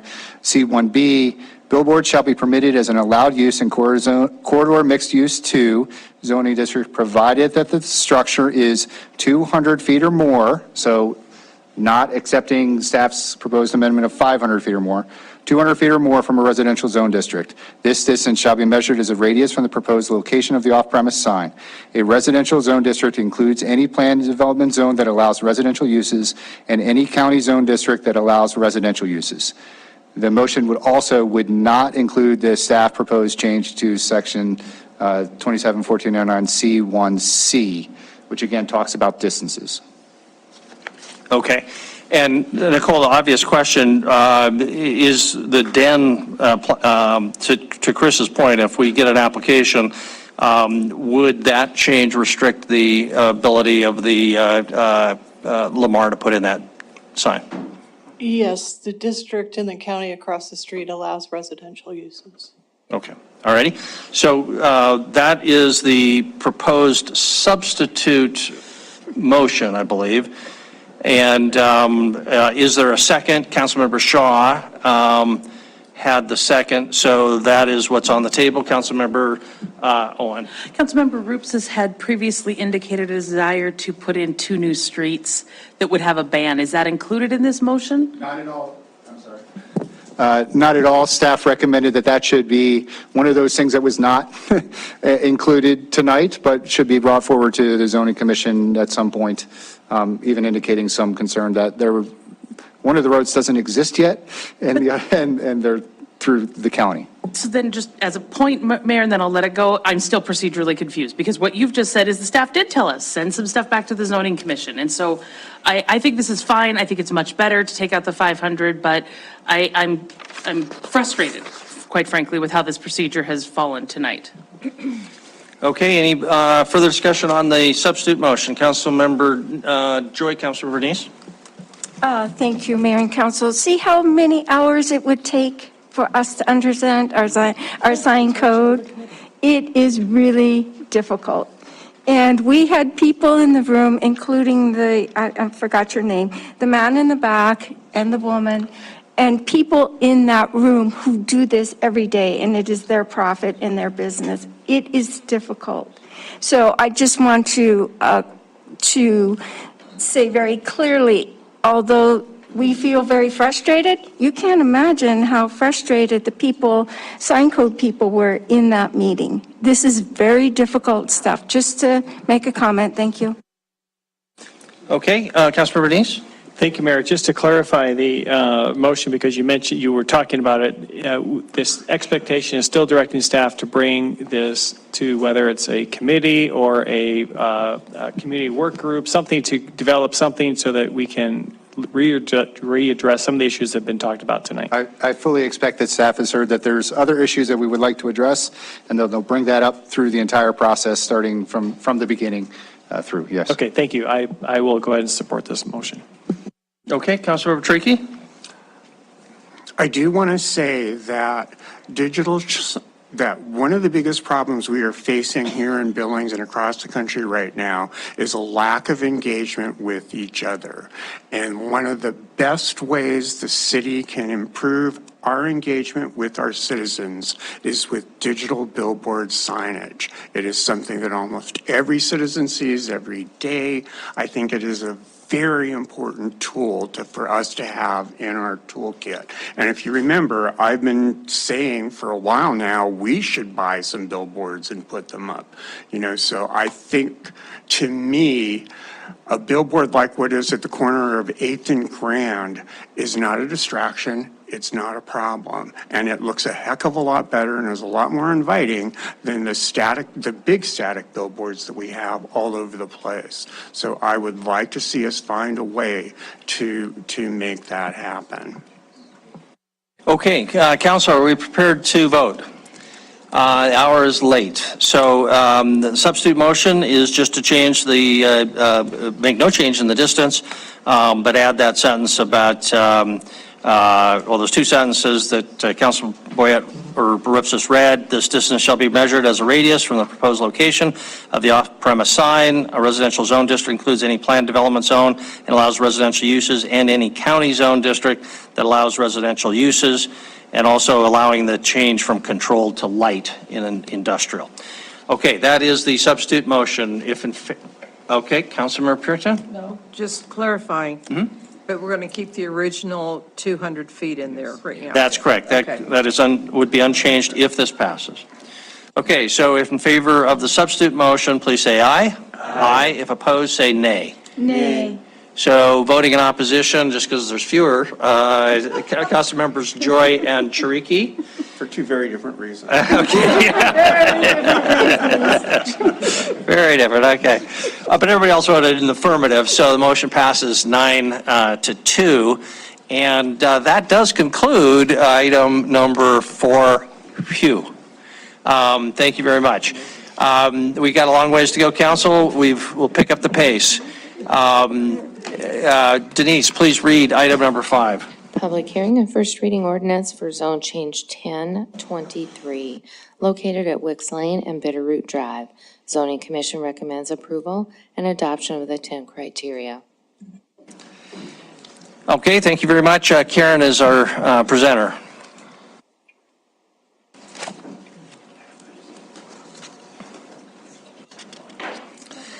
And on item 5 in the title, I'll just point out while the PowerPoint's coming up, the title in the written staff report, at least the one on the hard copy that I got, it might have been changed. It said zone change 1023 Wicks Lane and Bitterroot Drive from N1 to NX1. It's actually N2, and that's clear in the staff report. It was just in the title of that. Thank you.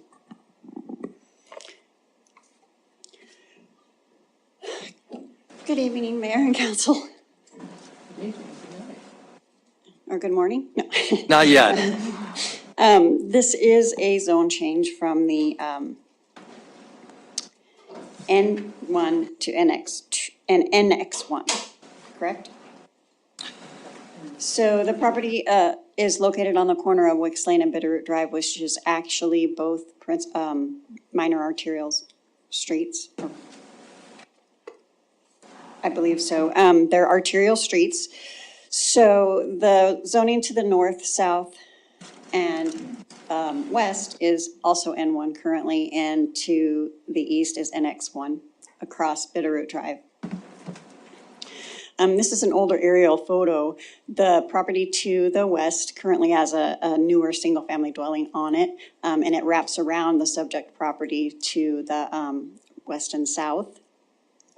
The property owner did have concerns about this development and the density that might affect their property. And there was one other that I received in writing, the handwritten letter that you received, a copy of the property owner to the north on the corner of Bitterroot and Wicks. I'll go quickly through the pictures. This is the subject property. This is looking to the southwest from Wicks Lane. And this is looking actually southeast towards the Moose Hollow townhome development. This is looking west on Wicks. And this is looking northeast across Wicks and Bitterroot intersection. This is the site plan that was submitted with their application. Their original proposal was for 2 fourplex dwellings and 1 triplex.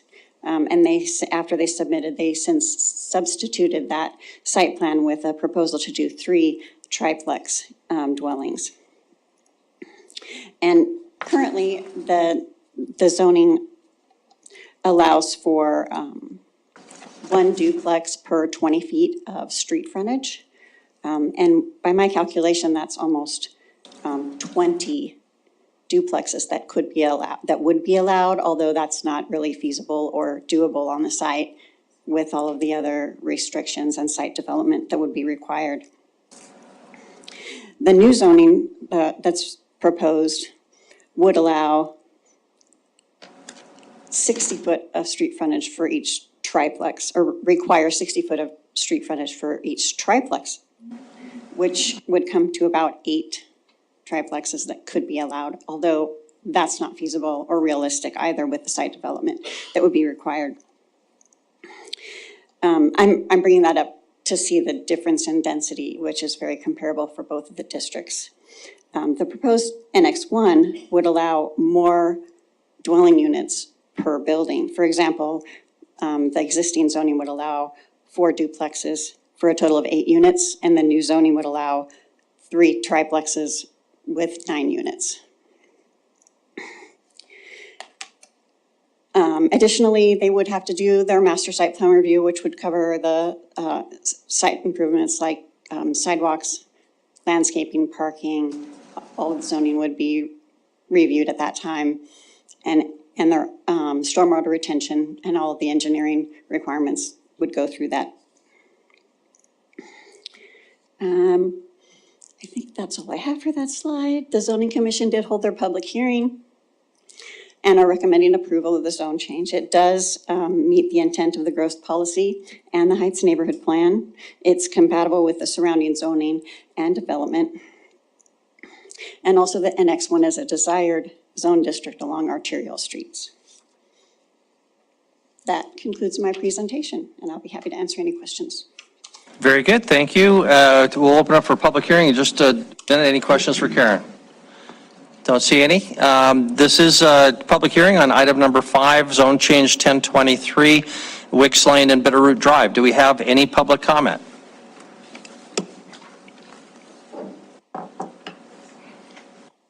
Good evening, Mayor and Council. I'm Jeff Wolschlager, 3711 Corbin Drive. I'm here tonight representing the owner of this lot, HWT Construction. We have looked at this lot, and being located at a intersection of 2 arterial streets, we feel with this size of the lot that a zone change to NX1 to mimic what's across on the other side of the street would be best suited for this lot. It has not been built on yet because, in my opinion, in the current zoning, I would not want my primary residence tucked up to the front build-to zone on the corner of that intersection. I have been in contact with the engineering department for some preliminary information on the future development of that intersection. Approaches will be strategically placed for future development of that intersection, controlled traffic lights, whether it's 2 years or 20 years down the road. That'll be addressed. All other zoning requirements for the NX1 will be met, all building code compliance. Any required buffer between an NX1 or the existing N1 would be met. This would be all new construction. It would be tapping into the higher end of the rental market since it is new construction. Will be of modern finishes. It would really bring some value to that neighborhood. And with your support, I'm hoping that this zone change here will be doable and allow us to move forward with planning this project. Very good. Thank you very much. Looks like we might have a question, Councilmember Putin. Now, just a real quick question, Jeff. So when you say it's at the higher end of the rental market, what are you looking at? Well, just the fact of price per square foot on new construction is going to force us to be on that higher end of the monthly rents just to make the project profitable in the long run. No, I understand that, but what is your dollar amount? We'll let the market decide that, but we are anticipating three-plex units. We're going to try to cater to the 3-bedroom, 2-bath homes, so it's more of a family than, say, an individual or college students. When in a 3-bedroom will demand a little bit higher monthly rent, where you're going to end up with a family with 2 working parents and kids. With new construction and the price of construction, more than likely wouldn't be feasible for too many lower income, say, tenants. Okay. Thank you very much. All right. Any other public comment on this item number 5? Okay, we'll close our public comment. Councilmember Shaw. Thank you. Having conducted a public hearing, considered written and spoken testimony, I move to approve first reading ordinance for zone change 1023 and adopt the findings of the 10 criteria as recommended by the Zoning Commission. Second by Councilmember Owen. Discussion. Motion is for approval. Any discussion? Before we proceed to a vote. Okay, we'll move to a vote. If in favor of the motion, which is for approval, please say aye. Aye. If opposed, nay. Passes unanimously. Thank you for your patience. Denise, would you please read item number 6? Public hearing and first reading ordinance for zone change 1024, located at 3100 block of Central Avenue. Zoning Commission recommends approval and adoption of the 10 criteria. Okay, back to Karen.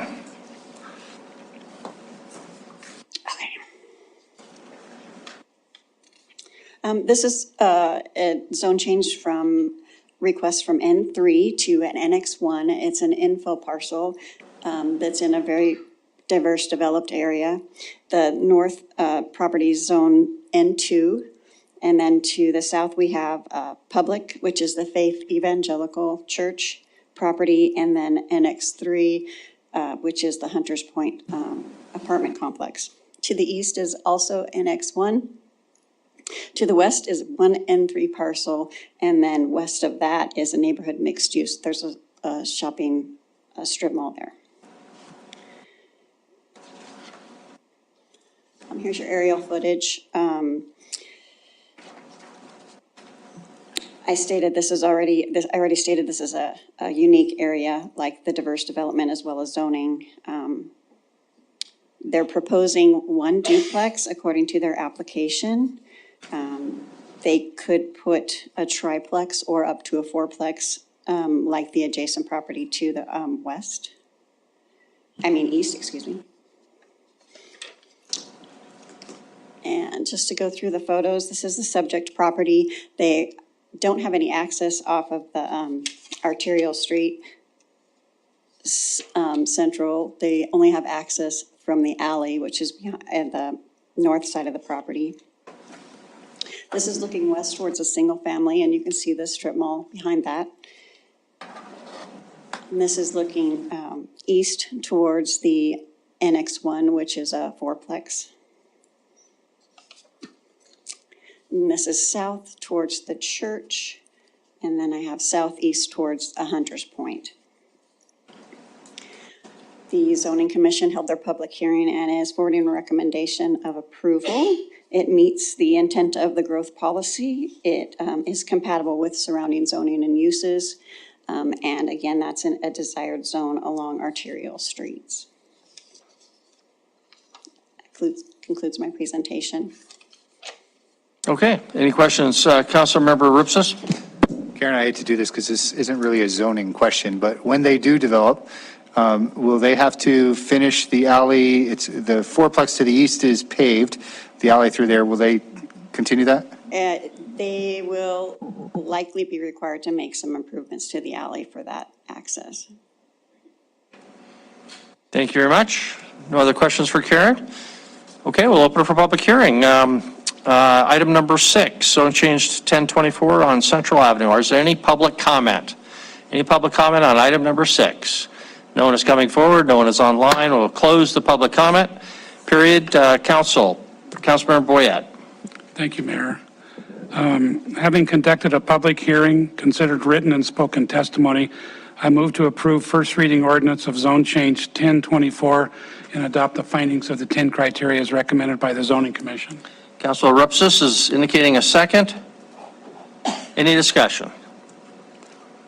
Okay, seeing no discussion, we'll proceed to a vote. The motion is for approval. If in favor of the motion, please say aye. Aye. If opposed, nay.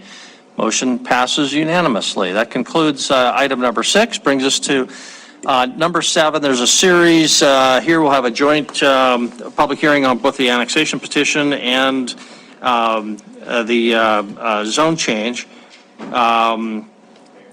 Councilmember Rupsis. Picky. Yeah, no, that's pretty fine. Absolutely. It's 9:58. Let's be back here no later than 10:05. Thank you. Debating in my head. How long is this one going to take? Let's go.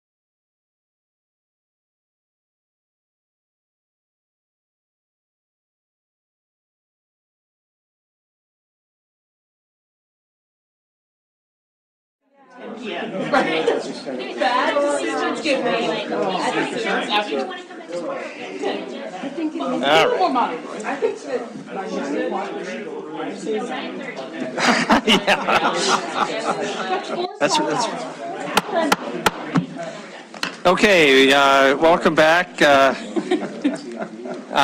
Councilmember Billings says that anytime after 9, we're required to order pizza, but she missed her opportunity, and so that suggestion is now out of order. It's too late. So we're now on item 7. We have several sub-points up here.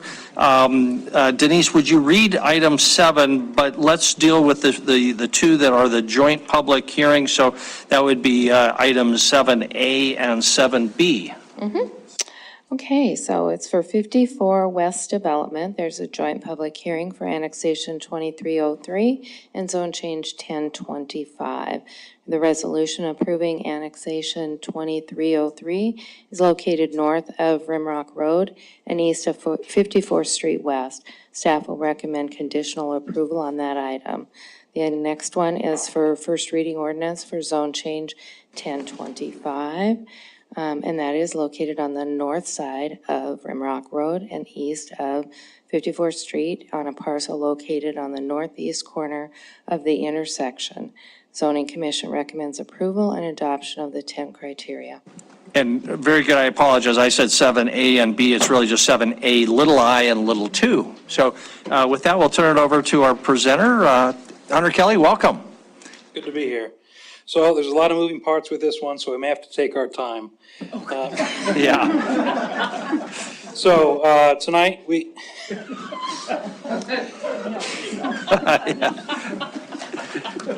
So tonight for this current item, we have the joint public hearing for this annexation and zone change off of 54th and Rimrock. To kind of briefly go over everything, we're going to go over the annexation policy guidelines and how this annexation meets those criteria, as well as the subsequent zone change that is, and the subsequent zone change that is going to go along with it. And Karen will speak to that a bit more in detail later on. Also, we're just going to kind of briefly go over the preliminary SIA subdivision improvement agreement, which will stand as the annexation agreement for this, as well as the standalone waiver and the ward boundary ordinance, which will eventually go into Ward 4 if approved. So here's the current annexation exhibit. It is the area outlined in gray off of the corner of 54th and Rimrock. Altogether, we are looking at a net annexation area of 30.6 acres.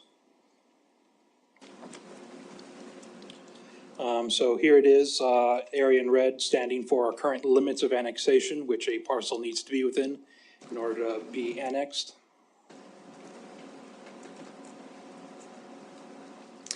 Here is the current zoning orientation of the property. Right now, it is zoned N3 for suburban residential. However, due to the size of its annexation, over 10 acres in size, we are requiring a zone change to a P&D, planned neighborhood development, as part of this whole series and annexation. So again, Karen will go into a bit more detail on that, on how it's going to go in more particular parts. All the surrounding areas are likewise similar types of large lot and suburban residential and rural residential. This is kind of more on the periphery of the west end near Rimrock. And is also across Rimrock Road from another planned development and the Yellowstone County Country Club up here. So there's a current satellite image of the site. As it is, the land is currently vacant.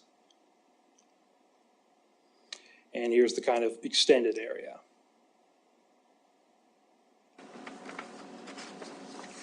And here's an image of the property looking east from Rimrock Road. And this is along the multi-use trail that borders the south of the proposed annexed area. And this is another picture looking at the northeast towards the rims. Here's looking toward the west. Here's looking south across the street to the neighboring subdivision. And then here's an image of the intersection of 54th and Rimrock itself. And one more image looking north on the property.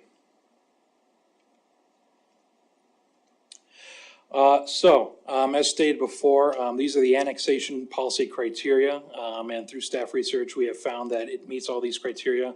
City will be able to provide services. It is within the limits of annexation. Any new improvements will be able to meet city standards. The property owners within the area annexed will need to sign a waiver of right to protest future SIDs, which is included as a condition of approval. Any proposed development of the site will be done in compliance with the zoning and site development regulations. The area annexed as a residential will need to have a density of between 4 to 7 dwelling units per acre. Our math is showing it is going to come in at that 4 dwelling units per acre. And then finally, it adheres to the City of Billings growth policy, more specifically the strong neighborhoods and home-based sections of our growth policy. And now I will hand this off to Karen for the zone change.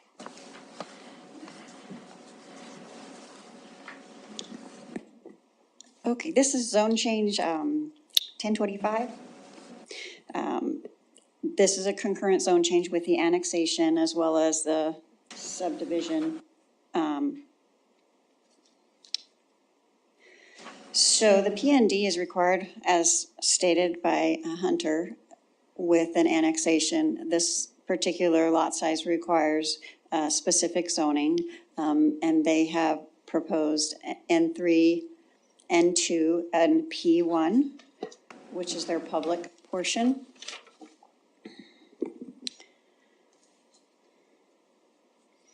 And just a little bit more, the planned neighborhood development, it helps the city create desired development when they're bringing in properties into the city limits so that it's more suitable for the surrounding areas. The N3 portion to the north is currently and remaining in the county, but it's also in the annexation area. So there's a potential for that to be annexed in the future. The proposed N2 will be to the southern lots with the N3 on the east and north sides. The P1 zone, there is and it's difficult to see the colors on this map, but there's a portion, which one's?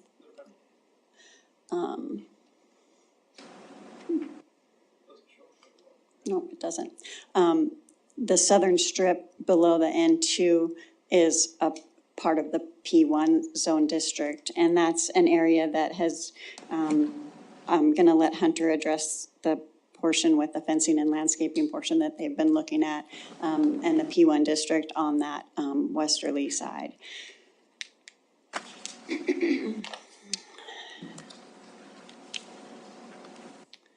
The zoning commission has held their public hearing and they're forwarding a recommendation for approval. And this does meet the growth policy as well as the West Billings neighborhood plan. The adjacent uses in zoning are very similar and compatible. The N3 allows single family only, and the N2 does allow single family and two-family units, although the applicant isn't proposing 2 units in that area. The N2, N3, and P1 meet the requirements for the planned neighborhood development and for this lot size. And there is the concurrent application for a preliminary plat for a major subdivision along with this. That concludes my portion of the presentation. I'm going to hand it back to Hunter.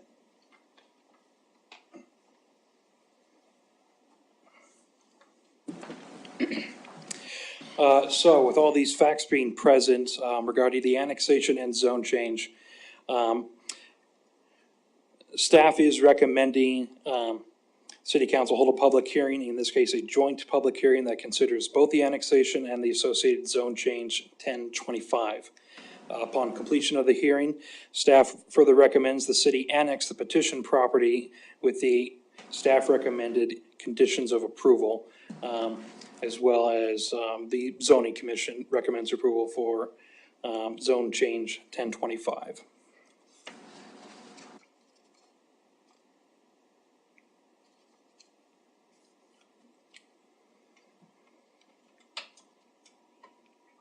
That's it. That's it. Okay. For these two. All right, very good. Questions for either Hunter or Karen? Councilmember Ripsis, Councilmember Denise? Thank you, Mayor. Thank you, Hunter. This is a 33-acre annexation with 66 units. As part of the annexation, currently, the land being annexed is a gross 32.9 acres with a net acreage of 30.6 acres. Once we get to the subdivision, which is later, the net acreage of the subdivision as it comes later is going to be 16 point,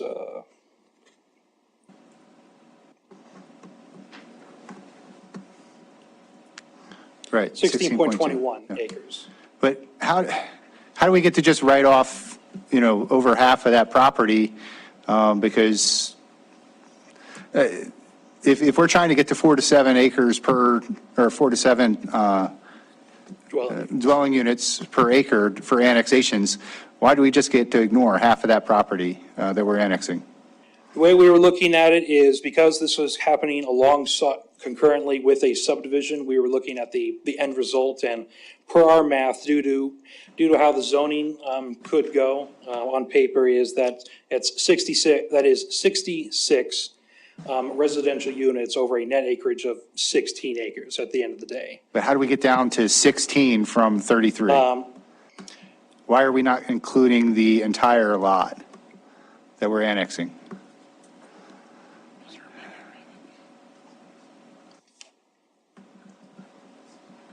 Councilmember Rupsis, a couple of things. One, the criteria for 4 to 7 is a range. We do try to meet that. When we calculate it, we go off of the net, not the gross. So the P1 and right-of-ways don't go into that calculation. It is on the very low side. It was even commented at the zoning commission that choosing to do a neighborhood P&D with only using N3 and N2 is basically like the least amount that the developer could do. Yeah, they're essentially thumbing their noses at the community's desire to have a range of mix of housing. It's in the growth policy, it's in our RECO underlying principles. This part of it frustrates me. It very much fits the character of that area. But we very specifically, through all our recent conversations and processes, have said we can't continue to afford to develop like this. Sure. And Councilmember Rupsis, if I can add just one more thing, and this may come up more when we talk about the subdivision. Part of the area that is being designated as P1 is ultimately, there's a ditch that runs through it. There's some suitability issues that maybe make it more challenging for home sites. Not that it necessarily couldn't be done, but there are some issues related to that corner, which is why that they didn't want to develop right there. So that's part of the design. Just one. Go ahead, Councilmember Monica, will they at least, or will they at some point in the future, the kind of right at the intersection, that southwest corner of the lot, south of the ditch, it's kind of a triangle space. It's not marked as this is going to be water retention. It's just, will they be able to change that to some type of light commercial in the future? Or is, They would have to apply for a zone change if they wanted to do that, and basically contemplate it. Right now, with the plat, it's actually being shown on the plat as park, basically private park space. Obviously, there's nothing that prevents them from, as an HOA, as an organization, it's not a part of their 2% requirement. They're also, giving cash in lieu. There are options for them in the future if they wanted to do that, but to my knowledge, in everything that the developer has shared, they're interested in having it be more of an entryway to the neighborhood, and not a developed use. thank you. Okay, other questions? I think Councilmember Nice? Thank you, Mayor. Just a quick question. Normally, we see the waiver of right to protest with the annexation agreement, the one that's perpetual, the permanent one. I didn't see that in the packet. Is that something that was not included? Is there, because I like to review those beforehand.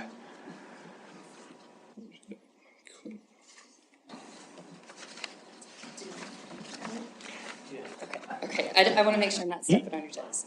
Councilmember Nice,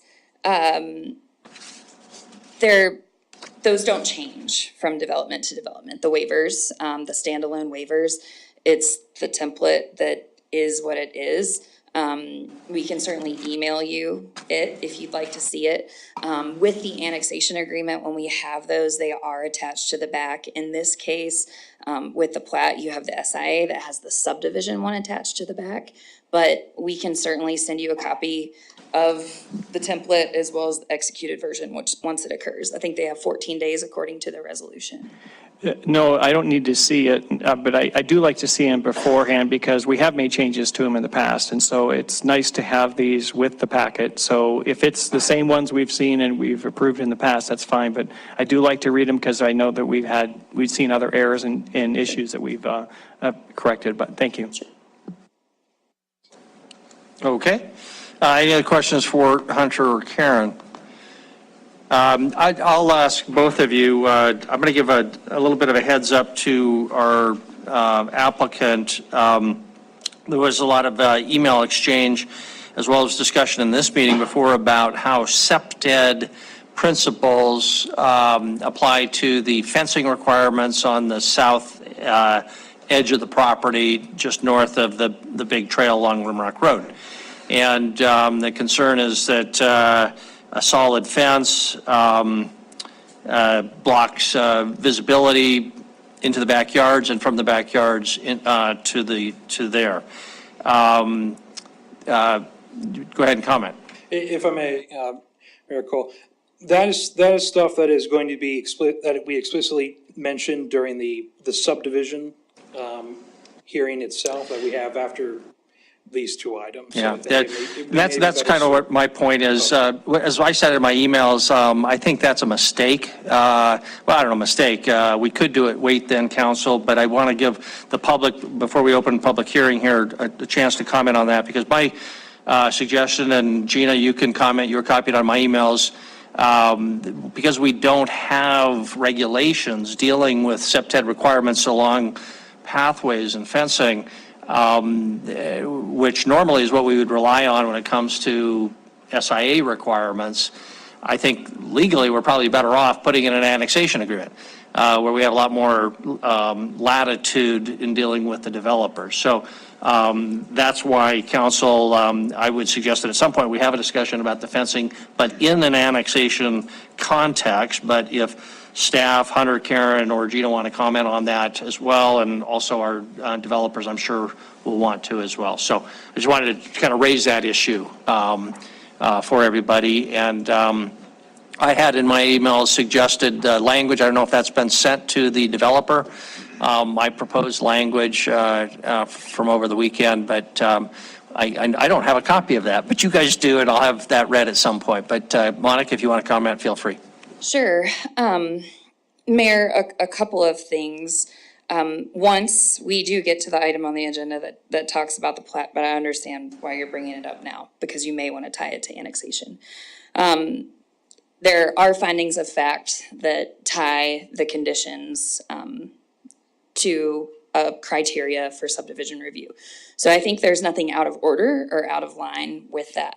However, if you are uncomfortable with proceeding that way, what you would need to do when the council is ready to take action is you would need to actually amend the conditions of approval that are included in the annexation resolution, and it would need to reflect that within a certain number of working days that there be a mutually agreed upon annexation agreement.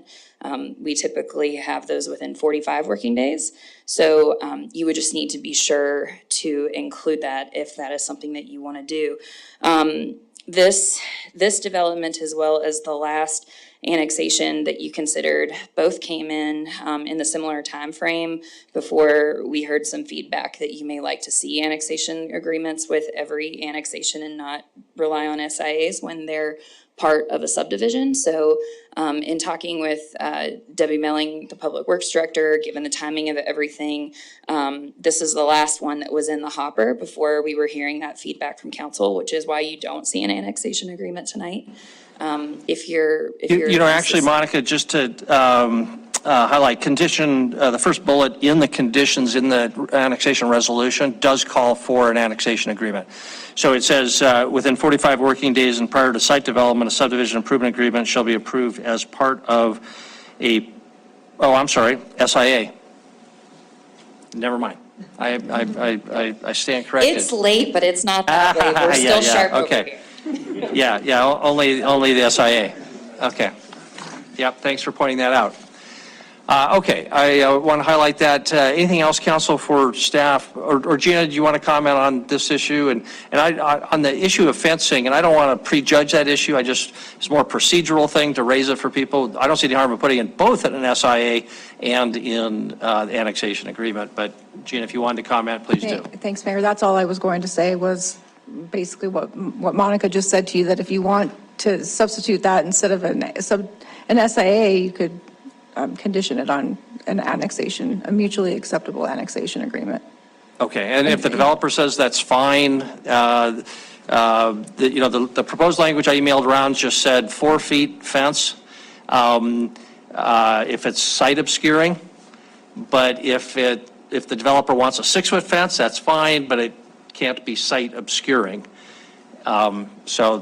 And we got a little fancier language about that, but that was the potential point on that issue. And again, I don't want to prejudice how council thinks about it. I just was talking about the procedure here. Councilmember Purington.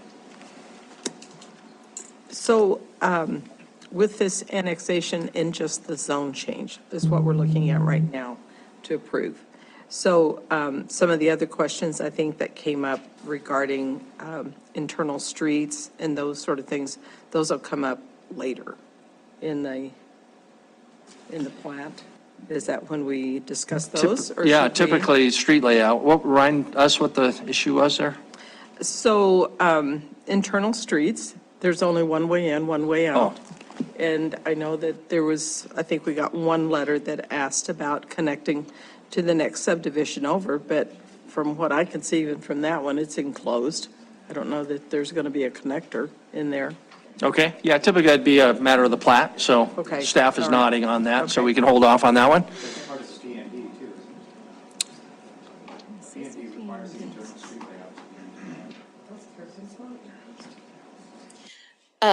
To Councilmember Rupsis's point, the PND does require a preliminary street layout that gets finalized with the plat. As you can see, I'm going to try this pointer. Right here, here's a connection to undeveloped lands to the east. So this property does have the ability to be further developed and to connect to. As far as the other connections, they are required to have 2 points of access because it's a major subdivision. They do have 2 points of access. Just because they both come out onto 54th doesn't mean that it's not 2. It is still 2 points. Right here is the first, and right here's the second. It feels messy. I'm just gonna go ahead and get into the weeds because you opened it up, Mayor, to the plat. There are a lot of comments from engineering about disadvantages of moving one of the connection points to Rimrock. There are with lower speed, I might have to go to my phone and get the comments, but with lower speeds on 54th, it's actually more ideal, especially with this signalized intersection. Both turning movements on Rimrock, based on the traffic right now, as in the traffic counts, would actually be detrimental in Public Works' view of Rimrock. It technically could be accommodated, but there are some concerns that noticeably there are less safety concerns with the accesses on 54th as opposed to Rimrock. So there's nothing that forces the hand to require an access on Rimrock because they do meet their 2 points of access on 54th. But if council wanted to explore that, I just want to make it known, and I can even be more eloquent when the plat comes up about Public Works' comments related to Rimrock. Okay, So go ahead. Just another quick question. Councilmember Rupsis brought it up that with this P&D, with the N3 and the N2 is just meeting the bare minimum, I guess, of what those requirements are. But did I see in the staff memo that the developer says that the N2, that they will actually develop those into single families and not duplexes? Correct, yes. So the N2 allows for single family or duplex. It is their intention to do all single family. Okay, perfect. Correct. Monica, while we're on that topic, the new state statute that allows a duplex on every lot, I'm assuming, but correct me if I'm wrong, that has a standard effective date of in October Hopefully or something October. like that? January of '24. Okay, so that has no bearing on this right now. Correct. Okay. Very good. Then let's open it for public comment. I think pretty much everything's on the table at this point, so don't feel shy. Good evening, Commissioners. My name is Steve Grable. I'm with KLJ, and we're here representing the owner, who is also here tonight. We have worked very cooperatively with planning and engineering staff. We've supported everything that's gone through zoning commission, planning commission. I don't know if now is the time to respond to some of the questions about fencing, or if we just want to make ourselves available if there's questions later on. I guess I'd suggest let's talk about it. Yeah, we don't have to, let's just talk about it. So the question about the fence height along Rimrock did come up during planning commission, and the discussion about wanting to follow SEPTED was also talked about quite a bit. From our standpoint, we are following SEPTED. We've got 4-foot fences along everywhere except for Rimrock. The reason we see Rimrock as being a little different is it's not a neighborhood street, it's an arterial. There are 6-foot fences across the way on the other side. And if you look at SEPTED has a safety checklist that's been published by the city police department that talks about having a secured backyard as a safety goal. So having the shorter fences along Rimrock, our owner does not feel is actually supported by SEPTED. Rather, SEPTED would indicate that there's a benefit for having additional security along an arterial.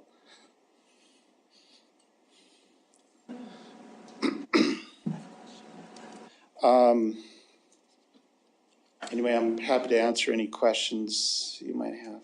Okay, if you're good, we've probably got some questions for us. Councilmember One? I just wanted to follow up on that point about Rimrock Road. Do I understand that the park dedication, whatever we want to call it, that sort of strip there is intended to be like a trail or a sidewalk or a path? So it runs along, there's already a major path along there, which is another reason why, in our opinion, putting another access onto Rimrock would cross that path. I'm on the But Septet issue. so that strip would be a planted area so that it doesn't have that tunnel effect. So there would be a planted area along the path. Where are the fences? The fences are, maybe you've got something. Because I guess my concern is that what I'm hearing you say is I get the sort of safety issue, but I also think putting 6-foot solid fences along a walking path is not consistent with Septet. So can we do a partially visible? I mean, can we, and I know this is like way out of the scope of what we're talking about on annexation, but just trying to kind of understand the scope here. There would be separation between that path and the fencing. The fencing would not be up against the path. No, I understand, but no one could see from their yard onto the path, right? So we've lost the line of sight onto the path for safety. From the house to the path, there would not be a line of sight, correct? And we don't have any room But for you wouldn't have that with a 4-foot fence either. Why? Because, is there an elevation change there? Yeah, I suppose you would. Okay.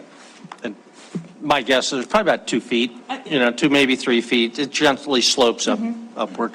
Councilmember Boyette? Currently, there's a wall across the street that surrounds the building, and personally, I'm not going to buy one of these houses for $500,000 to $750,000 if I have a 4-foot fence. My goal, I don't care if somebody's walking down that path, that's their problem if I buy this house. I like my own privacy.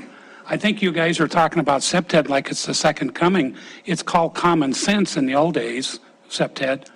And common sense is I want to protect my property because I paid for it. The person walking down the path doesn't. There's already a big fence across the street. I would envision it having the same kind of wall as across the street because it would match. Okay, let's stick with questions and public comment. Any other questions for Steve? Councilmember Ripsis. Thank you, Mayor. I'd like to hear more about the plans for that entire P1 neighborhood, or P1 block there, and the different sections of that. So we had originally proposed that whole P1 area as park. And a good chunk of that is in a drainage ditch area, so it's not developable. And for that very reason, I hate to put words in anyone's mouth, but as I understand it, it was not acceptable as parkland either. So that's why we have funding in lieu of park for some of the property, because some of that P1 was not adequate for park because it's low area. And however, on the north side of the P1, we are planning parkland. So that will be actual park with park equipment and plantings and stuff. But what's the plan for all the rest of it? Is it just going to be like a gopher home like it is now, or what are we going to do with that? The intent, as I understand it, is to keep it in natural grass. And is what we have there now natural grass, or is that something different? Sticks and dirt. Yes. Is that correct? Sort of. It's pretty natural. City Council. So to address those specific questions, the P1 area is going to be a combination of private park and green space. All will be manicured. It's not going to be left to weeds or animals. It will, the feeling for the plat would be that we make it a sense of arrival. The whole P1 area is going to be manicured to basically be a soft landing into the subdivision. That's really what I'm trying to create. These are going to be 650 to 750 homes. So the whole idea behind it is to bring it, so when you pull up to the 54th and Rimrock, it's going to be all grass, manicured up to the ditch, safety fence across the ditch for kids, And then probably trying, depending on the city and what could be allowed in engineering, we'll probably try to take that path or continue it up to the sidewalk on 54th. The only thing I disagree with, instead of it being soft grass, you're really going to be looking at the back of about 8,000 prairie dogs that's going to look like grass. Which is fine. It will be irrigated and mowed, I will say that. So it's going to be irrigated and mowed, yes, absolutely. 100%, thank you for clarifying that point. Yes, 100% manicured. I'm not going to give a golf course status, but it definitely will be, you can throw a blanket out there and enjoy it. So hopefully, you know, the people will come up on the trail and then be able to stop in the P1 area in front of the canal and enjoy their time there. Okay, thanks. Any other questions for Mike or? I would love to address. This is public hearing, so go ahead. Thank you. So I would love to address the fence comment on Rimrock. I understand the septed and everything that goes into that and all the thoughts. I'm a Seattle developer or was, so believe me, I've been through all the different safety type of things in that arena. But to sell homes along Rimrock without a 6-foot fence is going to be a definite problem. We will lose major value. Nobody at 650 is going to purchase a house there. I don't know what'll happen to those lots. They will be left till the end. So it would be a problem for any buyer in that range to accept a house that's on Rimrock. It's already going to be a struggle as it is. So that'd be my comment. Okay, very good. Thank you. Any other questions for either Mike or Steve? Okay, thank you. We may have something later. Any other public comment on items 7A, little I or little b? So that's either the annexation and the zone change. Any other public comment on those items? Okay, we'll close the public hearing on those and come back to council. Councilmember Purington. Well, I'm trying to find my sheet. So, let's see. We're having conducted. I'm sorry. Oh, yeah, is your mic on? Thank you. Having conducted a public hearing, considered written and spoken public testimony, I move to conditionally approve the resolution approving annexation 23-03 as recommended by staff. Motion made, seconded by Councilmember Tidswell. Discussion now on the motion. This is on 7A little I, the annexation only. Councilmember Purington, you want to speak to your motion? Sure, thank you. So Dan and I both live out in the area. We drive by that spot all the time. I heard the comments that a lot of the neighbors put in there. Most of them were actually across Rimrock Road, which surprised me. But my biggest concern is, and I will, I think former police officer Curry made the comment about traffic coming out onto 54th. I don't see it as a major issue at this point. We've got another subdivision just north of where you guys are wanting to put yours in, and I don't see people stacked up there. I think it is good that traffic light might need to be controlled a little bit differently, because right now, the traffic light's a mess, I think. And speed is also a big issue on Rimrock Road for people turning. So I like the area. I like what you're wanting to do there. I think it is a nice residential area. And I think that just as one of the other letters that we received, there's a lot of things that could have gone in there. So I think this is this will be a nice subdivision, and I wish you the best. Thank you very much. Further discussion on the motion. The motion is for approval. Councilmember Ripsis. Just wanted to, I think we have this coming forward in one of our zoning text amendments, but this idea of putting a narrow strip of P1 along an arterial so we can have N3, N2 kind of stuff along there, I think was a loophole we were trying to eliminate. So hopefully that comes forward before we have any more of these kind of come along. But thank you. Thank you. Further discussion on the motion. I have a question, I guess, for staff. Staff, did we make any attempt to discuss with the developer or the owner or negotiate a contribution by them for the development of Cottonwood Park as a condition of annexation? Mayor, it's not a condition of annexation, but we have addressed it in the conditions of approval for the subdivision. They are required to, with the subdivision and with the P&D, there's a requirement of two different things that have to happen. The P&D requires that they develop 2% parkland. They're designating well in excess of 2%, but at a minimum, they have to develop 2%. That leaves 9% unaccounted for. In the subdivision conditions of approval, staff has recommended that 9% be a cash contribution to Cottonwood Park because of its location. So that is what's being proposed with the conditions of approval in the subdivision. Well, those are just the cash in lieu dollars, though, but I'm talking about a contribution over and above cash, the required cash in lieu dollars for the development of Cotton Park. Staff did not make an attempt to broker a deal over and above the requirements of the regulations. Yeah, so what you're really saying, Monica, I know you're smiling, but you're in violation of the annexation agreement. Because the city is required to have those conversations with this developer to make a contribution for the development of Cottonwood Park.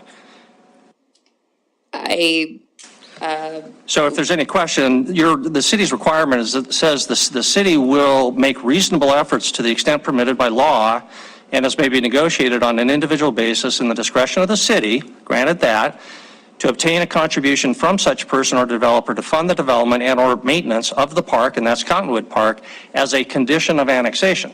So anything within a mile and a half of Cottonwood Park, you're supposed to have that conversation. So, Mayor, the only thing that I would say is right now, as a condition of the annexation, we point to the SIA, and the SIA talks about the cash contribution related to subdivision. So I don't think it's necessarily completely off the table. Is it quite maybe the way that you're envisioning it? No, but the cash contribution has been considered as part of a conjoined effort with the annexation. So Yeah, and my point, that's just a separate chunk of money. This is a different deal when you look at the Cottonwood Park agreement. So, Council Member Purington, still. Yeah. So, okay, because I had this kind of email conversation with Monica, because I haven't seen that, I would like to know where it is, because at this point, thank you, because at this point, you know, there is a park right across the street. And the people, and I don't know how you get a park maintenance district going, but, and you explained it's a one-time cash donation. But that park right now, I don't know how much money is built into that park maintenance district, because we pay about $200 a year for that, and times however many residents are out there, 300 or whatever in the country club. And so my point is, they're going to be using Yellowstone Family Park, not Cottonwood. Cottonwood isn't really, it hasn't really been approved. It could be 10, 20 years before that happens. So I don't know if there's something, haven't read this, so I don't know if there's something that could be worked out beyond Cottonwood. And I know that we'll have a disagreement about that, but that's okay. But I'm just kind of wondering why that contribution couldn't go to Yellowstone Family Park. Because in theory, we could expand the park maintenance district to include this property, right? Exactly. So, Council Member Purington, I'll just relay to the whole council what I responded to you in email. Okay. And that being that because of the unique situation with Cottonwood Park, that is where the attention was focused on getting the cash contribution to go to. In absence of that, if they were to have proposed a cash contribution, it is required to go to parks in the area. So at the direction of Council and City Parks, that funding could go to the park in Yellowstone Club Estates. I would say that it would be up to the council to decide how you want to direct parks to use those cash in lieu dollars. Either way you slice the pie, The condition of approval is to have 9% of their required 11 be a cash contribution. And if there needs to be direction through budgeting or whatever else, then that conversation can occur, but the developer is fulfilling the obligation of the cash in lieu based on how it's being proposed. So And just And I to, don't know how to do, I mean, at this point, I don't know where that, I mean, right now, we've got a motion on the floor for approval, so I don't know if this annexation and zone change is based on what you brought up, Mr. Mayor. So I don't know if we need to go ahead and vote on the annexation and zone change, and then, I guess, Mayor and Council, it would be in my opinion that I don't know that you have to make an action to decide where that money goes related to these applications tonight. Because at the end of the day, the action is, are you going to condition cash in lieu? And the developer is going to have to do the assessment to determine what that number is. And then there is an internal process working with parks and budgeting where outside of these actions tonight, it can be decided, you know, how that money is being spent. Right now, the rationale and justification that's referred to and has been part of the record is that because it's within 1.5 miles of Cottonwood Park, that cash contribution would be to there.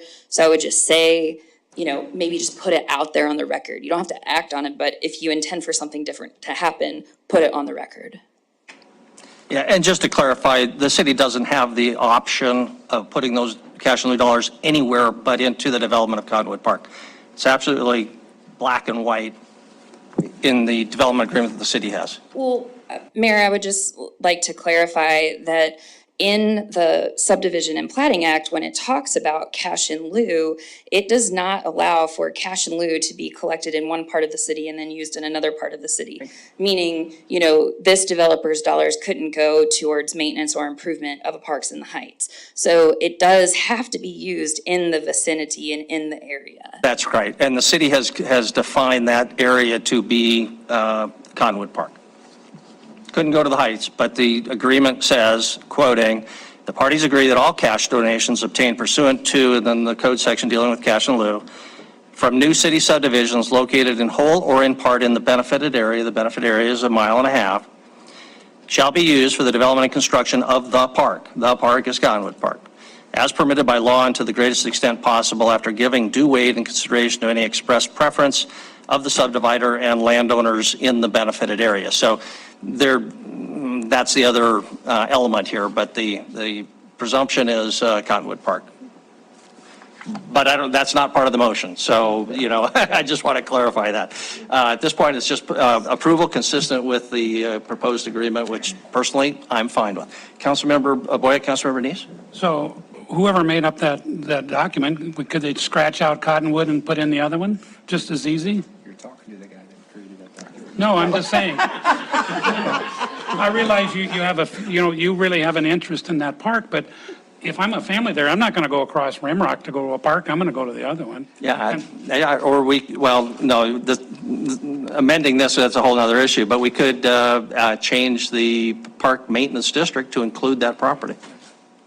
I would say, personally. Councilmember Neese? Thank you, Mayor. And actually, that leads me to my question is, if we're doing the annexation, that's the time we have the ability to condition things. So before we approve the annexation, we want to make sure we're clearly what we want to know. And so as far as having the property included in the area of the P&D for Yellowstone Park, does that have to be done now during the annexation process, or is that done at another time through a different public hearing where we have set aside that property to be part of that district? Regarding the zone change itself, that has to happen as a concurrent part of this annexation. Or am I misunderstanding? I think I heard a different question, Councilmember Neese. I'll take a stab at it. If you are wanting to add a condition that a park maintenance district, an existing one at Yellowstone Club Estates, be expanded to include this, when would you do it? Is that your question? Yes, thank you. Yes, Okay. that's it. So there's a couple of options. One, you could consider substituting the condition in the annexation resolution to be contingent upon an annexation agreement, and we come forward with an annexation agreement that talks about that. The alternative would be And now I'm not feeling as sharp because it is late. But the alternative, or another possible solution, I still think you could deal with it with the subdivision, with the conditions of approval. You can tie it to, the effect on local services, that criteria of subdivision, and condition that prior to final plat, they have to work with parks to expand the SID, the park maintenance SID for that particular park. So you could go either direction. Okay, I is think there, it would be okay. is there any issue with the cash in lieu going to Cottonwood Park and then putting this annexation area into Yellowstone P&D? It does sound like double dipping, Councilmember Neese, a little bit. They are fulfilling their obligation of the Montana Subdivision and Plating Act of what they have to give.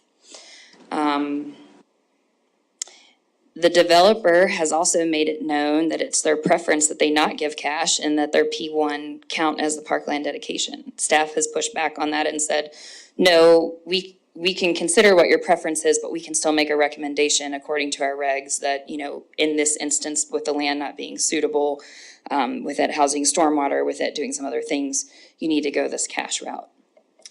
I think as long as there is a true benefit, that's how SIDs work, those benefiting from it participate in it.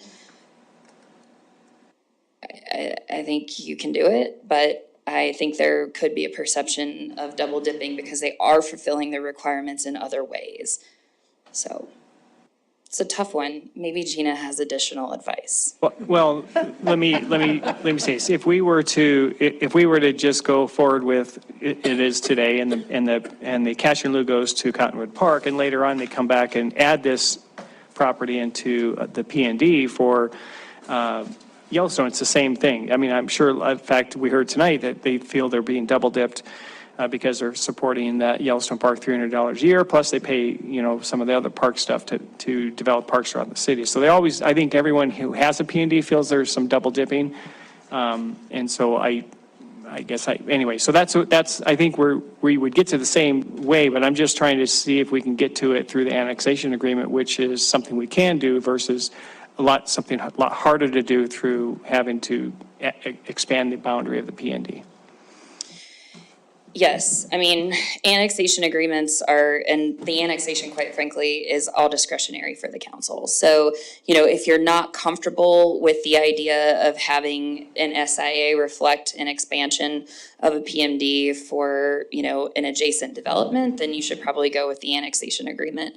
But there are SIAs that frequently refer to the expansion of park maintenance districts. Most of the time when we see those, it's because the parkland was dedicated in an earlier filing of the same development. So that's when we're mostly seeing them in SIAs. But regardless, there is expansion language that's frequently in an SIA. Okay, and we really don't know, the developer's back to thinking, what could this cost? Understandably, and I guess there's about 300 units, a little more than that, that pay in that park maintenance district, I would assume. This would be adding another 10% or so of that, and so it'd be roughly 10% of the total. Everybody's would go down a little bit, and theirs would come up to that. Councilmember Joy. Thank you, Mayor and Council. I guess I haven't, I have a question that's sort of an assumption within this discussion, and maybe I never thought about it before, but does park maintenance funding go to private parks? Can that be used by private parks? I thought private parks were maintained by HOAs. Thank you. So the park maintenance district that we're talking about would be for Yellowstone Family Park, which is a public park across the street. And now what they've got would be their private park, which is adequate for meeting park dedication requirements. Doesn't have to be dedicated to the public. And Gina can disagree with any of that, or staff, but if that answered your question at all? And just follow up. I think maybe that what I'm missing is the testimony that was given by the man from Yellowstone Family Park, that he called it a private park. So, okay. Yeah, All right. it's a public All right. park. Never mind. Yeah, if that was his terminology, that's not correct, yeah, okay. Okay, so where are we at? Excuse me? That's right, we have Councilmember Parrington's motion, seconded by Councilmember Tiswell, for just a straight-up approval, no bells and whistles, so to speak. Further discussion on the motion? Okay, we'll proceed to a vote. I'm just going to comment on the fence issue. I kind of raised that with staff. I'm sensitive to the CTEP issue. I'm going to vote for the motion despite the problem with the fencing, because I understand the marketing issues, and sort of popping this on a developer doesn't make me feel comfortable. So that's how I resolve the fence issue. So, any other discussion before we proceed to a vote? Okay, so the motion is clear. Motion is just straight up approval, consistent with staff recommendation. So if in favor of the motion, please say aye. Aye. If opposed, say nay. After all that, motion passes unanimously. Okay, thank you very much. That concludes 7A, little I and little 2. Denise, please read 7B. We didn't do the zone change. I'm sorry. That was only on the annexation 7A, little I, 7A, double little 2. The zone change, we've already had our hearing. Any further discussion on that? Councilmember Parrington? Did we have the public hearing? We did. That was a joint public hearing. Okay. Having conducted a public hearing, considered written and spoken testimony, I move to approve first reading ordinance for zone change 1025 and adopt the findings of the 10 criteria as recommended by the zoning commission. Again, second by Councilmember Tidswell. Any discussion before we proceed to a vote? Okay, we'll proceed to a vote. Motion is for approval. Item 7A, little 2. If in favor of the motion, please say aye. Aye. If opposed, say nay. Motion passes unanimously. Denise, please read 7B. Public hearing and first reading ordinance expanding the boundaries of Ward 4 to include recently annexed property in annexation 2303, a parcel located north of Rimrock Road and east of 54th Street West. Staff recommends approval. Thank you very much. I think you know the routine on this. It's to be added to Ward 4. Any questions by council? If not, we will proceed. Oh, we do need to have a public hearing. Would anybody like to comment on whether this should go into Ward 4? Okay, no one's coming forward. We'll close the public hearing on that. Any discussion before a vote? Don't see any. Oh, Councilmember Tidswell. Or were you objecting that it go into Ward 4? No, not at all. Okay. I was going to recommend a motion. Okay, so motion is ordered. Councilmember Tidswell. Having conducted a public hearing, considered written and spoken public testimony, I move to approve the first reading ordinance expanding the boundaries of Ward 4 as recommended by staff. Thank you very much. Second by Councilmember Parrington. We'll proceed immediately to a vote. If in favor of the motion, please say aye. Aye. If opposed, nay. Motion passes unanimously.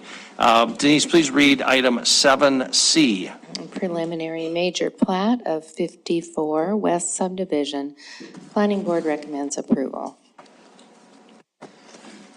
Back to Kelly. Or Hunter, sorry, I guess I reversed those. So home stretch here. So, yes, this is the major plat for the subdivision in question for 54 West. As previously stated, it's going to be a net acreage of 16 acres made into 66 residential lots with the rest being divvied up into either road rights of way or open space and parkland. Here's the current orientation of the plat as proposed. Let's see here. And then here's page 2 of the plat, which is showing, to kind of give some reference on the whole parklands issue, is the proposed developed parkland that they're asking for is this great area right here, and then the remainder of which is what's being given for cash in lieu.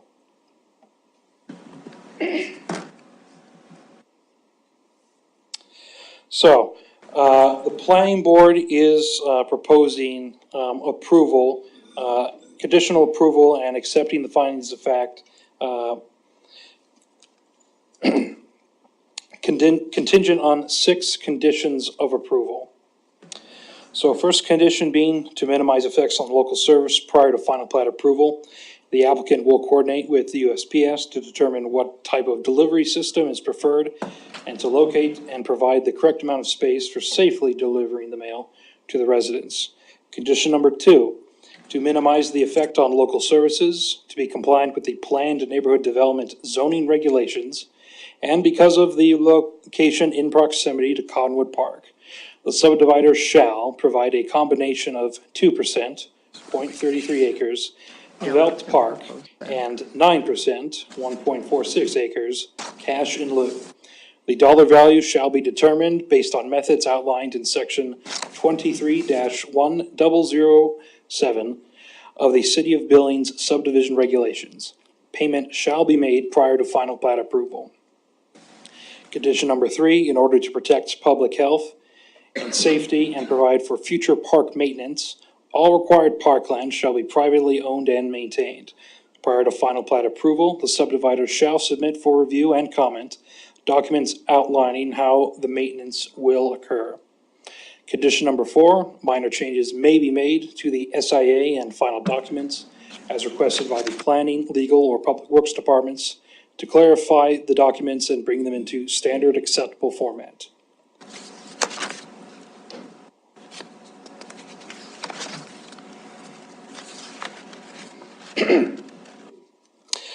Condition number 5, the final plat shall comply with all requirements of the City of Billings subdivision regulations, rules, regulations, policies, and resolutions of the City of Billings, and the laws and administrative rules of the state of Montana.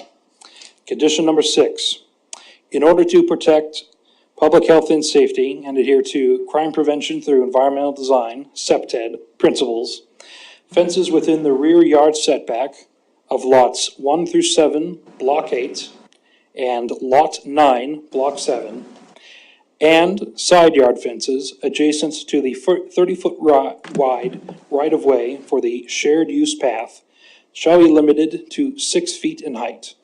The covenants, codes, and restrictions, CC&Rs, filed with the final plat shall include this language. In addition, the following language shall be placed into the subdivision improvements agreement under section 2 titled Property Conditions and Information for Lot Purchasers.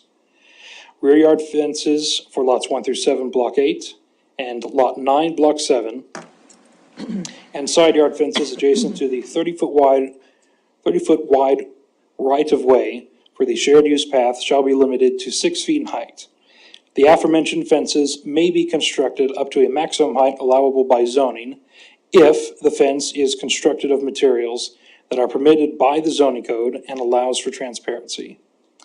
And finally, condition number 7, in order to protect public health and safety and adhere to crime through CPTED principles and per City of Billings subdivision regulations, section 23-406A3, the subdivider shall install plantings within the open space area adjacent to the shared use path. The landscaping shall include at least 1 tree and 6 shrubs or ornamental grasses every 40 feet. The trees should be of a variety included in the city's preferred tree planting list. We want to still go with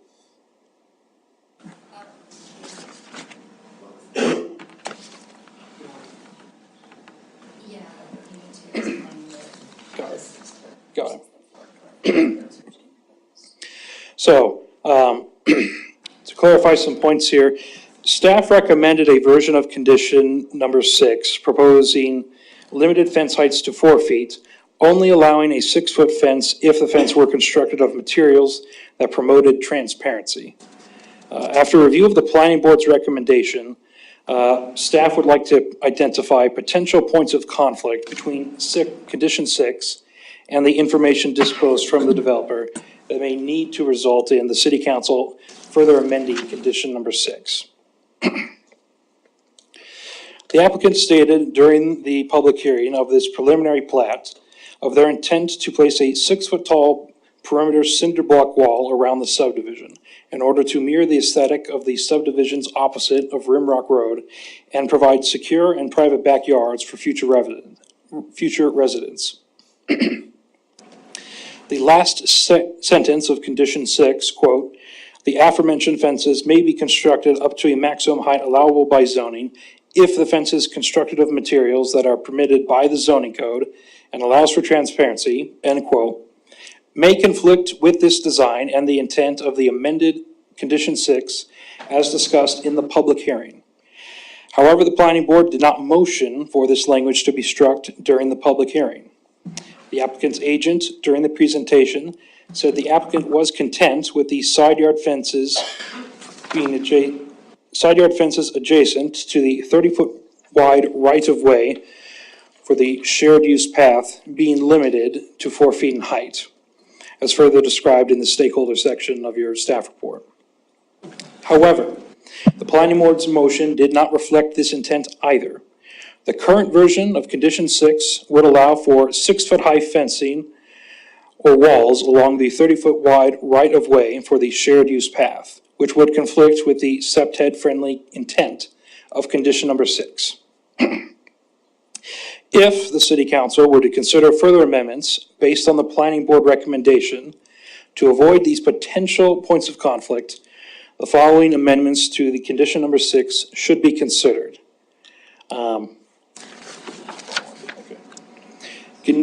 One, consider limiting the side yard fences to a 4-foot maximum height immediately adjacent to the 30-foot wide shared use path access for Lot 9, Block 7, and Lot 7, Block 8. Since the developer has indicated they intend to construct a solid type wall, block style, you may consider striking, quote, "The aforementioned fences may be constructed up to the maximum height allowable by zoning if the fence is constructed of materials that are permitted by the zoning code and allows for transparency." The previous two being said, staff recommends the current condition 6 language be replaced with the following. In order to protect public health and safety and adhere to septed principles, fences within the rear yard setback of lots 1 through 7, Block 8, and Lot 9, Block 7, shall be limited to 6 feet in height.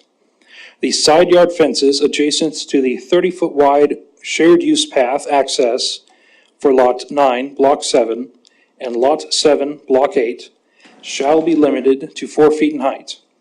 The covenants, codes, and restrictions filed with the final plat shall include this language. In addition, the following language shall be placed in the subdivision improvements agreement under Section 2, entitled Property Conditions and Information for Lot Purchasers, Section F. Rear yard fences of lots 1 through 7, Block 8, and Lot 9, Block 7, shall be limited to 6 feet in height. The side yard fences adjacent to the 30-foot wide shared use path access for Lot 9, Block 7, and Lot 7, Block 8, shall be limited to 4 feet in height. Okay, Hunter, would you please bring up the plat? There you go. Okay. I'm going to try to translate my understanding of what you just said, which is that the planning board, I'm going to go over here, agreed with the subdivider that they could install the 6-foot fence along here. I think we've sort of addressed that. But the planning board did not address this access way here, which does not have the marketing concerns and issues that we talked about before, but do have septet issues because it's a tunnel through there. So staff is recommending that these be limited to 4 feet in height. I'm going to jump to the chase, given the hour, council, and say that's a great idea. And I don't think anybody's going to really disagree with that. The only thing I guess I would suggest is that maybe we have staff change the language a little bit and say the developer can either put in 4 feet walls if they're site obscuring, but if they really like 6 foot fencing, they can do so as long as it's not site obscuring, which would mean wrought iron, it would mean pickets, whatever. But 4 or 6, up to the developer, but if you go beyond 4 feet, you got to be able to see through it. So that'd be my translation. Hunter, did I get that about right? That is correct. Okay. So we have our staff report here. This is we do not have a public hearing on this, so we're just questions for staff, and then we'll look for a motion. Councilmember Purington, I saw your hand, Neese, and Councilmember Shaw. So, Micah, this is a question for you, or maybe even Wyeth. Has the city adopted septet principles, per se? The city has not adopted septet principles. The reason why you're seeing this language is because we're here on a weekly basis and we hear a lot of conversation. It seems like with other discussions, anytime that there is a potential tunnel effect, there is a lot of discussion. And so staff has tried to work within the existing confines of the regulations, which say you have criteria, of which includes public health and safety, and relate that specific criteria to desires that have been heard from the council. An ideal situation would be to have a set of regulations to fall back on. However, as I said, with the criteria, one of which being safety and referring to septet and putting it in the findings, does get us some opportunity to influence this development and fall back on septet principles. So my point with that is, one, we use septet principles, the title of it, if you will. Right now, no one that I know of on staff is trained in septet principles. That's what you're going through right now. We do have some staff that have already completed the training, and we have additional staff that are going through right now. So I would almost think that we need to get those down, because we're going to start doing a mix mash of what I would consider maybe septet and maybe not. And so I think that there needs to be something more definitive without calling it septet, because we don't have those regulations adopted. And I understand what you're saying, but I just don't think that it's wise to use those terminologies if we don't have those regulations, we don't have the training and that sort of thing. I think it's a misnomer for us. So one other question that I had with regard to the plating, or at this point, is, and I don't know if it needs to be in the form of a motion or an amendment, you tell me, to go ahead and explore whether or not we can expand Yellowstone Family Park PMD into this subdivision. Councilmember Purington, if you want to address that item, it should be addressed as a condition of approval to include requiring the expansion of the park maintenance district for Yellowstone Family Park. Is that within this one right here, within this? Correct, and it would need to be a motion. Okay, okay. And you would do it through a condition of approval. Councilmembers Neese and Shaw, before I go to you, I'm just going to try to establish a factual record here with Steve and Mike. Would you, one of you come and just tell us whether you've got any objection to our requiring either a 4-foot fence or 6-foot fence, but 6 has got to be not site obscuring in this area, this passageway here. Mayor, no. I think that just makes common sense. I think you can see that 4 foot. I mean, someone could get trapped in there. I think that's kind of the basic principle of it. So absolutely not. I think the 4 foot's very acceptable in that area. Okay, thanks very much. Councilmember Neese and then Shaw? Thank you, Mayor. I think we've addressed a lot of this, but what I don't understand on this plot is there's a 40-foot open space along the top and 30 feet along the side, and there's going to be other properties developed there. It's going to be like just little. I'm not sure what is that for? Why is those lots not being developed to the full edges? Because we're going to be leaving open spaces for, who knows, people want to camp back there, because they'll have their 6-foot fences along the back of their property, and the other people will have the 6-foot fence along their back of their property. Now we got a 30-foot alley.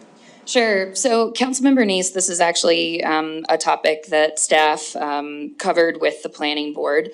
Initially, in staff's initial review of the subdivision, we actually had recommended an 8th condition which dealt with that area.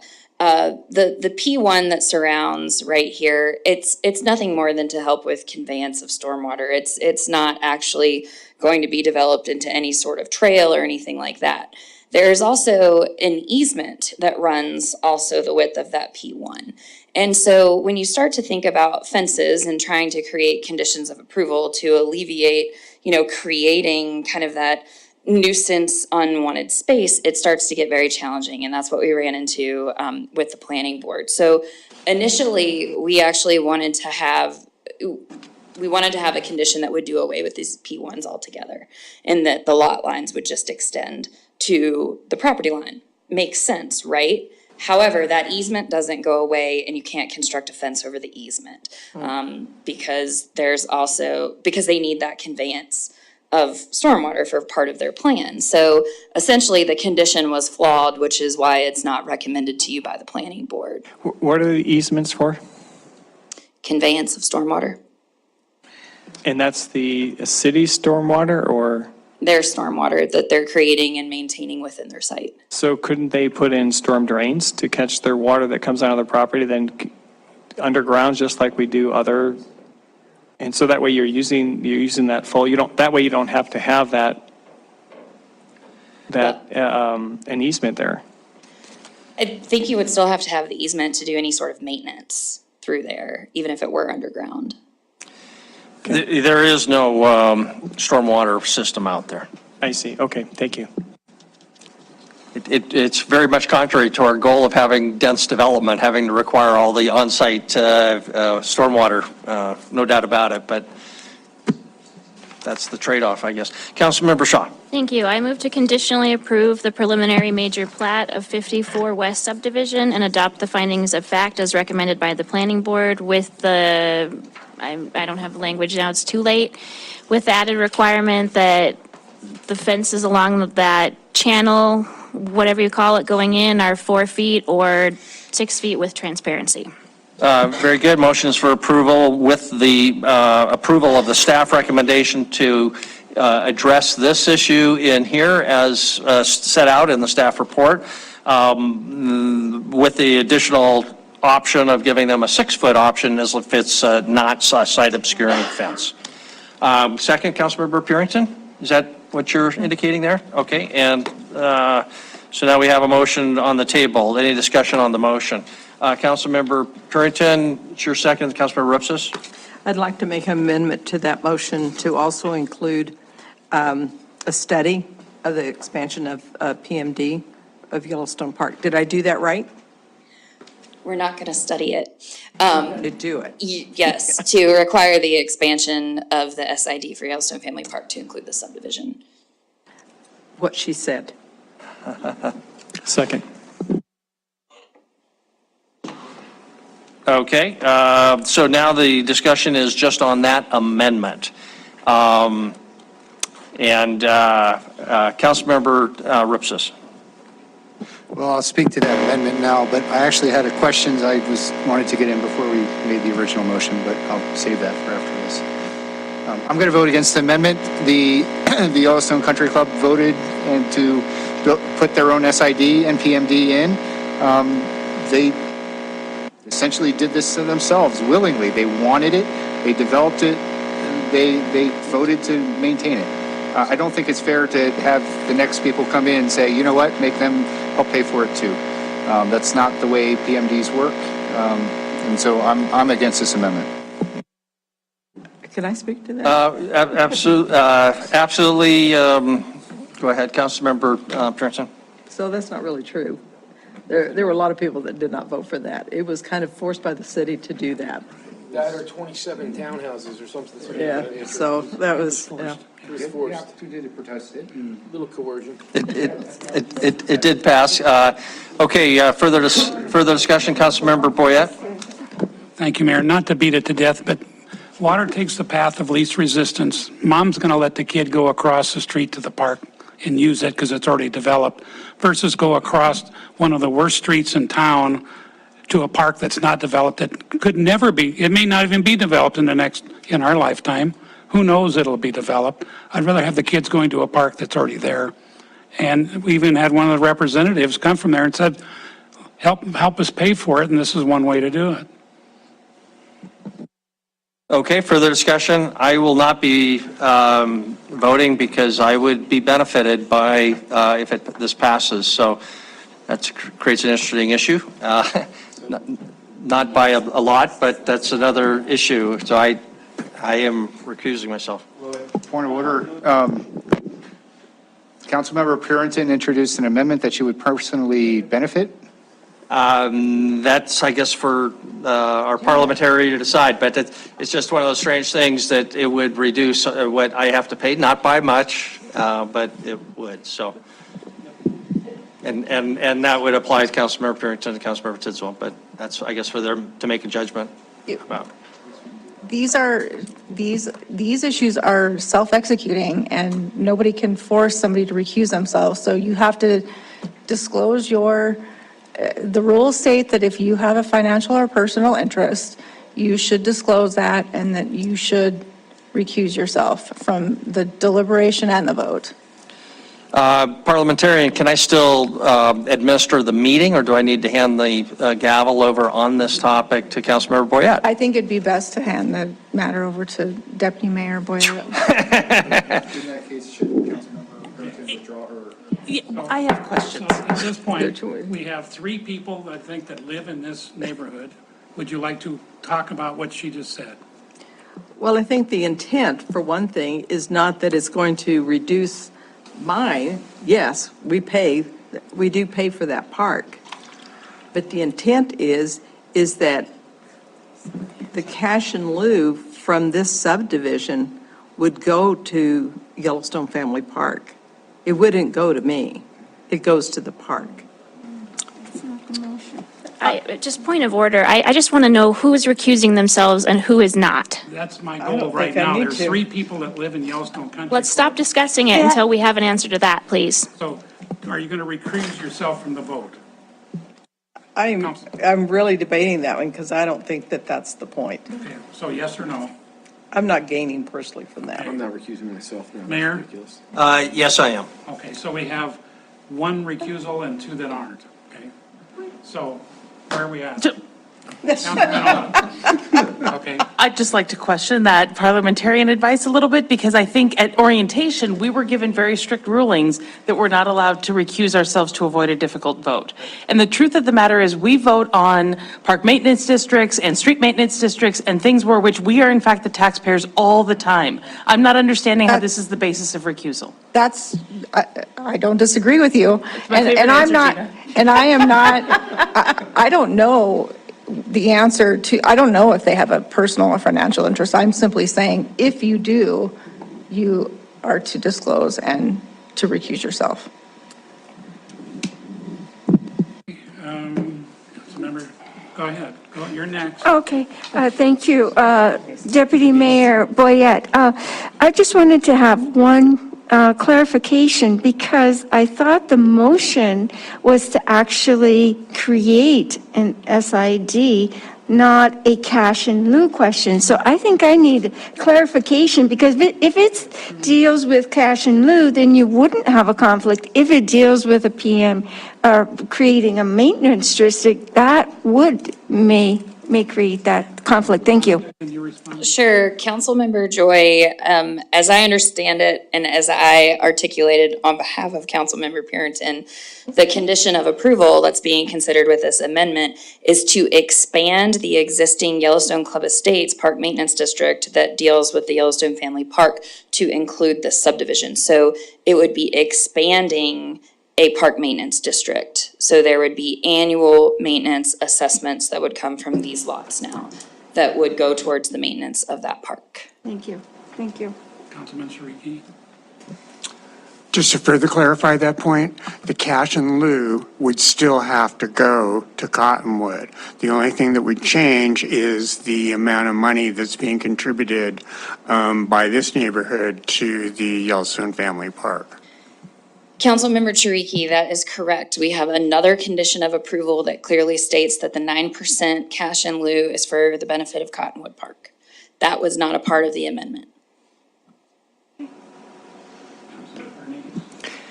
Yeah, I don't think it rises to the question of recusal at all, because they have no control over the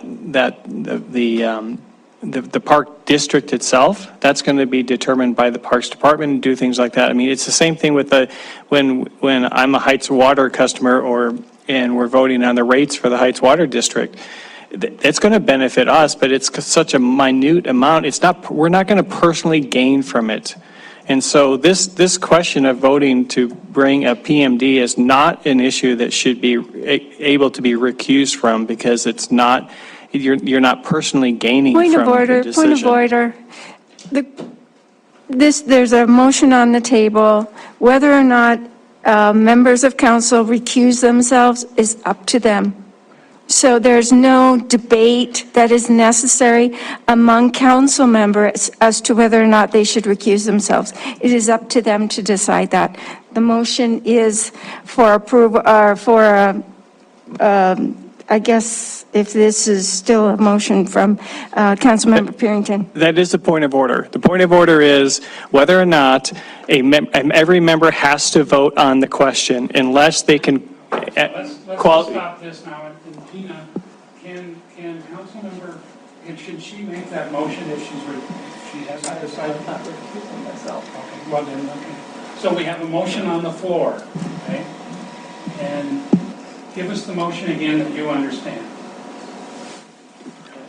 Council, the motion that I understand is from Councilmember Purinton for an amendment to include a condition of approval that requires the expansion of the park maintenance district for Yellowstone Family Park to be expanded to include these new lots as part of this subdivision. It doesn't require any money going to this facility because it's all going to Cottonwood under the current right, correct?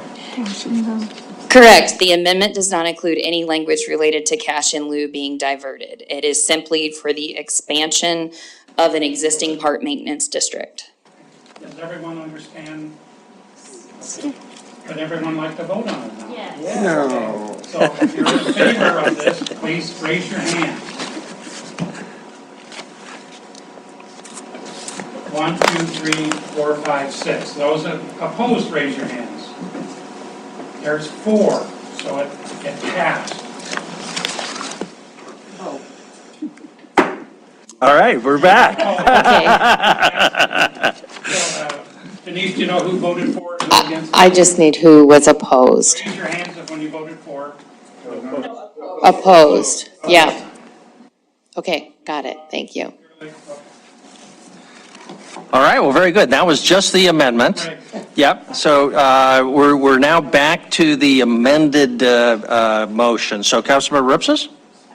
Thank you, Mayor. I actually didn't want to talk about septet or fences, but I wanted to talk about roads. Could you explain what the need or justification for the city to maintain little extra bulb outs of asphalt there in the southern I don't, whatever you'd call those. They're almost turnarounds, but they're not really cul-de-sacs, but whatever they are. Could you explain the need for those? They are, other than a design choice and preference and just how those lots are being accessed, because of how their frontages would be if it were square. Like, for instance, imagine if this were completely square, what their access would look like. In order to give them something that's adequate, I do believe it needs to be this way. I don't know if you're seeing what I'm seeing. I can point to it Seems like it again. would just be a corner driveway. Except for the fact that if you follow the center line down here, I mean, it doesn't touch it. So, My other question, if I could, about the roads, we seem to be putting a lot of emphasis on traffic calming lately. And so I might expect to see bulb outs at intersections, but here we've kind of softened those corners so that you can take them extra fast. I'm not sure that I have a response for that, Councilmember Upsis. But this is all part of the preliminary plat design, right?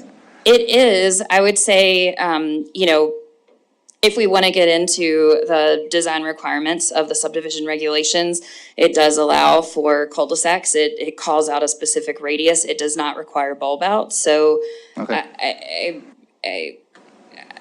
I'm just not sure where to go with that. I apologize. Okay, thank you.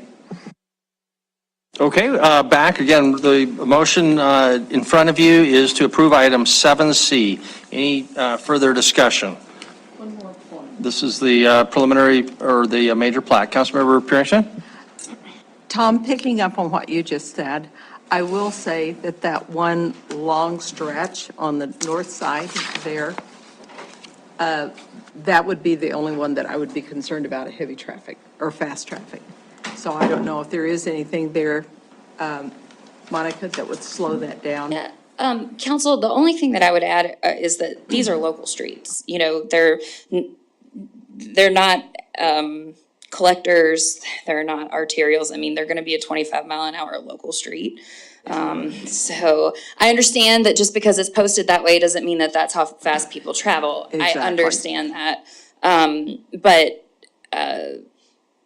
the reality is, you know, if a development comes in immediately to the east at some point, and it does start to serve as more through traffic, perhaps then it would be a time to look at traffic calming solutions.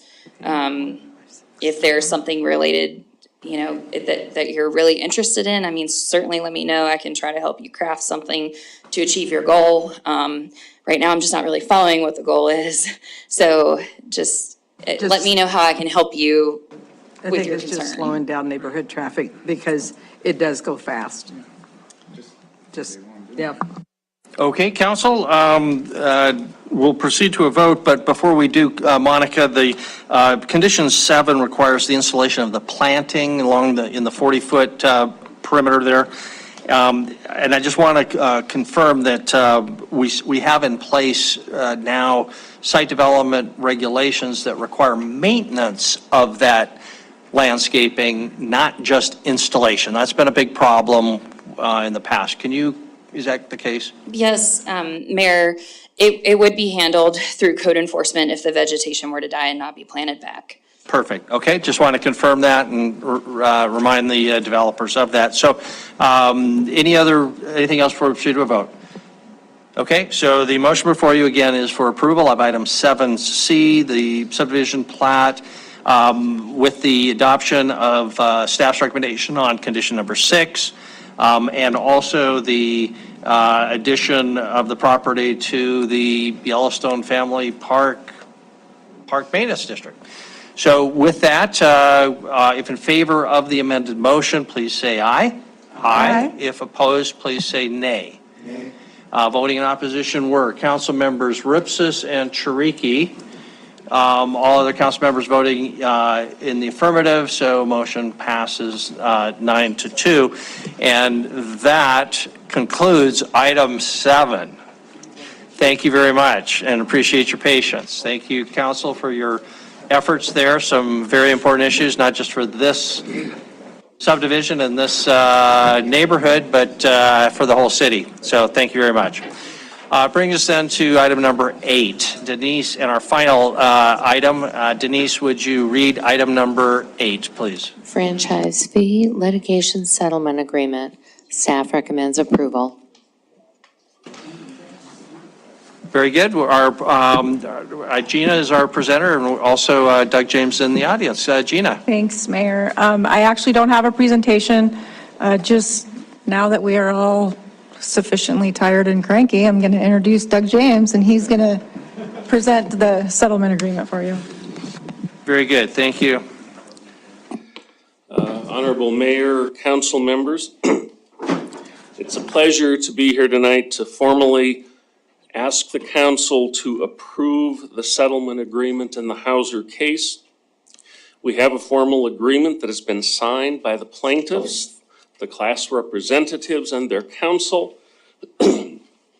We're asking the council to authorize the mayor to sign the settlement agreement on behalf of the city.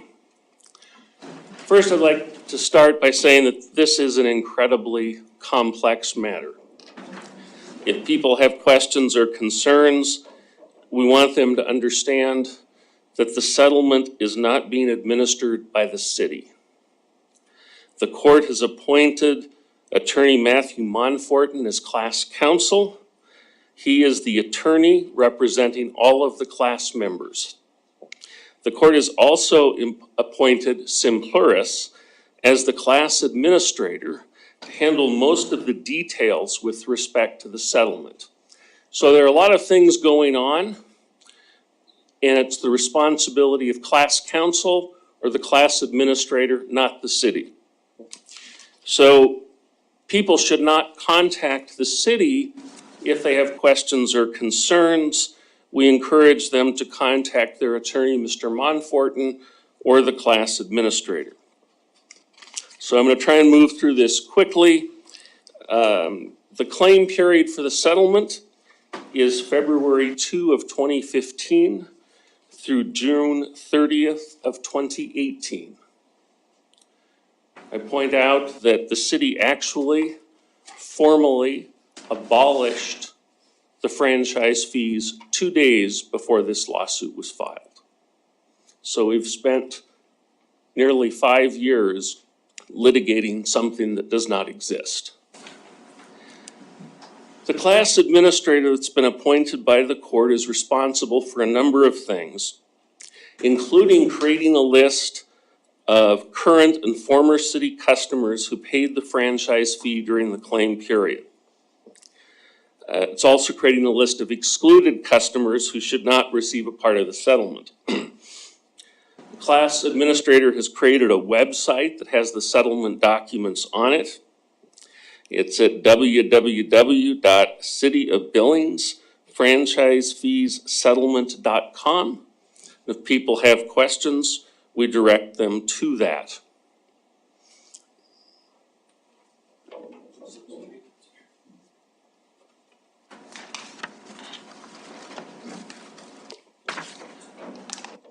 When I mentioned this is complex, you have to look back and say, the city eliminated the franchise fees nearly 5 years ago. In those 5 years, the city has changed a lot. The customer list for the Public Works Department has changed significantly.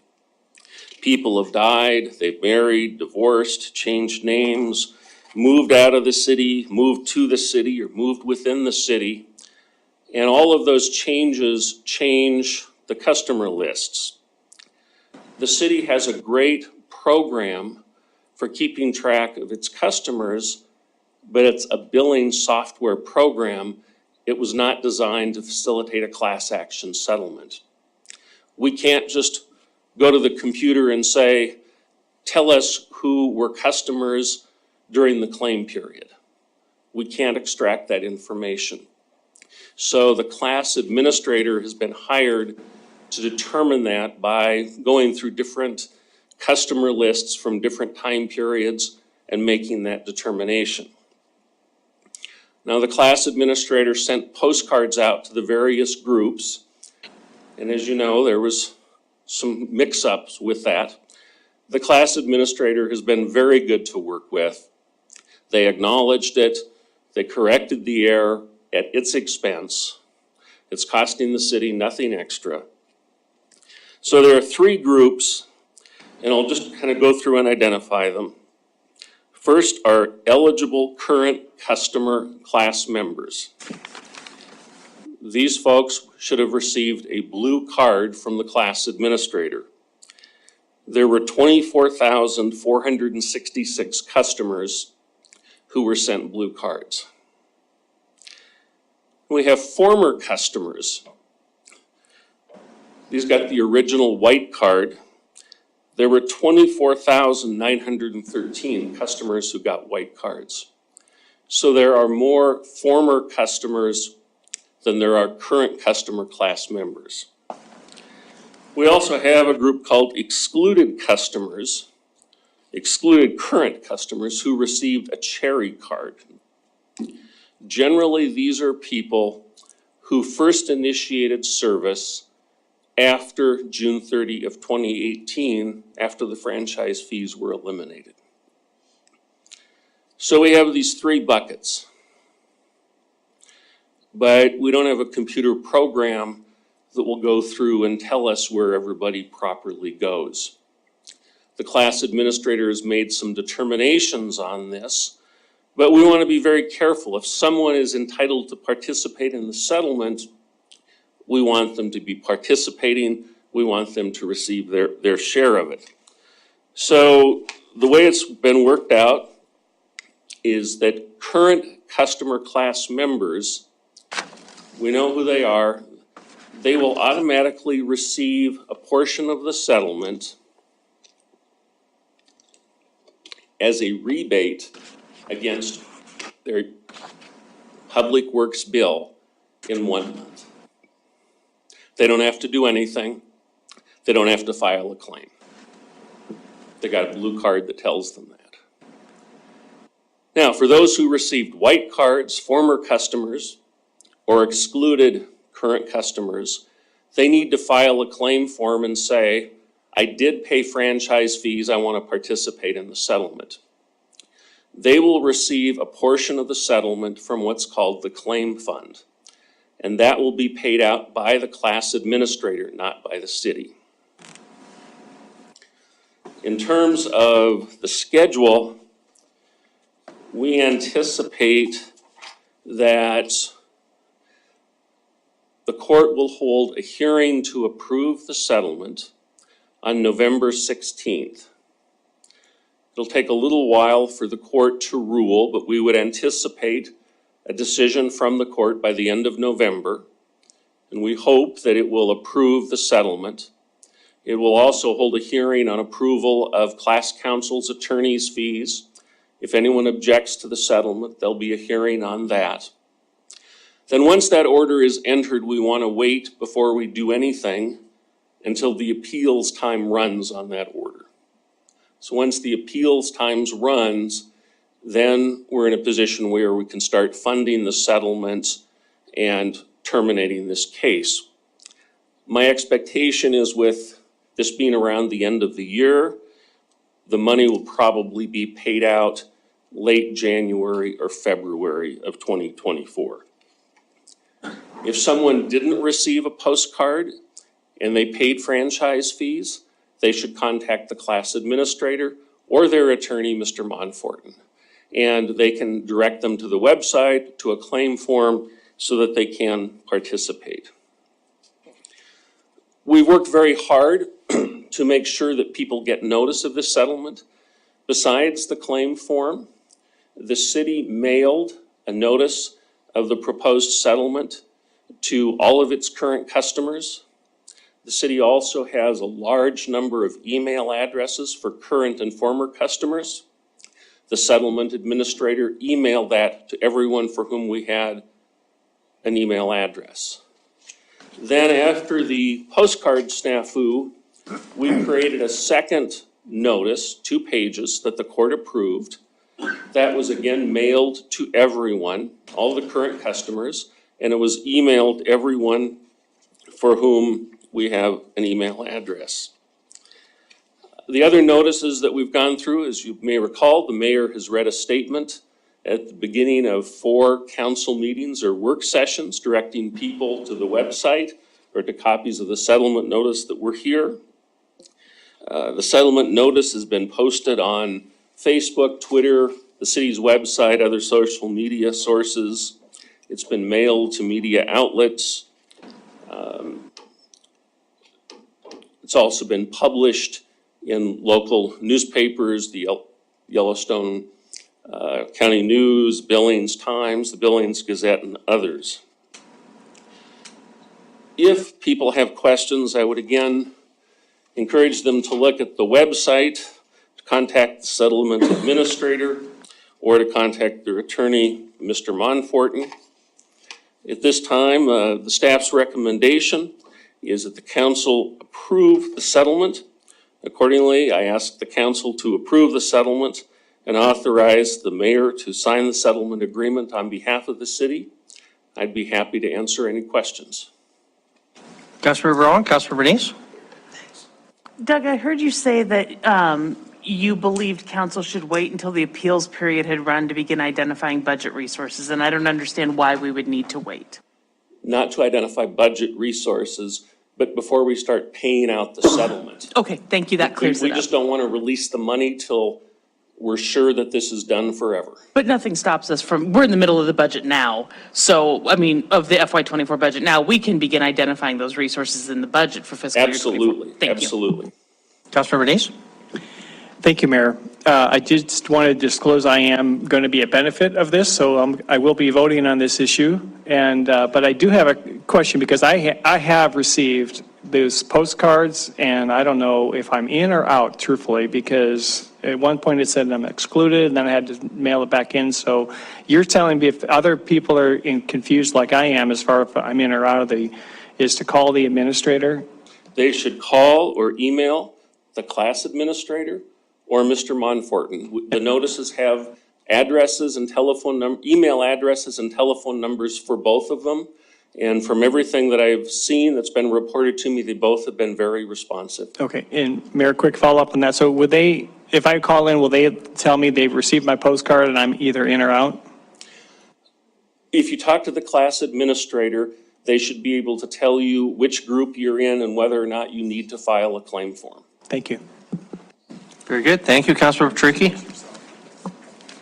Mr. James, so what is the current situation now for us council members in terms of talking to the taxpayers who are going to have to put this bill on the people who were covered by public safety during that time period? Can we start talking about it now, or do we have to wait?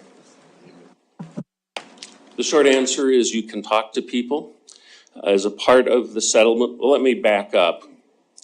As a class action, once the court certifies the class, the court is appointed class counsel to represent everyone in the class. So all of the city customers are represented by Matthew Monfort. They have an attorney-client relationship. The rules for class actions say that we can't break that relationship without further authority from the court and from counsel. The settlement agreement, the parties have agreed that once the settlement notice went out to everyone, that you could discuss it, you could talk about it. The court has authorized that. So yes, if you were asked about it, you may discuss it. Thank you. Thank you very much. Other questions for Doug? Okay, if not, we do need a motion. Councilmember Boyette? Thank you, Mayor. I move to approve the settlement agreement concerning franchise fee litigation as recommended by staff. Councilmember Gillick, second. Discussion. Any discussion? Councilmember Boyette. So when do you get off the clock? That's always been a question that seriously we've been asked for a long time. Me too. Yes. I plan to retire at the end of the year. So the only thing is if the court would not approve the settlement on November 16th, then we would have some issues that we have to deal with.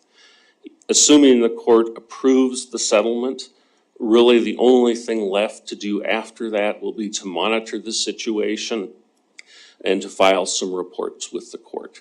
And our involvement at that point will be minimal. Okay, any other discussion? Councilmember Tricky? I guess, that as a member of the unrepresented class of taxpayers who are going to have to foot the bill for this, I suppose I should recuse myself as well, but I'm not going to.